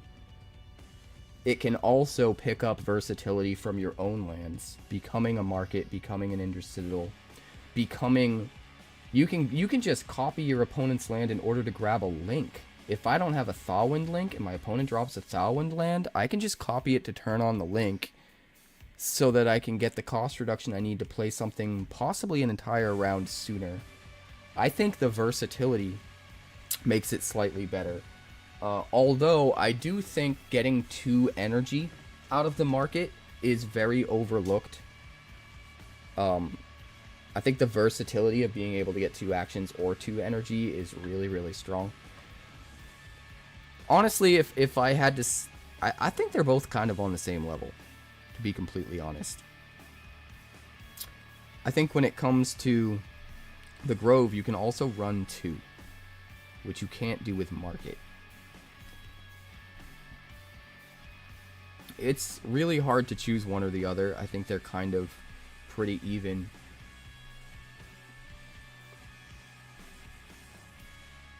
But I think the Grove has a lot more versatility.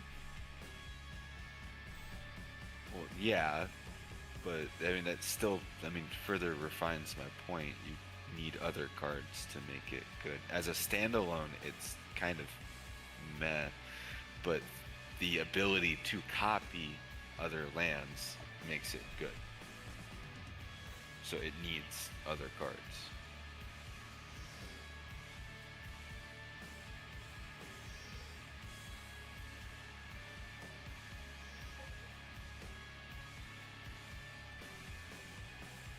Yeah, I do think they're the 2 best lands. I think Grove is definitely better than Citadel, and I think Citadel is the 3rd best land.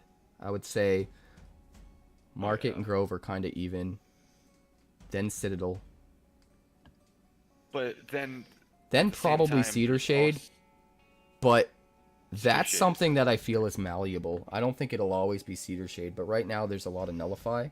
Although it's worth pointing out there was like barely any Nullify in the top 8. That's crazy. That's yeah, the crazy part. Sneaky pivoted. He didn't even play Nullify. It's kind of wild. That's interesting. That's actually that's the most interesting fact. Sneaky. I think didn't there was play Nullify. I think there was some in the top 8, but there was definitely 0 in the top 4. That's what I'm saying. I should have. That's something. That's insane. That's something. Considering how it just won, no one tried it. But I think part of it was because people were trying to stay ahead of the meta. I think everyone expected Nullify, so everyone was trying to play to take you advantage still of can't that. get around Nullify, bro. Even though you can try to do all that you can, but it doesn't mean, because that means you're gonna. It's like you play a specific deck to beat one deck and you get raped by everything else. So you played Yeah. Kalith. Too many answers for Nullify. You're right. Untapped your Citadel. Correct. I think that was the best play I can come up with. That was my last play. My last play.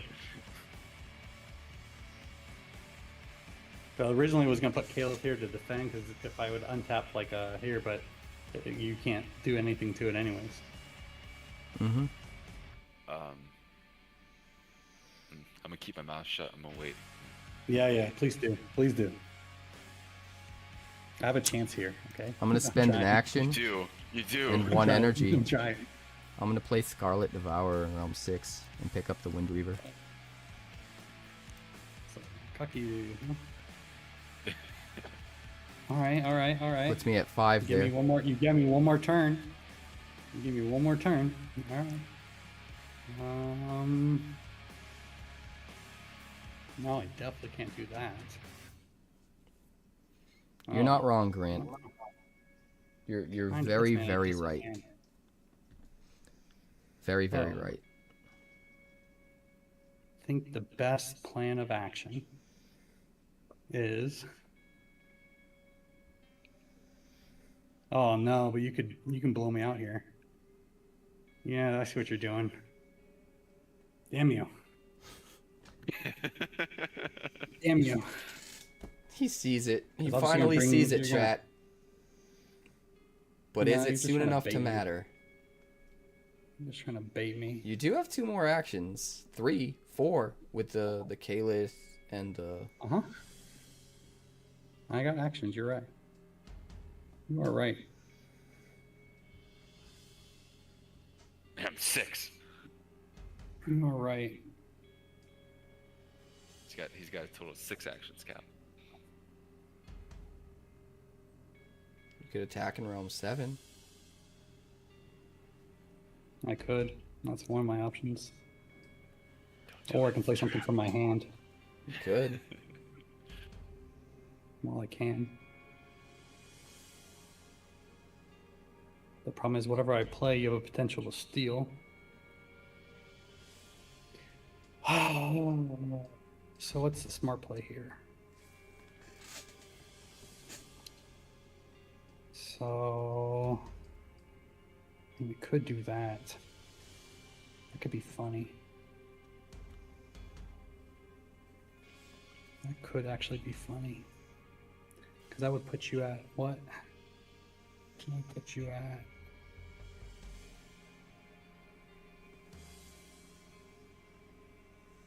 So one. Oh, baby. I think the only way I can do this. It all comes down to this. 2 actions to 2 actions. I think this is my best option.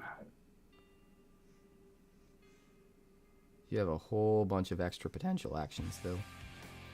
Yeah. Whole An bunch. additional 4 total.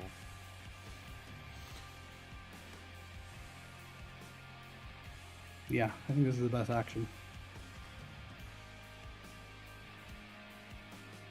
So that puts you at what? 1? Yeah. Interesting choice.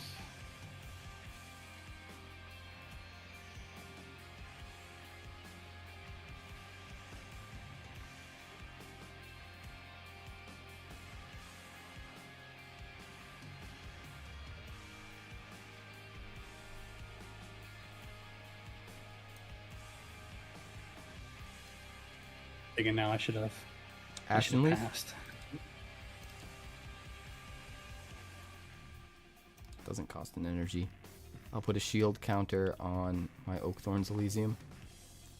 Go up to 7 power in round 1. Round 1.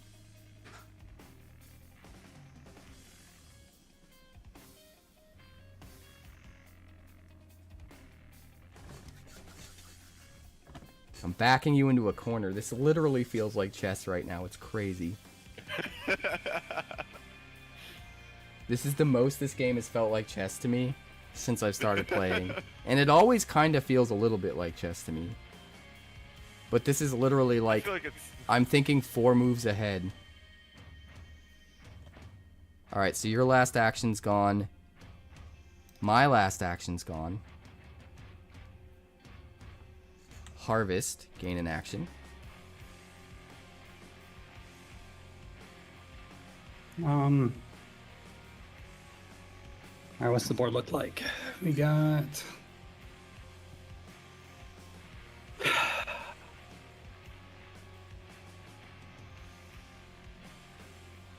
I mean, what would that do? That would do what? So if I do that,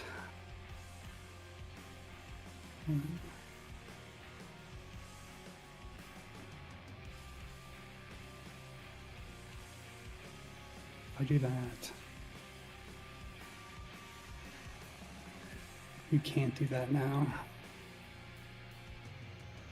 Blaz is a tap action.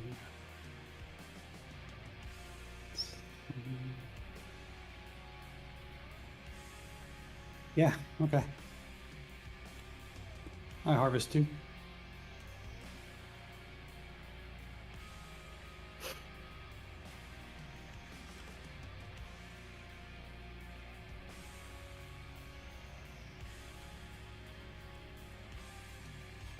I see GG, my what you're friend. doing.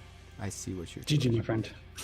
you know, this is a good game, yeah.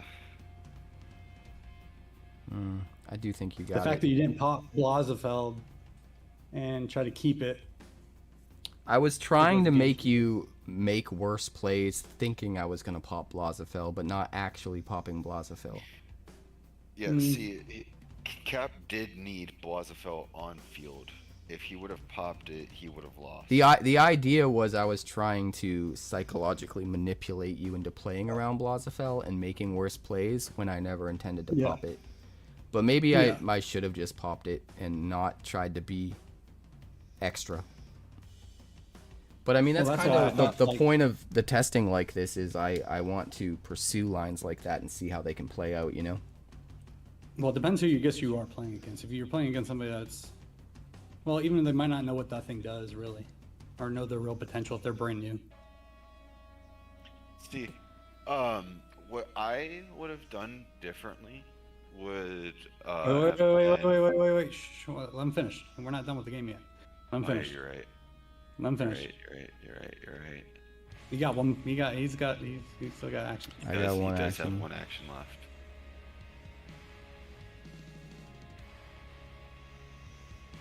There's things that I can do. I just don't think any of them are enough. Unfortunately. I should have dropped the Wind Reaver when I still had 2 actions left. Yeah, you should have took one of my guys for sure. I have an Indra Citadel in hand. So what I was trying to do was get you to a point where you had 0 and I could drop this so that you need to Freely. harvest so that I could Yeah, harvest freely. and then go up on actions. Sure. But I just couldn't get you to that. I tried pushing you to that and it didn't work out. It didn't line up. No, you had me in the corner the whole entire game. And if the Glacium I had- keeps weren't nulled, I also had a Glacium keep in hand. Yeah. I know. So I could have. I know. That's why I like. Did you like my play earlier? Because I was baiting. I was like thinking to myself, I can bait you to attack me if I just played my Ether Grove to unpop all these, just for you to waste an action to do it, and then I could just tap it again if need be, and then draw into an answer. You know, Yeah. it definitely was unfortunate, but that early game was fire trying to get out of. Well, That whole- all I can do right now is attack in Realm 3, Yeah. take the stone, What do you know? and nullify.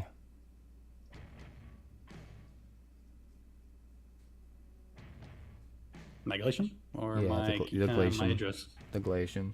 I mean, all that does is knock the counter Yeah. off, and I'm 100% out of actions, so there's no point to do that. So, null the Glacium just in case you have a core card in your hand.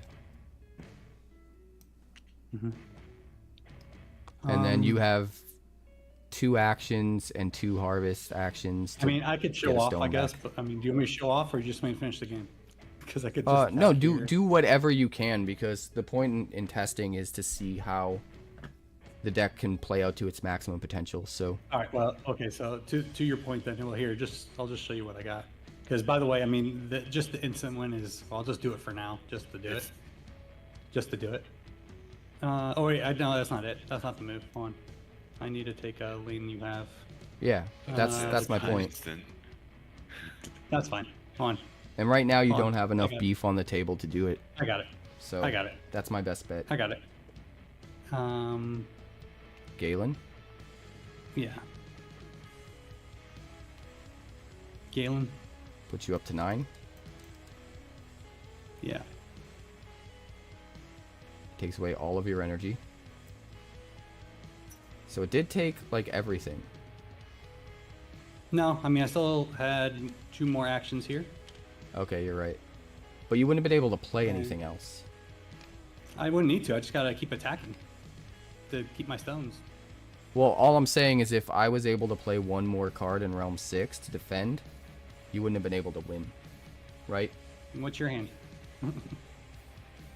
Well, it would have been... Oh, It would have been take your dude. well, I had this in my hand to give me an extra turn on top of it. But that's just alright, extra more. But I had the mouse too. The mouse was my other. I drew into the mouse at the very end. What I needed to do was drop the Wind Reaver right away and take your Scarab so that you couldn't know my lands, so that I could play the lands in my hand. Maybe That's- I would no, but or no. You should take my actions like that's what you should be doing. Like you need to take my Caliph or my Ashen Leaf quick. I would say that more important. That 100% is what I would. Because I I guess can't maybe. waste I actions. think they would end up Waste actions resulting in your lane. pretty similar board states. Yeah, but I couldn't afford actions just to null out your lands. You know what I mean? Because I already have this stone, and right now. No, but in what I'm stone saying is if battle you with don't have the Scarab, then you can't. Yeah, right? but I have all this. I have a Riza. If you took that, I would just pick this. I would just drop this guy somewhere, and Razia? then boosted up my board, and then attack back. Yeah. It still Yeah, would have been best bet smartest to was drop the Wind attempting to Reaver really force- quick. No, I would say that because there was a point where I was gonna hold, like I was gonna just pass to you while you picked up the Wind Reaver, instead of making this play to pick up my jelly again. I was like, maybe just hold and make you do whatever, take one of these or a scarab, and then I would did the exact same play but a play later, just so you couldn't attack, or you know what I mean, you couldn't attack a stone. I would have drained you out because you only had like one action left with your Ashen, or potentially dropping more land, but it wouldn't give you any unless like you have the Citadel, right? You said. Yeah, you had a Citadel at least, so that would give you 2 at least. That would maybe give you something. So maybe are maybe I was right. the doing last this, cards in my hand. pressuring a jelly to drain you 1. I think was it the right play then? I was questioning if this was the right play, but it definitely was. Because the pressure you to get burn your actions at the same time fucked you up. It was still super close though. Oh yeah, dude. No, that's why I enjoy about Wonders, bro. Like, look how good of a game this was. Like, it was a series back and forth. Serious back and forth. My only goal is to learn the weaknesses of the deck and how to better play it. Ooh, I need your help. Look at what card I keep. This is the card I mully every time. This card. Why? In my brain, it doesn't work. Because when it says each player loses versus Blazefeld saying target player loses, because then I have to do the math. I know it's like a combo piece, but it is expensive because it's 5. Well, if you play it right away, you are only really losing 1 because you use 1 to play it, and you're left with 2, so it just takes away 1, and it takes away 2 of your opponents. So it immediately puts them on their last action. Okay, so you play it opening. Okay, so if I keep it, I need to play it as an opener. Got it. You open it when you have more lands than your opponent. And going first. And the key is, do you remember how we had like round 3 where you had to tap all your lands? You went up to like 8 actions. Yeah. The point of this card is you keep it in your hand for that exact situation. If you get a Lumina Scarab down and you pressure your opponent's lands and your opponent responds by going, okay, harvest everything before it's gone, then your next thing is Entangle. And then they're all gone. Yeah, but the problem is though that combo doesn't work. It's too expensive because like this costs 4 at best and this costs 5 at best. That's 9 with 2 different orbitals. You can't do it in the same turn, other than like Totally the last can. of the game at the end game, which you should not need it at end game technically. Yeah, maybe. Yeah, you totally can do it. No, or the whole point, and maybe in another deck, but this deck, Matt probably does so much pressure to drain all their things by turn 6. I think you're or round right. 6 or round 7. I think the Entangle is a really, really good idea in theory. But the way that the deck curves out, as soon as you drop a Scarab, they're harvesting everything. Which means you have to be ready to Entangle right after you drop a Scarab. Which you can't. And you can't. Unless you've got a very rare situation where you Quill. have like a You got a mouse or a Quill. Yeah, Quill. Even the mouse, you would Yeah, still which- have to be pretty far ahead.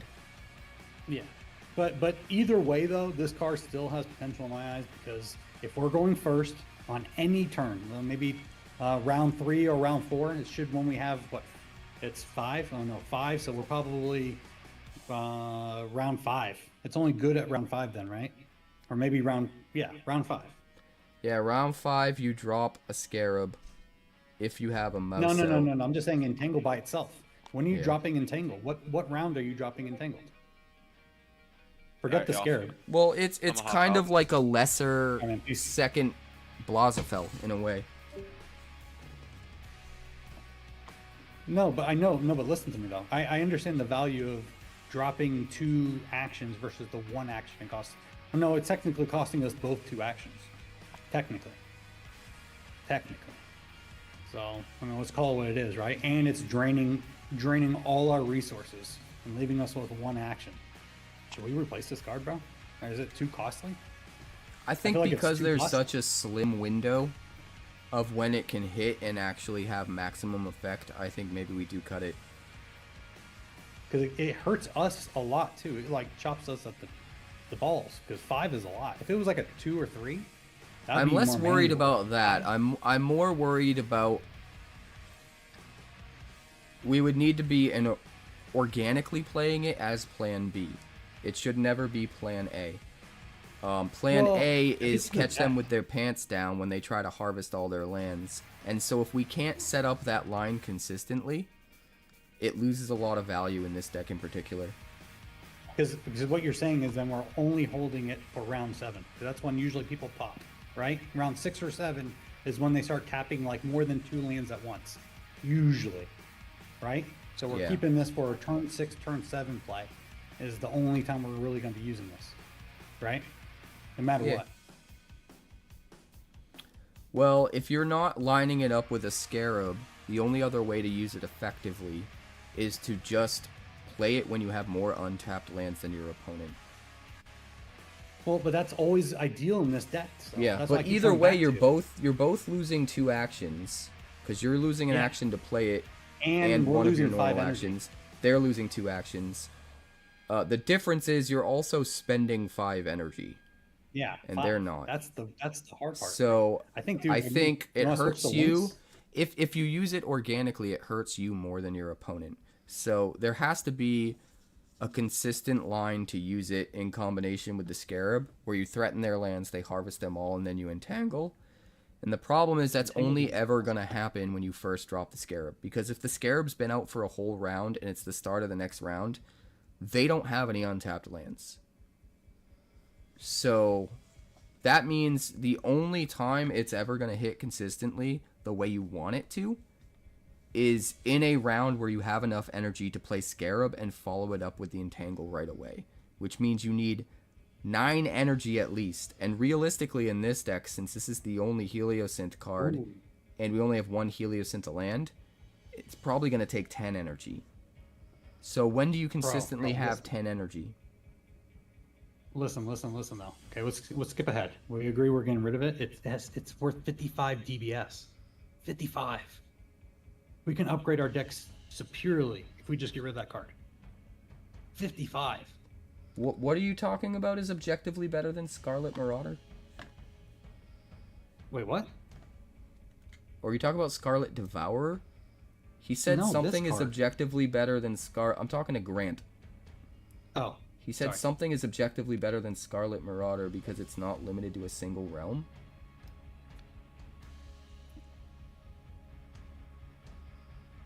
Entangle doesn't affect realms at all. It just gets rid of a couple actions.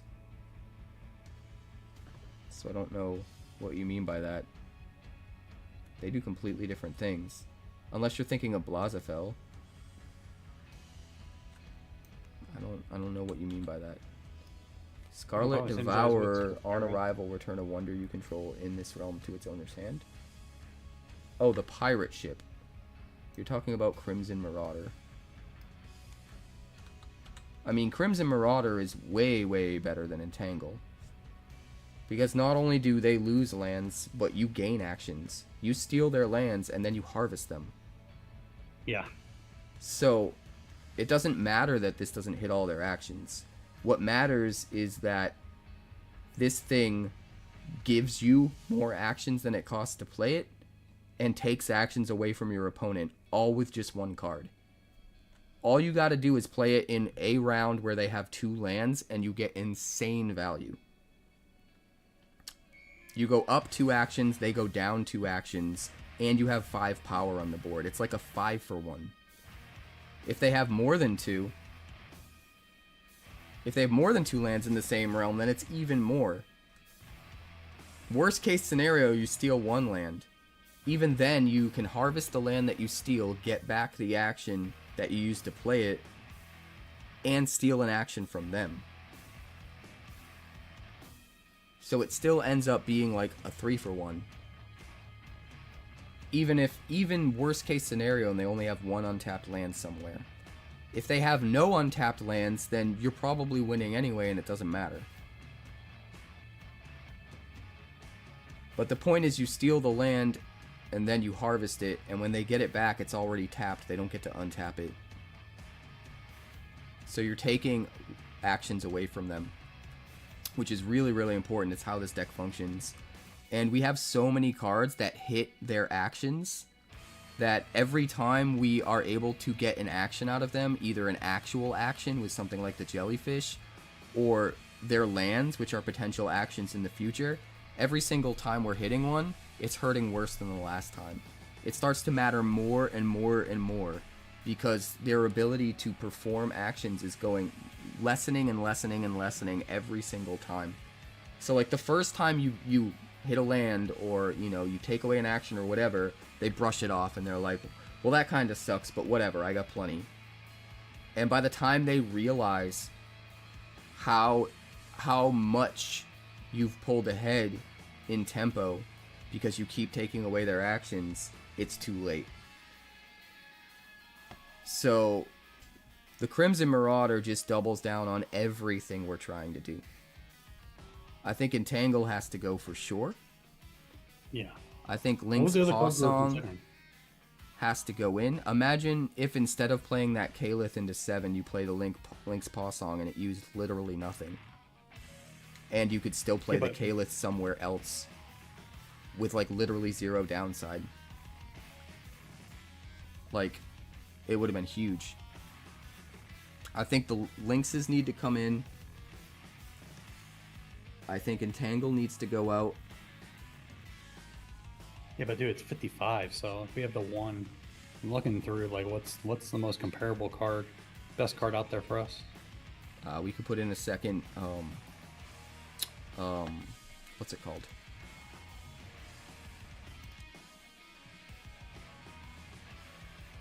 You can put in a second. What is it?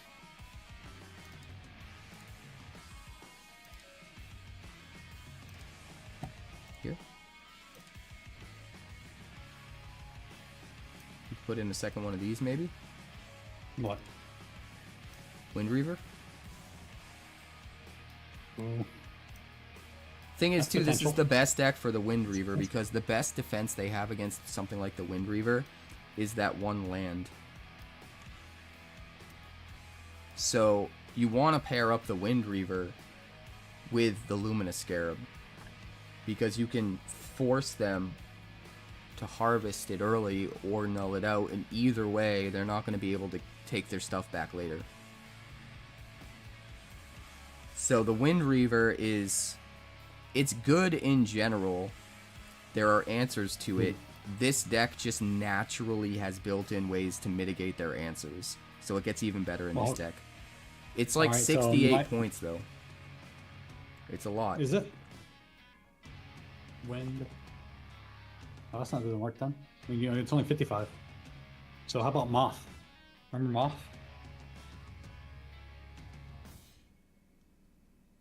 I would rather add the Link's Paw Songs, to be completely honest.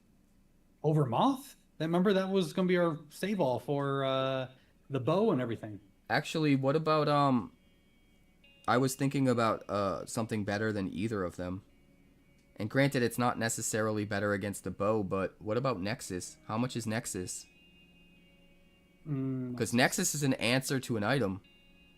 It's just also board presence 31? and 31? value that you get off of another banished card. Yeah, but there's no guaranteed hits though, technically, right? Nexus? where Moth is, even though it's not presence, it's a flyer, and it nulls out items. So if they put an item somewhere else, that's more dangerous. You could fly back over or whatever. But I mean, True. potential taking their item. obviously- There's ups and downs to both because the Moth is a more versatile answer, but That's a it's 2-drop. also susceptible to removal. So whereas with Arcane Grasp or Nexus, once you hit it, it's just gone forever and you never have to worry. With the Moth, you kind of always have to worry about whether or not they're going to hit it with removal and catch you with your pants down and get access to their item again when you least expect it. So yeah, but turning I- up. Oh, I do still think it's worth considering. I'm just saying it's not strictly better. yeah, but Nexus is core though, and we only have Citadels in Yeah. market, right? But That could I be a think we're potential problem. probably cutting more than just the entangle anyway. I'm not sure what just yet. Yeah, I know you really don't get that in, but I agree with the value of the extra action, right? Technically we already have a lot of that. We just need defense and win makers at this point. I think we do. Yeah, but enough. the whole reason I want to put the links in is not because it actually gets us more action. It's because of the ability to manipulate your opponent into having to spend an action when they don't want to. Like, I need to get you down to 1 action or less so I can make my big plays without you having the right answers to them. And if I can use a Link's Paw Song to bait that out without using any resources so that I can save them for my big plays, that's huge. So that's why I think it's so important. I mean, I think we still consider the Moth. I think we consider cutting a few more things as well. I'm going to have to take a deeper look at the deck. But How about definitely, Sears Gaze? we're getting closer though, because definitely Entangle comes out for sure. That is sure. 1 card. How about Sears Gaze? We can afford it. We could use the extra to replace Thought Tempest with Seer's Gazes. If we wanted to. Yeah, if we wanted to, because Moth. If we did go Moth is kind of cheap. I also think we Moth probably is cut Gravitational 25. Grasp. It's really good in this deck, but there are definitely other cards that are better, and it's really only in here to conserve DBS while Yeah. still being good.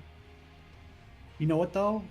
I surprisingly like it because it could turn off a Raz. It can turn off, unsurprisingly, turn off some cards and then bring back to life our wonders. Yeah, that's true.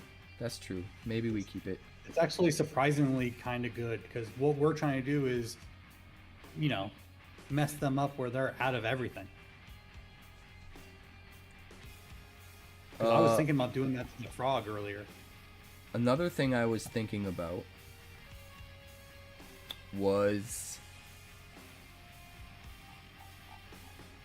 trying to, and this would be a pretty big edit, but possibly trying to fit in the Bloom Drake combo. Yeah.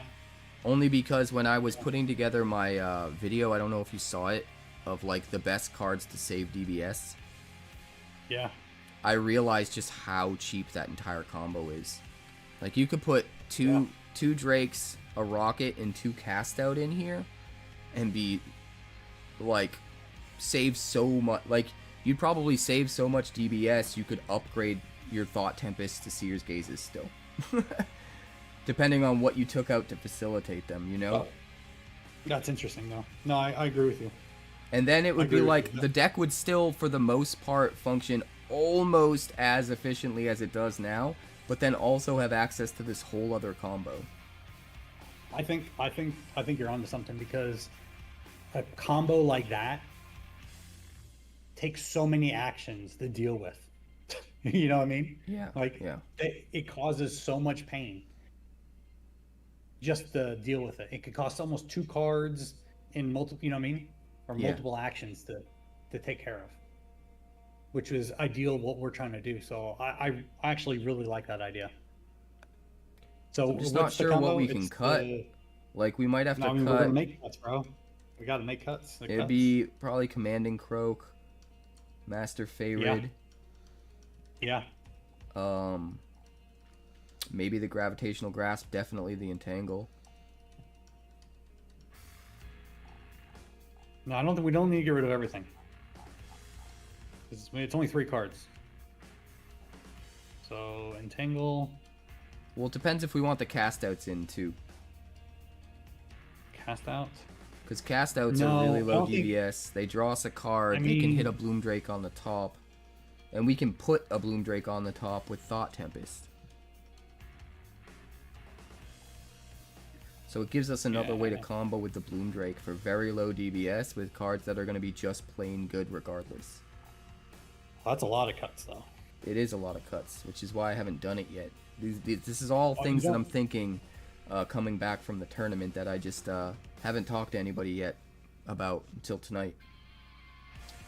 Yeah, because I mean, I do like it, but you're right though, because to find it, because I mean, we're just basically there's only one outlet to get the Drakes out for free, right, for us, and Just our deck rocket. doesn't dig.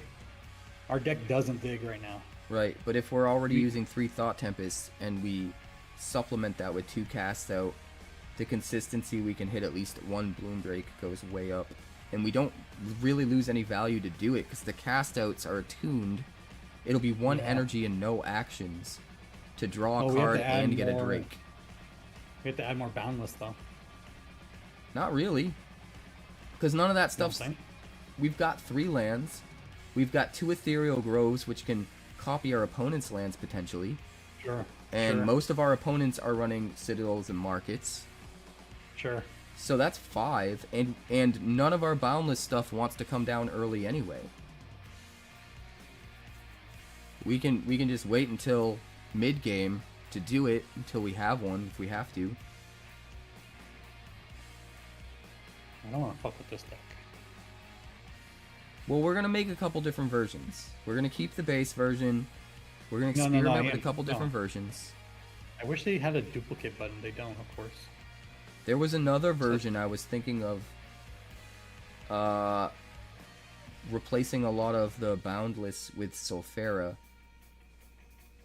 and trying to run, because we're already running Betrayers, running a Cinder Maw and running a Zip Zip, because both of those cards are absolutely nuts in a similar way to everything that we're doing right now.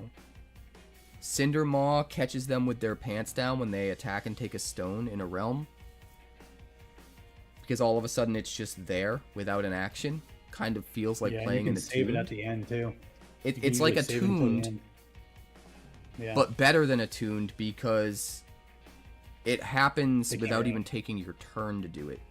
You just Yeah, they immediately carry. get to attack back. hmm And you don't do it unless it's round 7, so that you get to keep it for the whole round. Yeah, or 6. I mean, but yeah, I know what you're saying. And then Zip Zip is just insane because of the way it works, and I don't know if we discussed that before. If you remember. Do you know Zip Zip? Yeah, yeah, it's the one where you can pay into it to basically say you can't play any cards below this. Yeah, but what I didn't realize is that ability is like active no matter what for the rest of the game. Yeah. And this deck is already running 3 Scarlet Devourers, so you could play a Zip Zip, pop it bounce back them. to your hand, and then just sit there and wait for them to pop the Zip Zip bubble, and then just play another Zip Zip. The amount of actions they're going to have to waste just giving you wonders is kind of crazy. So we could make a version. The only thing is, like, Zip Zip's core, and in order for Cinder Maw to trigger, you have to have a Sulfera land in particular. Yeah. So we would have And to we go only have deeper into 3. red. Yeah, well, And no, the you just have only- to shift. If you shift, I mean. The only thing we could do realistically to go deeper into red is to cut most of the Boundless. I think I would still keep the Market, but probably cut the 2 Ender Citadels. And because of that, I don't necessarily think the red version would be the best version, but I think it has a chance enough that it's worth testing. Got it. I've also considered going down to 2 Luminous Scarabs, but I keep convincing myself not to, because I think it's just too important. No. There are That's too many 'cause cards again, in the deck that it get so causes much people to better if you freak. have it. No, but think about it. Luminous Scarab is exactly all we need for this deck to work, because it makes them tap out no matter what period of either stay tapped out or become tapped out immediately when Scarab drops. Right. Immediately. Right. And it So, doesn't either require way, it's a win. and it doesn't require us nulling all of our own stuff like Path of Light. Yeah, that's another thing too. I was considering, but I think it's not needed, or for the amount of space that we have to give in this current version. Like, but I really like what you were talking about earlier. The Bloom Drake combo could be so devastating, and if that's all you care about afterwards, right? When that happens, it's like a bow comes out. It's like all you care about. Well, the reason I It's thought like about it freak out is mode. like initially when we're building this deck, so many of the cards take a lot of DBS just to make our concept function efficiently. So when we were first putting this deck together, my thought process was any combo we try to put in here is going to be too much DBS. We're going to have to take too much away from what the core of the deck is trying to do, and it's not going to be worth it. But in putting that video together of low DBS cards, I realized like the whole combo is so cheap, and it cheap. almost feels free, you know? Yeah, no, it does. It does. I agree with you. So 1000%. I think we should try maybe independently. You come up with a version that runs it. I'll come up with a version that runs it. We'll do some testing, and then we'll put our brains together and see what we think about the two ideas. No, we'll see what we cut. I mean, it just comes down to what we cut for it. The 3 cards. Yep. And obviously, Entangled's one of them. And like you said, the Master is up for bid, and the Commanding Frog. I think those are the 2 other weaker cards out of all the cards that we have. Are technically the weaker, even though it's, they're still good in Detroit, but not as Yeah. good as that combo. Do you But think no, but we Betrayer need, of some Iron free Skin cards, Clan 5 is still cards. worth We need to cut jamming? 2 more cards. What were you saying? I was saying, do you think the Betrayer of Iron Skin Clan is still It good did enough? work. It does work because it gives you energy so you can play. Because if you're behind and they tap or you tap, you can. It helped me won against Jordan last night multiple times. Well, my thought process too is in this deck we have more to harvest than just lands, so we kind of have a leg up on getting value out of them because of the 2 K Yeah, lists no, I and think 2 he's Ashen way too Leaves. valuable. Way too valuable. Galen Mosspaw Can't is cut way the too value. good too. That thing was Yeah, too so valuable. good for me all weekend. Attuned. Hey, what's up, babe? Yes. A little bit, please. Not a lot. Rozzy is the MVP though. Yeah, Rozzy's too good. Man. I mean, well, we already say gravitational graph. You can get rid of that. Maybe. So that's yeah. 4. Yeah, that's 4. I'm just saying, that's to me like the obvious one. Yeah, the obvious ones are Entangle, Gravitational Grasp, Commanding Croak, and Master Favored. We need one more, right? Because for 2 cast outs, you said? Yeah. 2 We cast could- outs. We could Should always make the just do combo one work, right? cast out, I guess. No, I mean, we have to dig, bro. We can't. We have to have multiple dig cards. We could drop the I know we Eternatum. got. Hmm? We could potentially drop the Eternatum, but it's really good. We could also Potentially. we could maybe drop a land. But see, look, the Eternum just helped. You wouldn't have beat Ninja without Eternum. Because you didn't see it, but he had 2 sills in his hand. At the time when you dropped him, he was about to pop off with 2 sills. And make mad combos. So that won you the game against Ninja today. Yeah, I think so. You can ask JoJo, but I'm pretty sure it's you.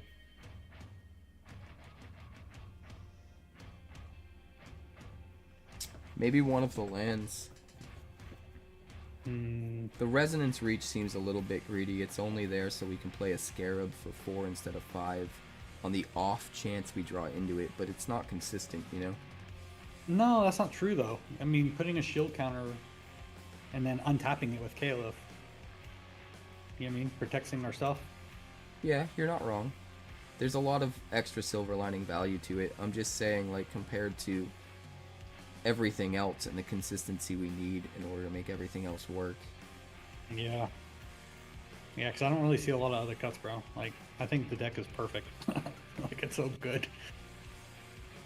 Like, I already identified those are my weak, because, like, when the new set comes out, like, what we just named was, like, my first 4 cut that I was potentially thinking about, to make room for the new set. Because the new set's going to give us at least 4 good cards. Well, some of the stuff could be cut, too, for, like, upgrades. I'm sure there are some That's what I'm cards saying. coming in set 2 that are just, like, better versions of some of the stuff that's in here.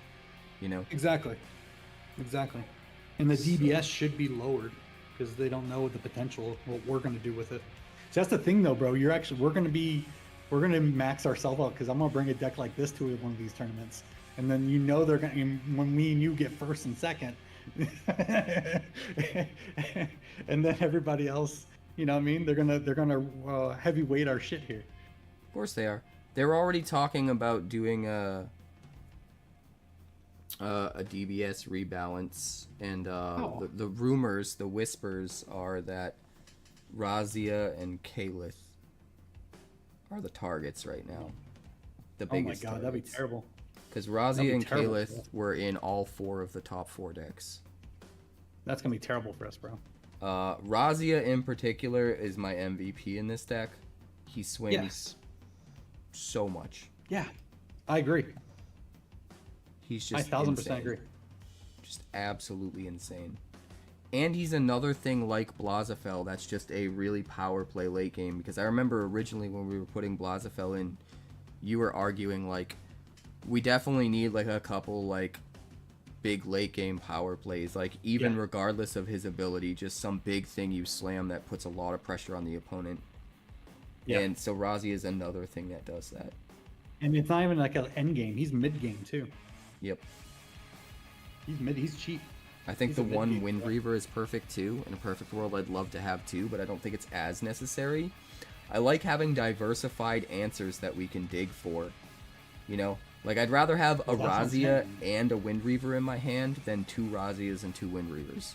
Oh, I mean, 2 Razias or 2 Wind Reavers, you know what I mean? And that's I'd what I'm rather saying, have the Drake option combo. of either or to solve different problems.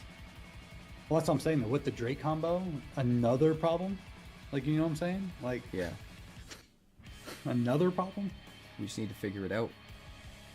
We could potentially I'm drop so- one oh, by the Crimson way, Marauder. too, I'm hitting up all our Wonder people, like in the channel that I play with, like Jordan, Yo-Yo, and now even Sneaky, asking them for cards, like even common cards or just like something because they say they got like a garage full of dead cards, thousands of them, like commons and uncommons. So I said I'll pay for shipping if you just send me those. Yeah, Send me I'm sets, trying bro. to collect enough for 2 of this same deck of everything. Yeah. I already got a market for you. Oh, nice. Um, That's what I'm saying. Well, I need. Well, that's the thing though. It's a serious conversation. September, because October next month is going to be my first tournament. I've right got now. at least one October. extra Luminous Scarab. The Luminous Scarabs are kind of the hardest to get, honestly, because even though they're not mythic, they're still really rare. The epics and the mythics are both really rare, and you need 3 of them. Do you think the market will drop? I mean, when the new set comes, do you think all those cards will get cheaper, or they'll just keep getting more No, expensive? they're gonna get more expensive. Fuck. Everything's gonna get more expensive. Well, that's what I'm thinking, dude. I'm only going to build like this type of deck, and then if I'm going to spend money, I'm only going to pay for this. Well, I might be able to trade for some stuff too. I have another Blaz now. I have a market look, for you. it sounds I've like you're got gonna at be at least all the one events, extra though, right? Luminous Scarab, maybe 2. Okay, that's what I'm saying though. But I know I appreciate you, I really do, because you're gonna actually help me make it happen. But I really want to, because I'm hoping.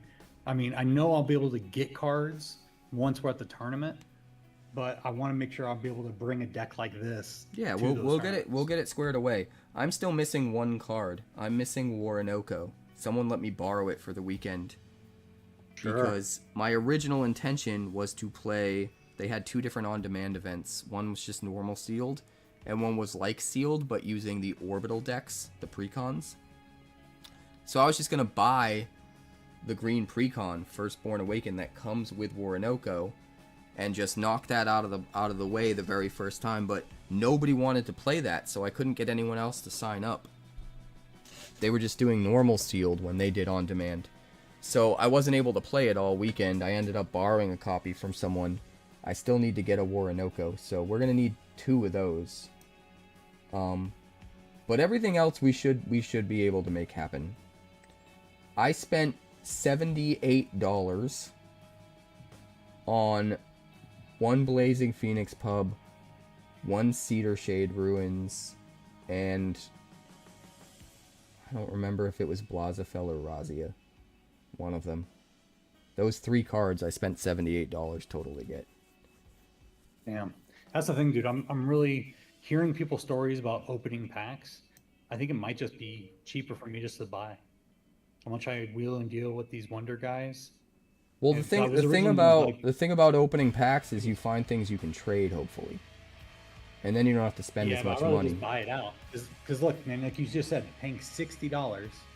How many of these cards, if I buy 1 booster pack, what are the chances I'm gonna get the cards I need here? I mean, I know, like just $60. What's up, Texan? Everything being legal forever is going to keep prices upward trending. 78 for a pub alone is a steal. Yeah, maybe. You might be right, Yeah, Texan. maybe Texan. Can you chime in on that? Like, what's the best way to build a deck in this climate right now? Because obviously we can't be buying packs. There's no packs to buy, so that's not an option unless I'm paying stupid money for it on the. But is buying individual cards? I'm pretty sure I got a case on the way, so we Buy the might be cards. all right. Because I mean, right? It's not smart just to buy, like, if I buy 2 play boosters, that's $120 for cards I might not even need.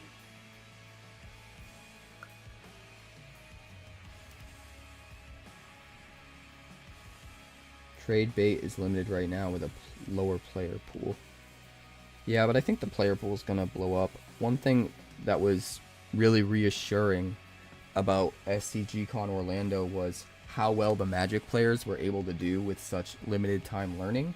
Makes me feel like it's going to snowball into a lot of Magic players picking it up, because it's just so easy to get acquainted with the mechanics and get good at the game if you come from that background. And do well. I think that's going to be really attractive to higher level Magic players, and I think it's going to snowball into a lot of them showing up. And I think at the end of the day, we can take most of those players because we have a year's worth of experience. I think being not as knowledgeable as far as the inner workings of the way the tournament structure is, the fact that 6 of the top 8 was Magic players simply because they knew to draw with each other to ensure that they'd all make it into the top 8, meant that there were 6 instead of 3. And we didn't know anything about that. Nobody in our community did anything like that, really. So we were at a disadvantage as far as just being experienced at competing in tournaments. I think we practice together, we make each other better, we go in with more knowledge next time. Yeah, they were taking intentional draws. They'd be 4 wins, 0 losses going into the final round, and they'd come up against their buddy who was also 4 wins, 0 losses, and they would draw. So they would both be 4 wins, 0 losses, 1 tie. And then that would put them above everybody that had 4 wins, 1 loss. And there weren't enough people to push them out of the top 8 because of that. It basically, they were able to do the math and figure out they were guaranteed 6 of the top 8 slots by taking a draw the last round. And tying, you know, being 4-0-1 rather than 4-1. Otherwise, it would have been only 3 of those Magic players in the top 8 instead of 6. So we're just less knowledgeable about that kind of stuff, and once we adapt and learn the tricks of the trade and the way that you know, competitions run and how to keep up with the Magic players gaming the system and game the system ourselves, we should be fine. We should be able to, as long as the majority of the top 8 are community members that have been playing for the last year, I'll feel pretty good about that. Definitely some of the Magic players will make it in, but I think we'll have a much stronger showing at the next tournament and beyond. So, I'm not so worried. I also don't expect a lot of those players at the Shattering in particular. They were drawn to the prize pool, obviously, and they were able to pick it up so quickly from my videos, is what they told me.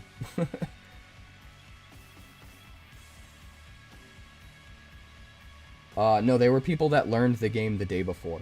They were pro Magic players that go to every pro Magic event and place in the money for Magic, and like it's kind of like a job for them. And they were like, oh, $10,000 prize pool, I'll learn this game.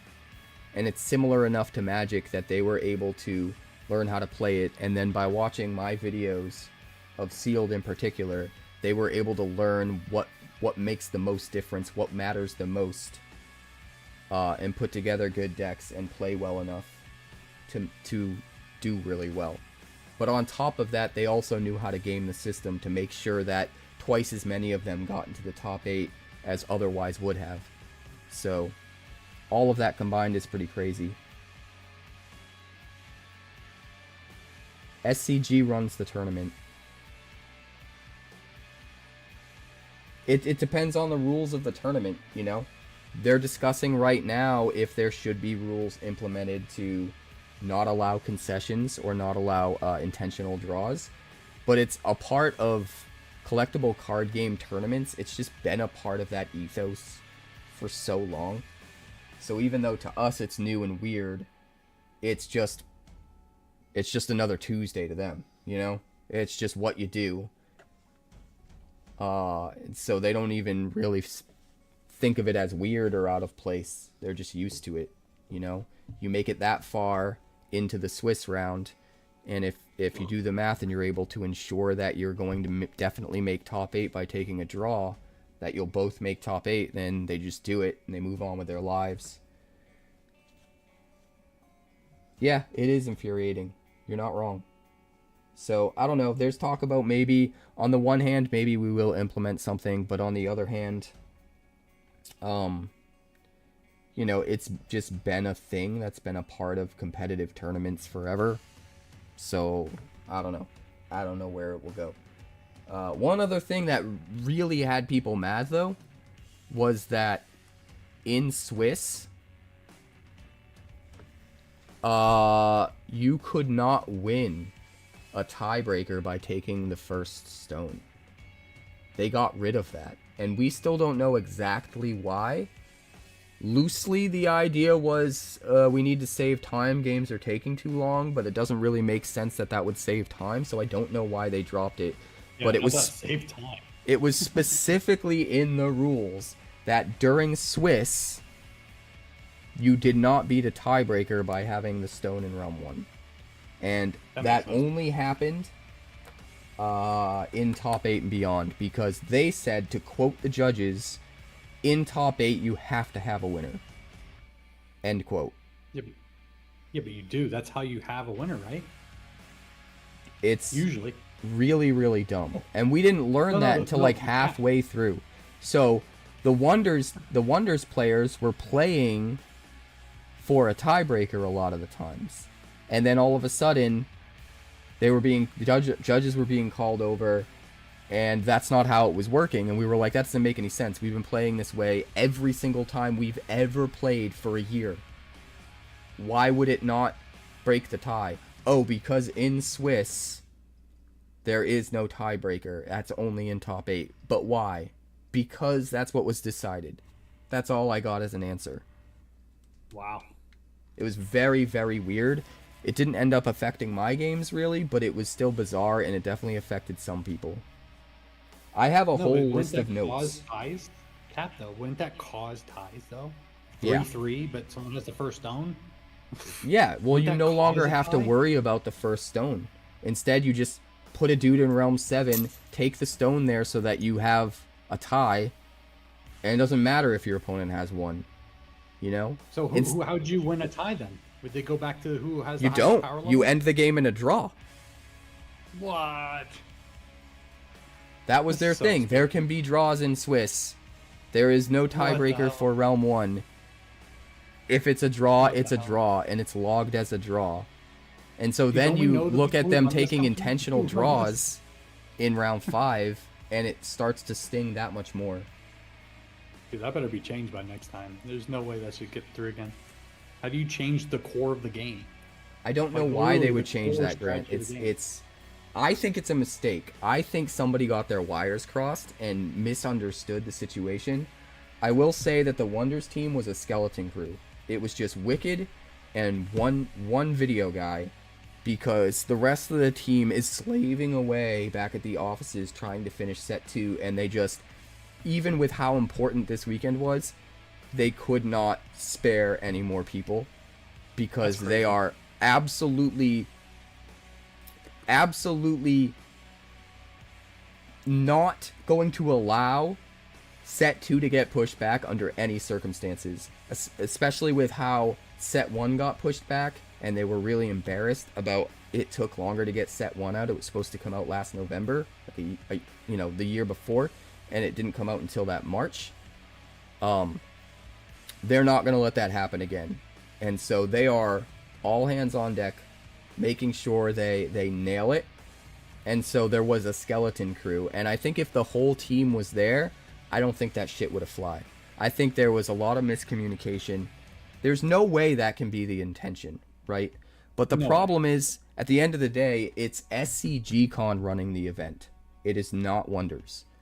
And the entire point of partnering with SCG Con is so that it can be an official event put on by them, instead of just Wonders kind of winging it and doing it themselves, and it not being seen as a legitimate tournament in the way that it is if it's run by an outside party. So there's learning curves, and we have to massage it. And I have a whole list of notes that we're going to knock out, and we're going to make changes in time for the next one. Another big problem, none of the Magic players were using playmats, and it was a fucking mess, because they had random dice everywhere representing all sorts of different things. Different players kept their energy and actions in different places on the table, and you never knew like which die was their energy, which die was their action, which die was a token, which die was a counter. There was just shit everywhere, and there was no playmat to make any sense of it. There was nowhere to like keep your energy and actions. It was just absolutely a clusterfuck. That's interesting. So there needs to be something in place. At the very least, top 8 needs to have playmats. I think playmats need to be provided for the entire tournament, because I think visually that would look good too, right? If you're taking promotional videos. the biggest problem with the entire tournament was the fact that everyone was going over time. It was taking so long to finish games. We started we checked in at 9 a.m. and I was like, 5 rounds and then top 8. We should be ready for the top 8 at what? 4 p.m. I'm thinking. Dude, we didn't even get out of there until like 10 at night. We were the last. Our top 4 and finals were happening while everyone was gone and the staff was packing up the tables. Like, they were smashing the tables together, shoving them in the corner, and there's this one little lone table in the middle of this giant complex that still has players on it. And there's like all this background noise and everything's clashing, and it's just like, it's because every round went to time and then took so long. Like, That's crazy. the rules for going to time was when you hit time and you run out of time, you finish the active round. So everybody learned really quickly, just if you're worried about hitting time, hurry up and get through round 6 quick, and you have all of round 7, which means you have the whole game, which means there is no time really. You just take as much time as you want in round 7, because whatever round it is when they call time, you get to finish that round. So it was a clusterfuck with every single round going way over time. And the entire tournament being dragged out to an insane degree. And I already have an idea to fix it. I've been thinking a lot about how to do time. Like, a lot about it. And it's not easy, because you can't just go to time and say 5 minutes left. Because part of the game is trying to get to a point where you have more action resources than your opponent. And if you do a version of going to time like other card games, all of that built up value is just not worth anything. Like, your opponent actually gets to capitalize on the fact that they used more of their action resources throughout the game instead of saving them for later, because you just lose them all. If you say, okay, 5 minutes left, you're both getting the same amount of actions in that 5 minutes back and forth. By the time you're done, he maybe has like 1 or 2 unused actions and you have like 7, and you feel like you built up all of that for nothing. You also can't just go like, okay, you each have a certain amount of actions and then it's over for the same reason. Like, you need a way to go to time that doesn't penalize one player more than the other for having a play style trying to stock up value, like keeping attuned cards in their hand so they can do more with less actions, or having more lands that are untapped so that they have an action advantage going into the final round. Like, all of those things need to be accounted for while still being able to shorten the game when you hit time. So the only answer, in my opinion, the best idea I've come up with, is that when you go to time, everything you do costs an extra action. That means that playing a card will cost 2, attacking will cost 2, drawing a card will cost 2, playing an attuned card will cost 1, because it would normally cost none. Everything costs an extra action. That is the only way to shorten the end game and finish in a timely manner without hurting one player more than the other. You have to do it symmetrically. Some players are naturally going to have built up more resources that they need to still have an advantage over their opponent if they've done that. The only way to effectively do that and still shorten the time at the end of the game is to just make everything cost an extra action. That's the only way. So that's going to be my suggestion to the team, is that when you hit time, everything costs an extra action. You can still play your attuned cards and get value for attuned, but they'll cost 1 action now instead of 0. Your normal cards will cost 2. It'll cost 2 to draw a card. The one caveat that I'm mulling over that I think I'm going to have to, they might want to test out before they decide one way or the other, is I was thinking that maybe just attacks still only cost 1 action. For 2 reasons. First of all, that incentivizes people to make more attacks in the end game, which incentivizes just finishing the game, right? If people are more incentivized to make attacks than to draw or play cards, it just helps speed the game along. The other thing is, if you start with 3 actions and everything costs 2 actions, there will be some situations where you're left with an action and can't do anything with it, and that feels really, really bad. It'll make a player that has an even amount of actions available through lands or whatever have a slight advantage over a player that has an odd amount. But you help mitigate a lot of that if there's at least one thing you can do, like attack, that will still only use 1 action.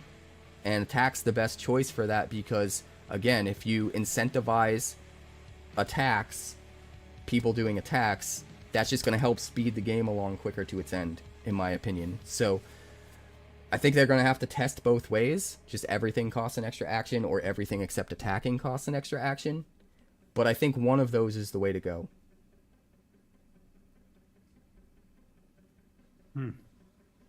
I mean, you could do that too, Grant, but that's only going to really slow the game down, or speed the game up slightly. You're only taking 1 action away from everyone. If you make everything cost an extra action, you're cutting the time of the game in half. Whatever time is left of the game gets completely cut in half. And that's huge. That's a huge swing, and it's a huge swing that happens symmetrically and affects every player the same. My calculations are correct.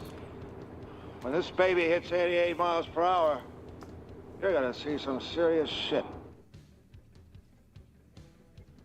Why are you sighing, Tom? Oh, he asked copy of a ley line of the guild pack. Extended art for my 5-color commander deck. Okay, sweet. Did you not have one before, or did you have one and you just got a better one now in extended art?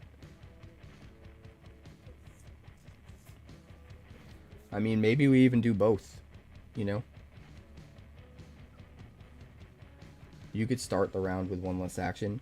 The thing is, what I'm mostly seeing, though, is that everyone's making it to round 7 and time's being called near the beginning of round 7, but after it started. I would say probably like 75 to 80% of the time, that's what's happening. So, starting with one less action doesn't solve the problem like 4 out of 5 times. Making everything essentially double its action usage, the exception of a tuned. Tuned would go from 0 to 1. It's still kind of double, I guess.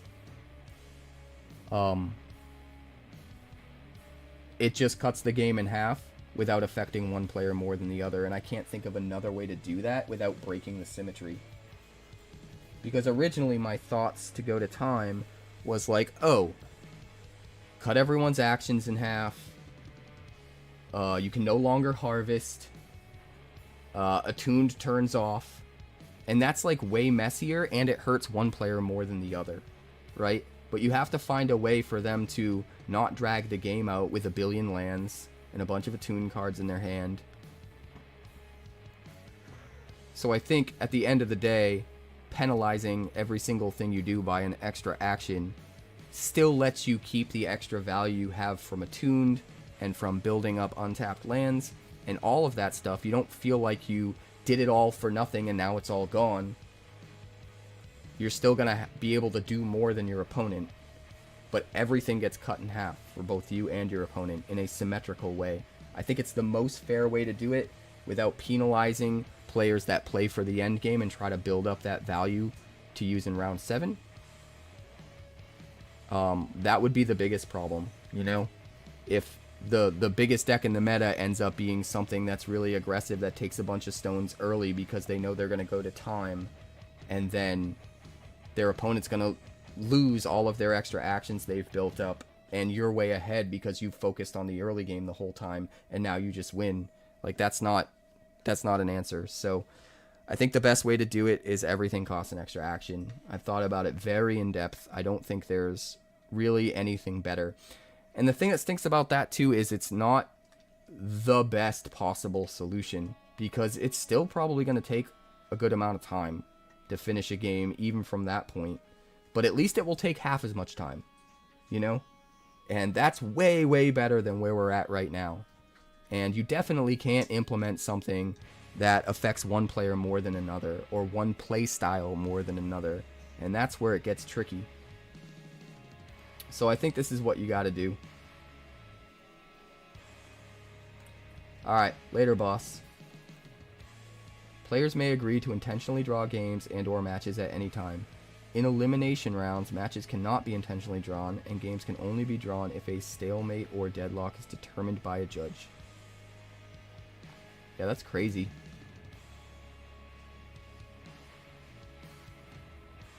There is no time clock. There is a vague rule of, like, don't stall. But it's really hard to enforce because everything about this game takes a whole lot of thinking. It's just a long game, you know? Especially when you have new players playing it for the first time in sealed.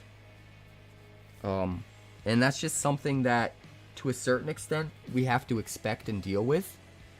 But at the same time, we still, even though there isn't going to ever be a perfect answer for some of these problems, we still need to at least make it better, right? And that's where my idea for time comes into play. It at least makes it better. And I think it's the only way we can make it better without affecting one play style more than another. So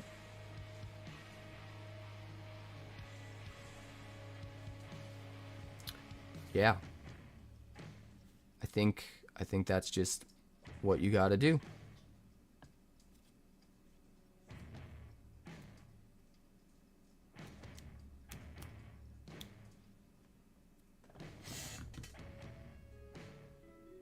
I think that's what you got to do. I don't really see any other solution. And I was kind of surprised that I came up with that solution, to be honest, because I didn't think there was a solution. I was racking my brain for so long, and then that popped in my head, and I think it'll work. I think it'll be... It won't be perfect. There will still be some rough spots for sure, but it'll help a lot. It'll help a lot without making anyone feel cheated. So, we'll see. I'll suggest it. They'll have to test it. If anyone has any better ideas, definitely, you know, shout them out and all that good stuff.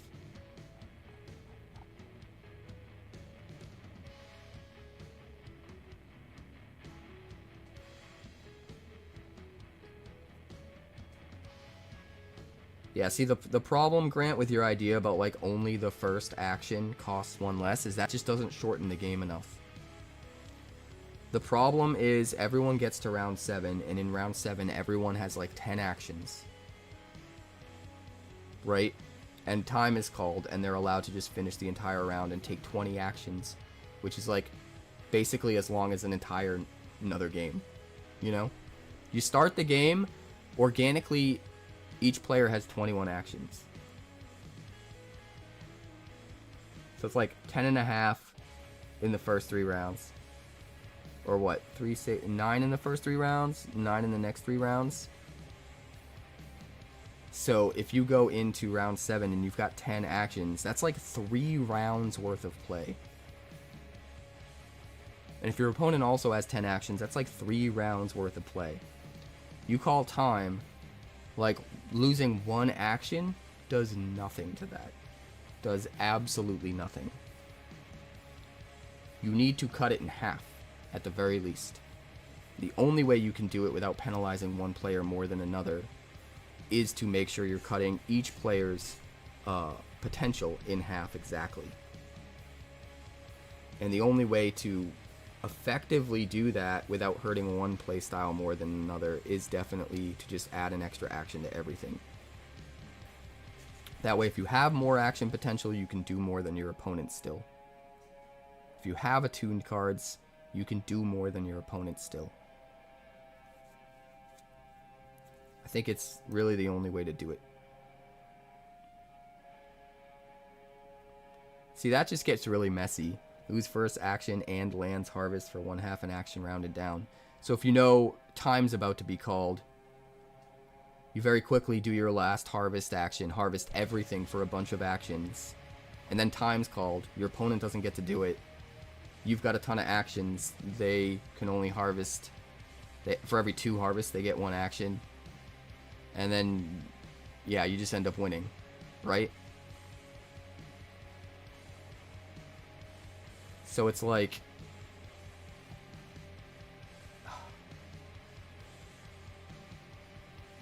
Yeah, the only other possibility would be a chess clock. But that's a whole other can of worms. Like, if you want to set a precedent for a chess clock in this game, like, that's something that will stay with the game forever once you start that precedent. And now, the game becomes a lot less about making the right decisions and more about making the fast right decisions.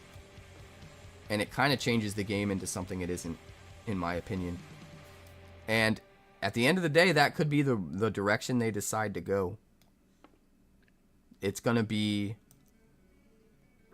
more of a pain in the ass, and it's going to change the feel of the game for sure, where players that are really good at making quick decisions and still making the right decisions are going to have an advantage over players who have to think a little bit more. And it's no longer just solely about who makes the best decisions. The players that will rise to the top are the players that are good at making fast decisions instead. It just kind of changes everything. It turns it into a rush. I don't think this game is right for that. With chess, you only have a certain number of pieces with potential moves, so it's a lot easier to memorize like what the right play lines are and not have to think as much. This game just has so much more possible calculations You know, there's just so much more potential.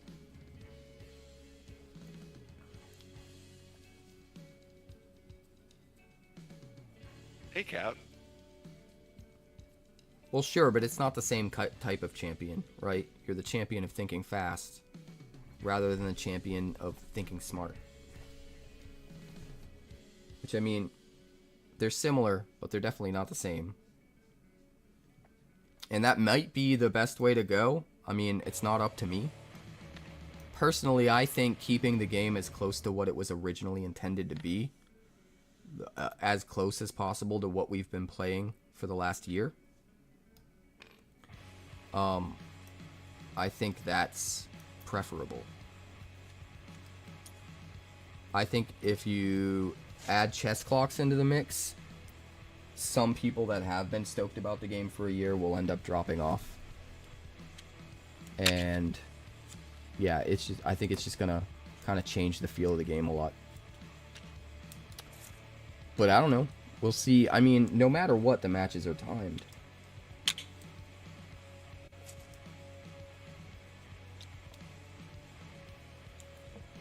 What I missed? What have you guys been talking about? We're trying to talk about how to effectively go to time in this game, because every single match over the weekend took forever and went way past time, to the point where we didn't get out of the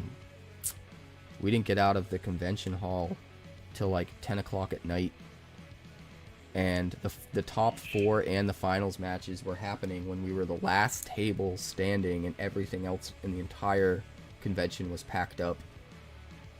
And it was like empty and echoey and awkward. And people were like cleaning up in the background, and all of the tables that they were picking up were like slamming together really loud, and it was just like really weird and jarring. But it was because they weren't prepared for games to go as long as they did, and it happened every single round. They would go to time, and their time rules is just, well, when it goes to time, you finish the round that you're on, and then the game's over. So everyone would just make sure they get through round 6 as quick as possible, so that if time was called, they were already in round 7, and then there basically is no time. You just get to finish the game. Yeah. So it just dragged out for fucking ever. So there needs to be a way to fix that. Yeah, I got no ideas for that. I don't think it would disadvantage the people that learn the day before. The people that learn the day before are pro players. I think if anything, it's going to be a disadvantage to our more casual players that like this game because it's fun and want to compete but aren't like timing themselves, you know? But I don't know. It's not up to me at the end of the day. Chess clocks could be the way to go. It would feel weird to me, but it might be the best answer. I just think the best answer is adding an extra action. Everything you do costs an extra action. I think it's elegant. It affects everyone symmetrically. It allows people that have been stockpiling resources to still utilize them and have the same kind of advantage over their opponent if their opponent didn't.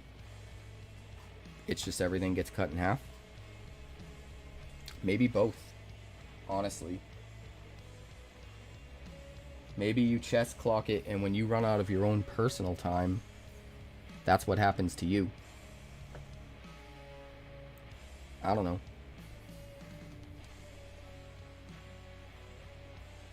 Yes, but the quick play rules is only ever going to be an alternate format. There's no way that will ever be the primary way of playing, because the cards are designed and balanced around normal play.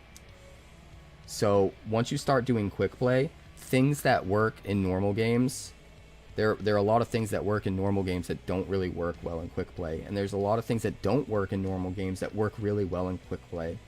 The more you play it, the more you realize it's a very separate thing that is very different, feels very different. Different decks will be better in that format than in normal. So you can't just easily replace one with the other. Quick play. quick play for wonders? Yeah, there's a quick play way where you start. Round 1 is in Realm 4. And you start with 4 energy. And then round 2, the 2 realms on the side, 3 and 5 of round 4, open up. Oh, the multiplayer way. No, this isn't multiplayer. This is quick play. There's 4 rounds instead of 7. Round 1 is just the center. Yeah. Round 2 is what I the mean. center 3. Round 3 is everything except the realms on the outside. And then round 4 is everything. But it's What I very, meant very by that, different. Like, Cap. you don't need wonders that are cheap because you start with 4 energy. You also, combos become way less powerful because you have way less time to draw cards and dig for the pieces. So combo decks just aren't good. And, you know, tempo-based decks are super good. It's just like, they end up, the two formats end up being so different from each other at the end of the day that, like, the top decks in one are going to be completely different than the top decks in another. You're not wrong, though, Texan. Put it this way, I would 1000% prefer chess clocks to the way that they're doing it right now.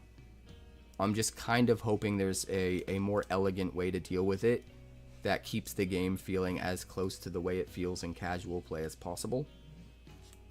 Just with more stakes. But I don't know, we'll see. I'll suggest both in the team meet. I think the chess clock idea is worth considering. It does add an extra layer of scrutiny that I don't think they're going to want to go through. You need, you know, more supplies to run these things. You need more personnel. Maybe not more personnel, but you definitely need to actually... I mean, they couldn't even be bothered to get playmats, right? We didn't even have playmats for all of the players, which was messy to begin with. Having to have chess clocks as well? Maybe. I don't know. I guess we'll have to see what they want to do. But I have a whole bunch of notes for things to switch, so we are going to go over all the notes, and we are going to make sure that everything that needs to get fixed gets fixed by the time the next one happens. That's for sure, one way or another. At the very least, we're going to have a fix to try. You know, and be better, even if it's not fully where it needs to be.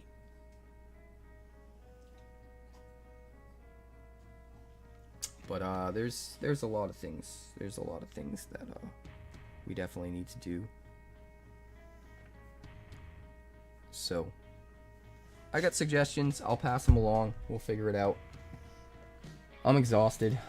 I still need to finish the sealed finals video so that we can get it up tomorrow. And then I need to finish the constructed finals video so we can get it up on Saturday. And both of those are going to be like 8 hours of work. And I have magic videos to do as well, so it's not like that can be my whole work day. I'm going to have like 12-hour work days the next 2 days, and it's going to be unpleasant. But it is what it is. I'll figure it out. Just a real quick question for you, Cap, before you head off. Sure. Did you want to make a group chat for our team? Yeah, I'm in the middle of trying to figure it out. Okay. I'll let you know when I have it sorted. Anybody watching, we haven't officially announced it yet, but the first official competitive team for Wonders of the First is happening. I'm the team leader along with Hanging Bananas, Bendless, Roaming Boss, and Ninja. We will eventually want to be 8 members, with the potential to take all of the top 8 slots at a tournament. But we are keeping our options open for the final 3, and we're going to take our time and figure out the right people for the team. And so yeah, The idea is the team is going to practice together a lot, help each other get better, and hopefully at the next tournaments, we're going to be able to push the MTG players out of the top 8 and really show them what our community has to offer. The team is called First Formed because First Forms are a part of the lore in Wonders of the First, and also it's the first competitive team formed for Wonders. So that's fun, and we'll see where that goes. We're gonna have fun with it. We're gonna make like hoodies and shit, and have a good time. You know. But you know, we're gonna plan some summits, get together, and just like get together for a weekend and just run sealed like non-stop and just make each other better and just get better at the game. We're gonna do stuff, and you know, we are gonna want to help the community in general too. So even though we're, you know, there's an extra layer of the team helping each other as a team to get better, there is still kind of a part of it where it's like, let's just make the entire Wonders community better in general so that we can take more of the top 8 slots and push more of the new Magic the Gathering players out and really just kind of like gain some respect, you know?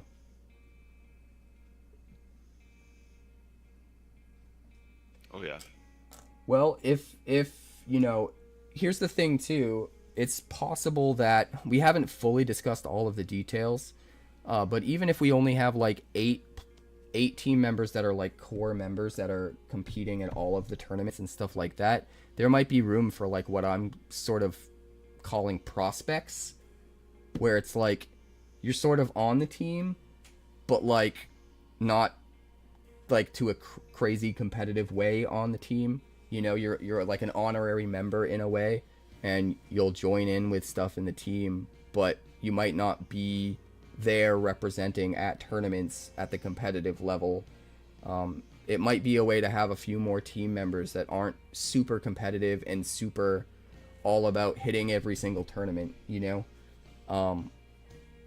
Yeah, allies. Bosses, I think it allies. would be cool to have that, because I think there would be a lot of people that love the game and would want to kind of like be a part of the team, like in spirit, if that makes any sense, but really can't commit to like being one of the top players and being at every tournament and stuff like that.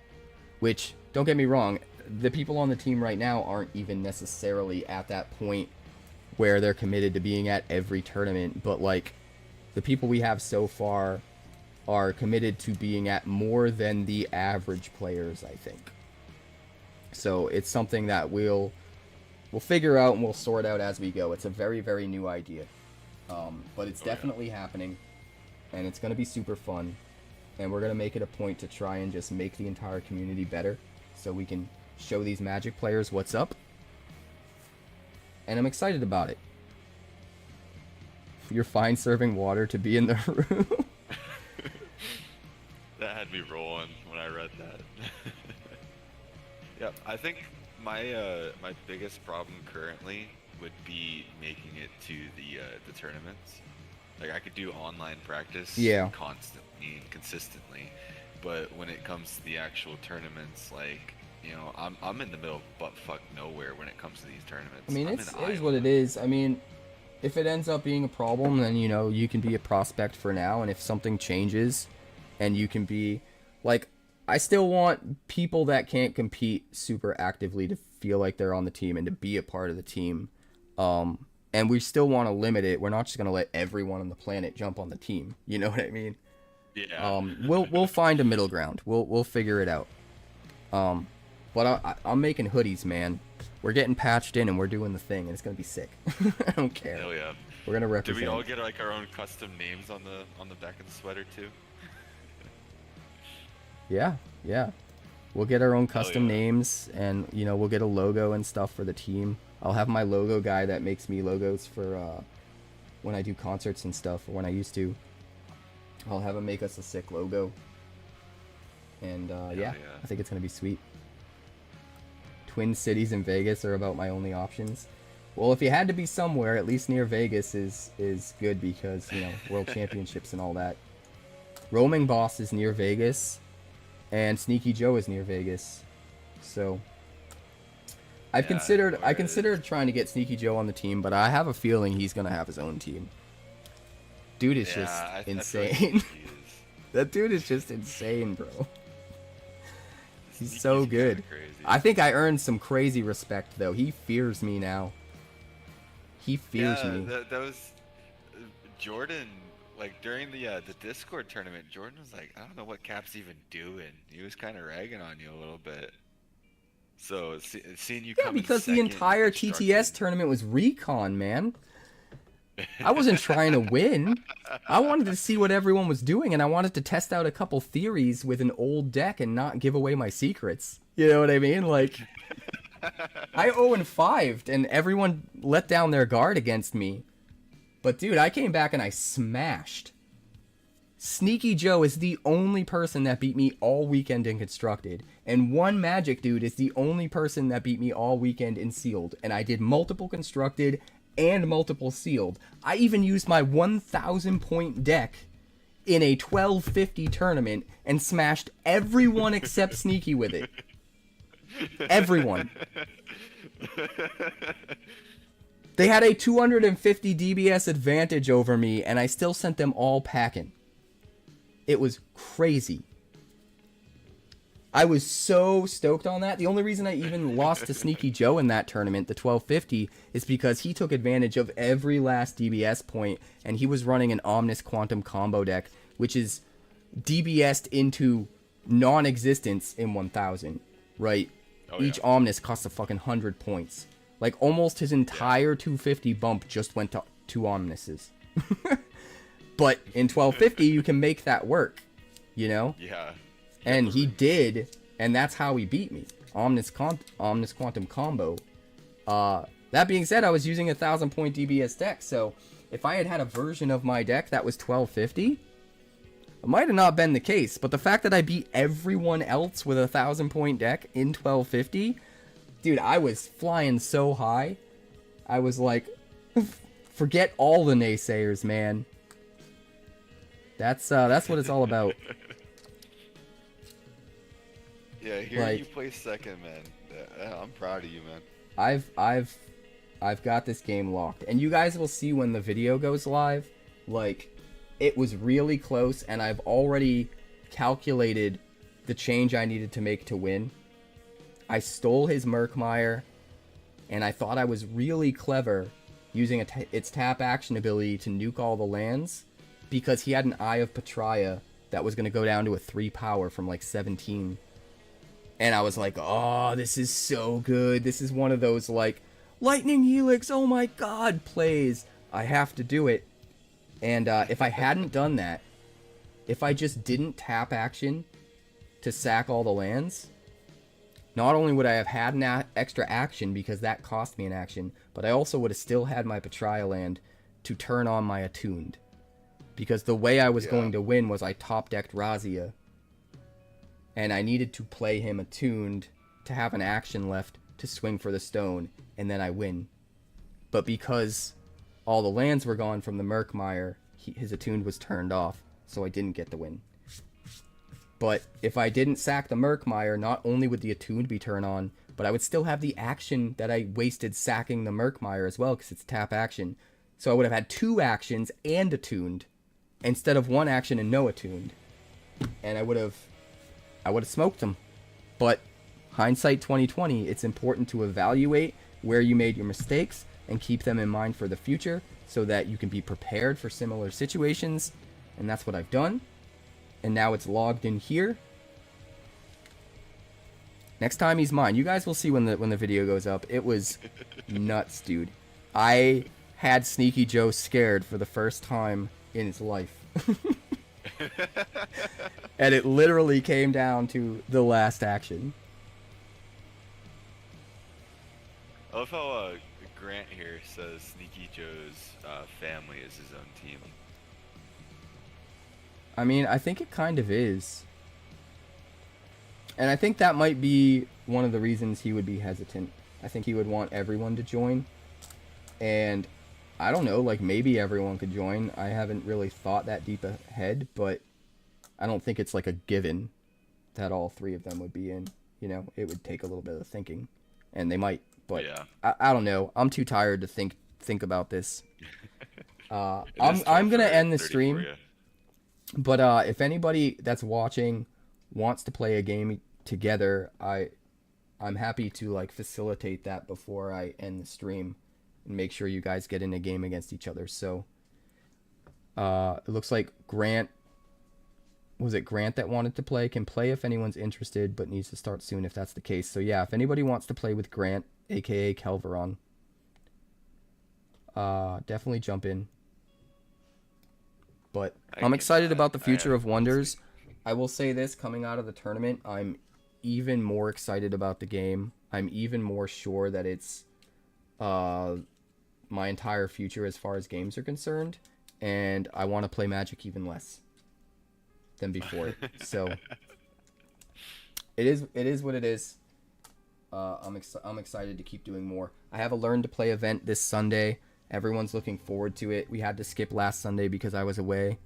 And everyone made plans to make sure they were going to be there this Sunday because they're all itching to play.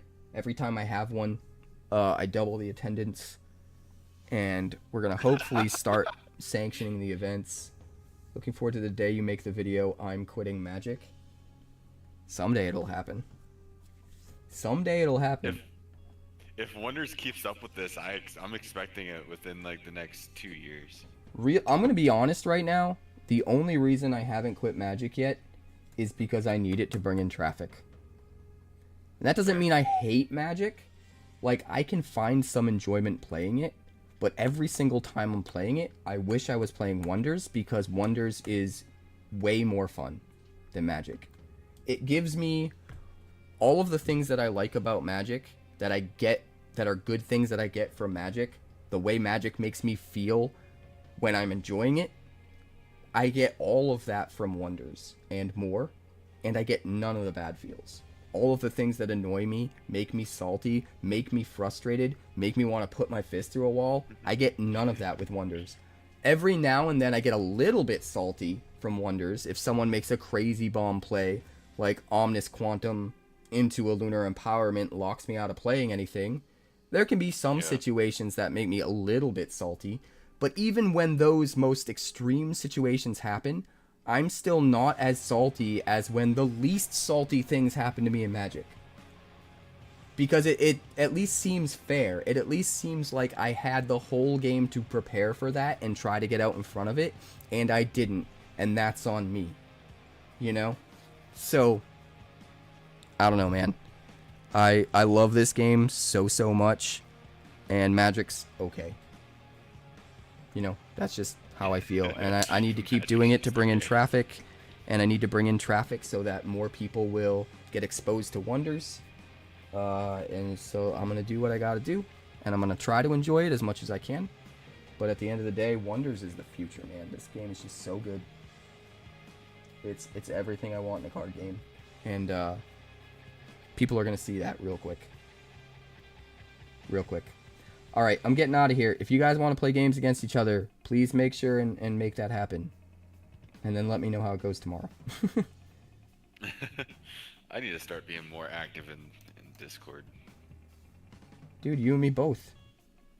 Sometimes I go for stretches. I'm just so busy working on content and stuff, I forget to even look in the Discord, let alone type in it. And then I feel bad and I try to make up for it. Let's see, who's online? Yeah. Anybody to raid? Mojo's on, Trexo's on. I'm gonna raid Mojo. It's been a while, and Mojo's always been really good to me. He will be playing Magic though, just a warning. Oh, how dare he! Get him on Wonders. Eventually. There's a couple different content creators that I want to go on a road trip and drive out to visit and introduce them to the game in person. I think you can win people over showing them how to play in person. If they finish one whole physical game I've never had anybody finish a Game of Wonders in person with physical cards and not be excited about playing again. And I've never had anybody play again and not just want to keep playing after that. So like, I think you can lose a little bit of that in translation on TTS because Tabletop Simulator is kind of obtuse in some ways. But I think if you can teach someone in person with real cards and they play a couple games, I think they're in. And then if they jump on TTS, they're going to carry that into TTS and play even more in TTS. I think sometimes there might be some people where if you try to show them how to play on TTS, it's just not going to hit the same way. So I don't know. We'll see what happens. All right, we're going to send a raid over. I'm tired. You look tired. Grant says, I need to actually play. I've only won one game against somebody who knows how to play, and that was one of the TTS tourney rounds. Well, I'll be up for playing tomorrow if you're around. If you see me on stream, I want to start ending every single stream with at least one Game of Wonders. Sometimes I'll only have enough time for one Game of Wonders, but using the stream to get my normal Magic people in, get all of my Magic stuff out of the way, get my responsibilities done, and then have that built-up viewership to then expose to a Game of Wonders at the end, I think is smart. So that's going to be my goal going forward. But I'll see you guys tomorrow. Give all of my love to Mojo Rogue because he's a wonderful human being who's always had my back as far as my channel. Also, check out the YouTube channel if you haven't already. My recap video from SCG Con Orlando is up, showing a whole bunch of stuff that happened over the weekend. It's a good watch. Go check it out. Leave a comment. Click like. It helps the video. It gets out to more people, and then more people learn about the game. So everybody just go do that, like right now.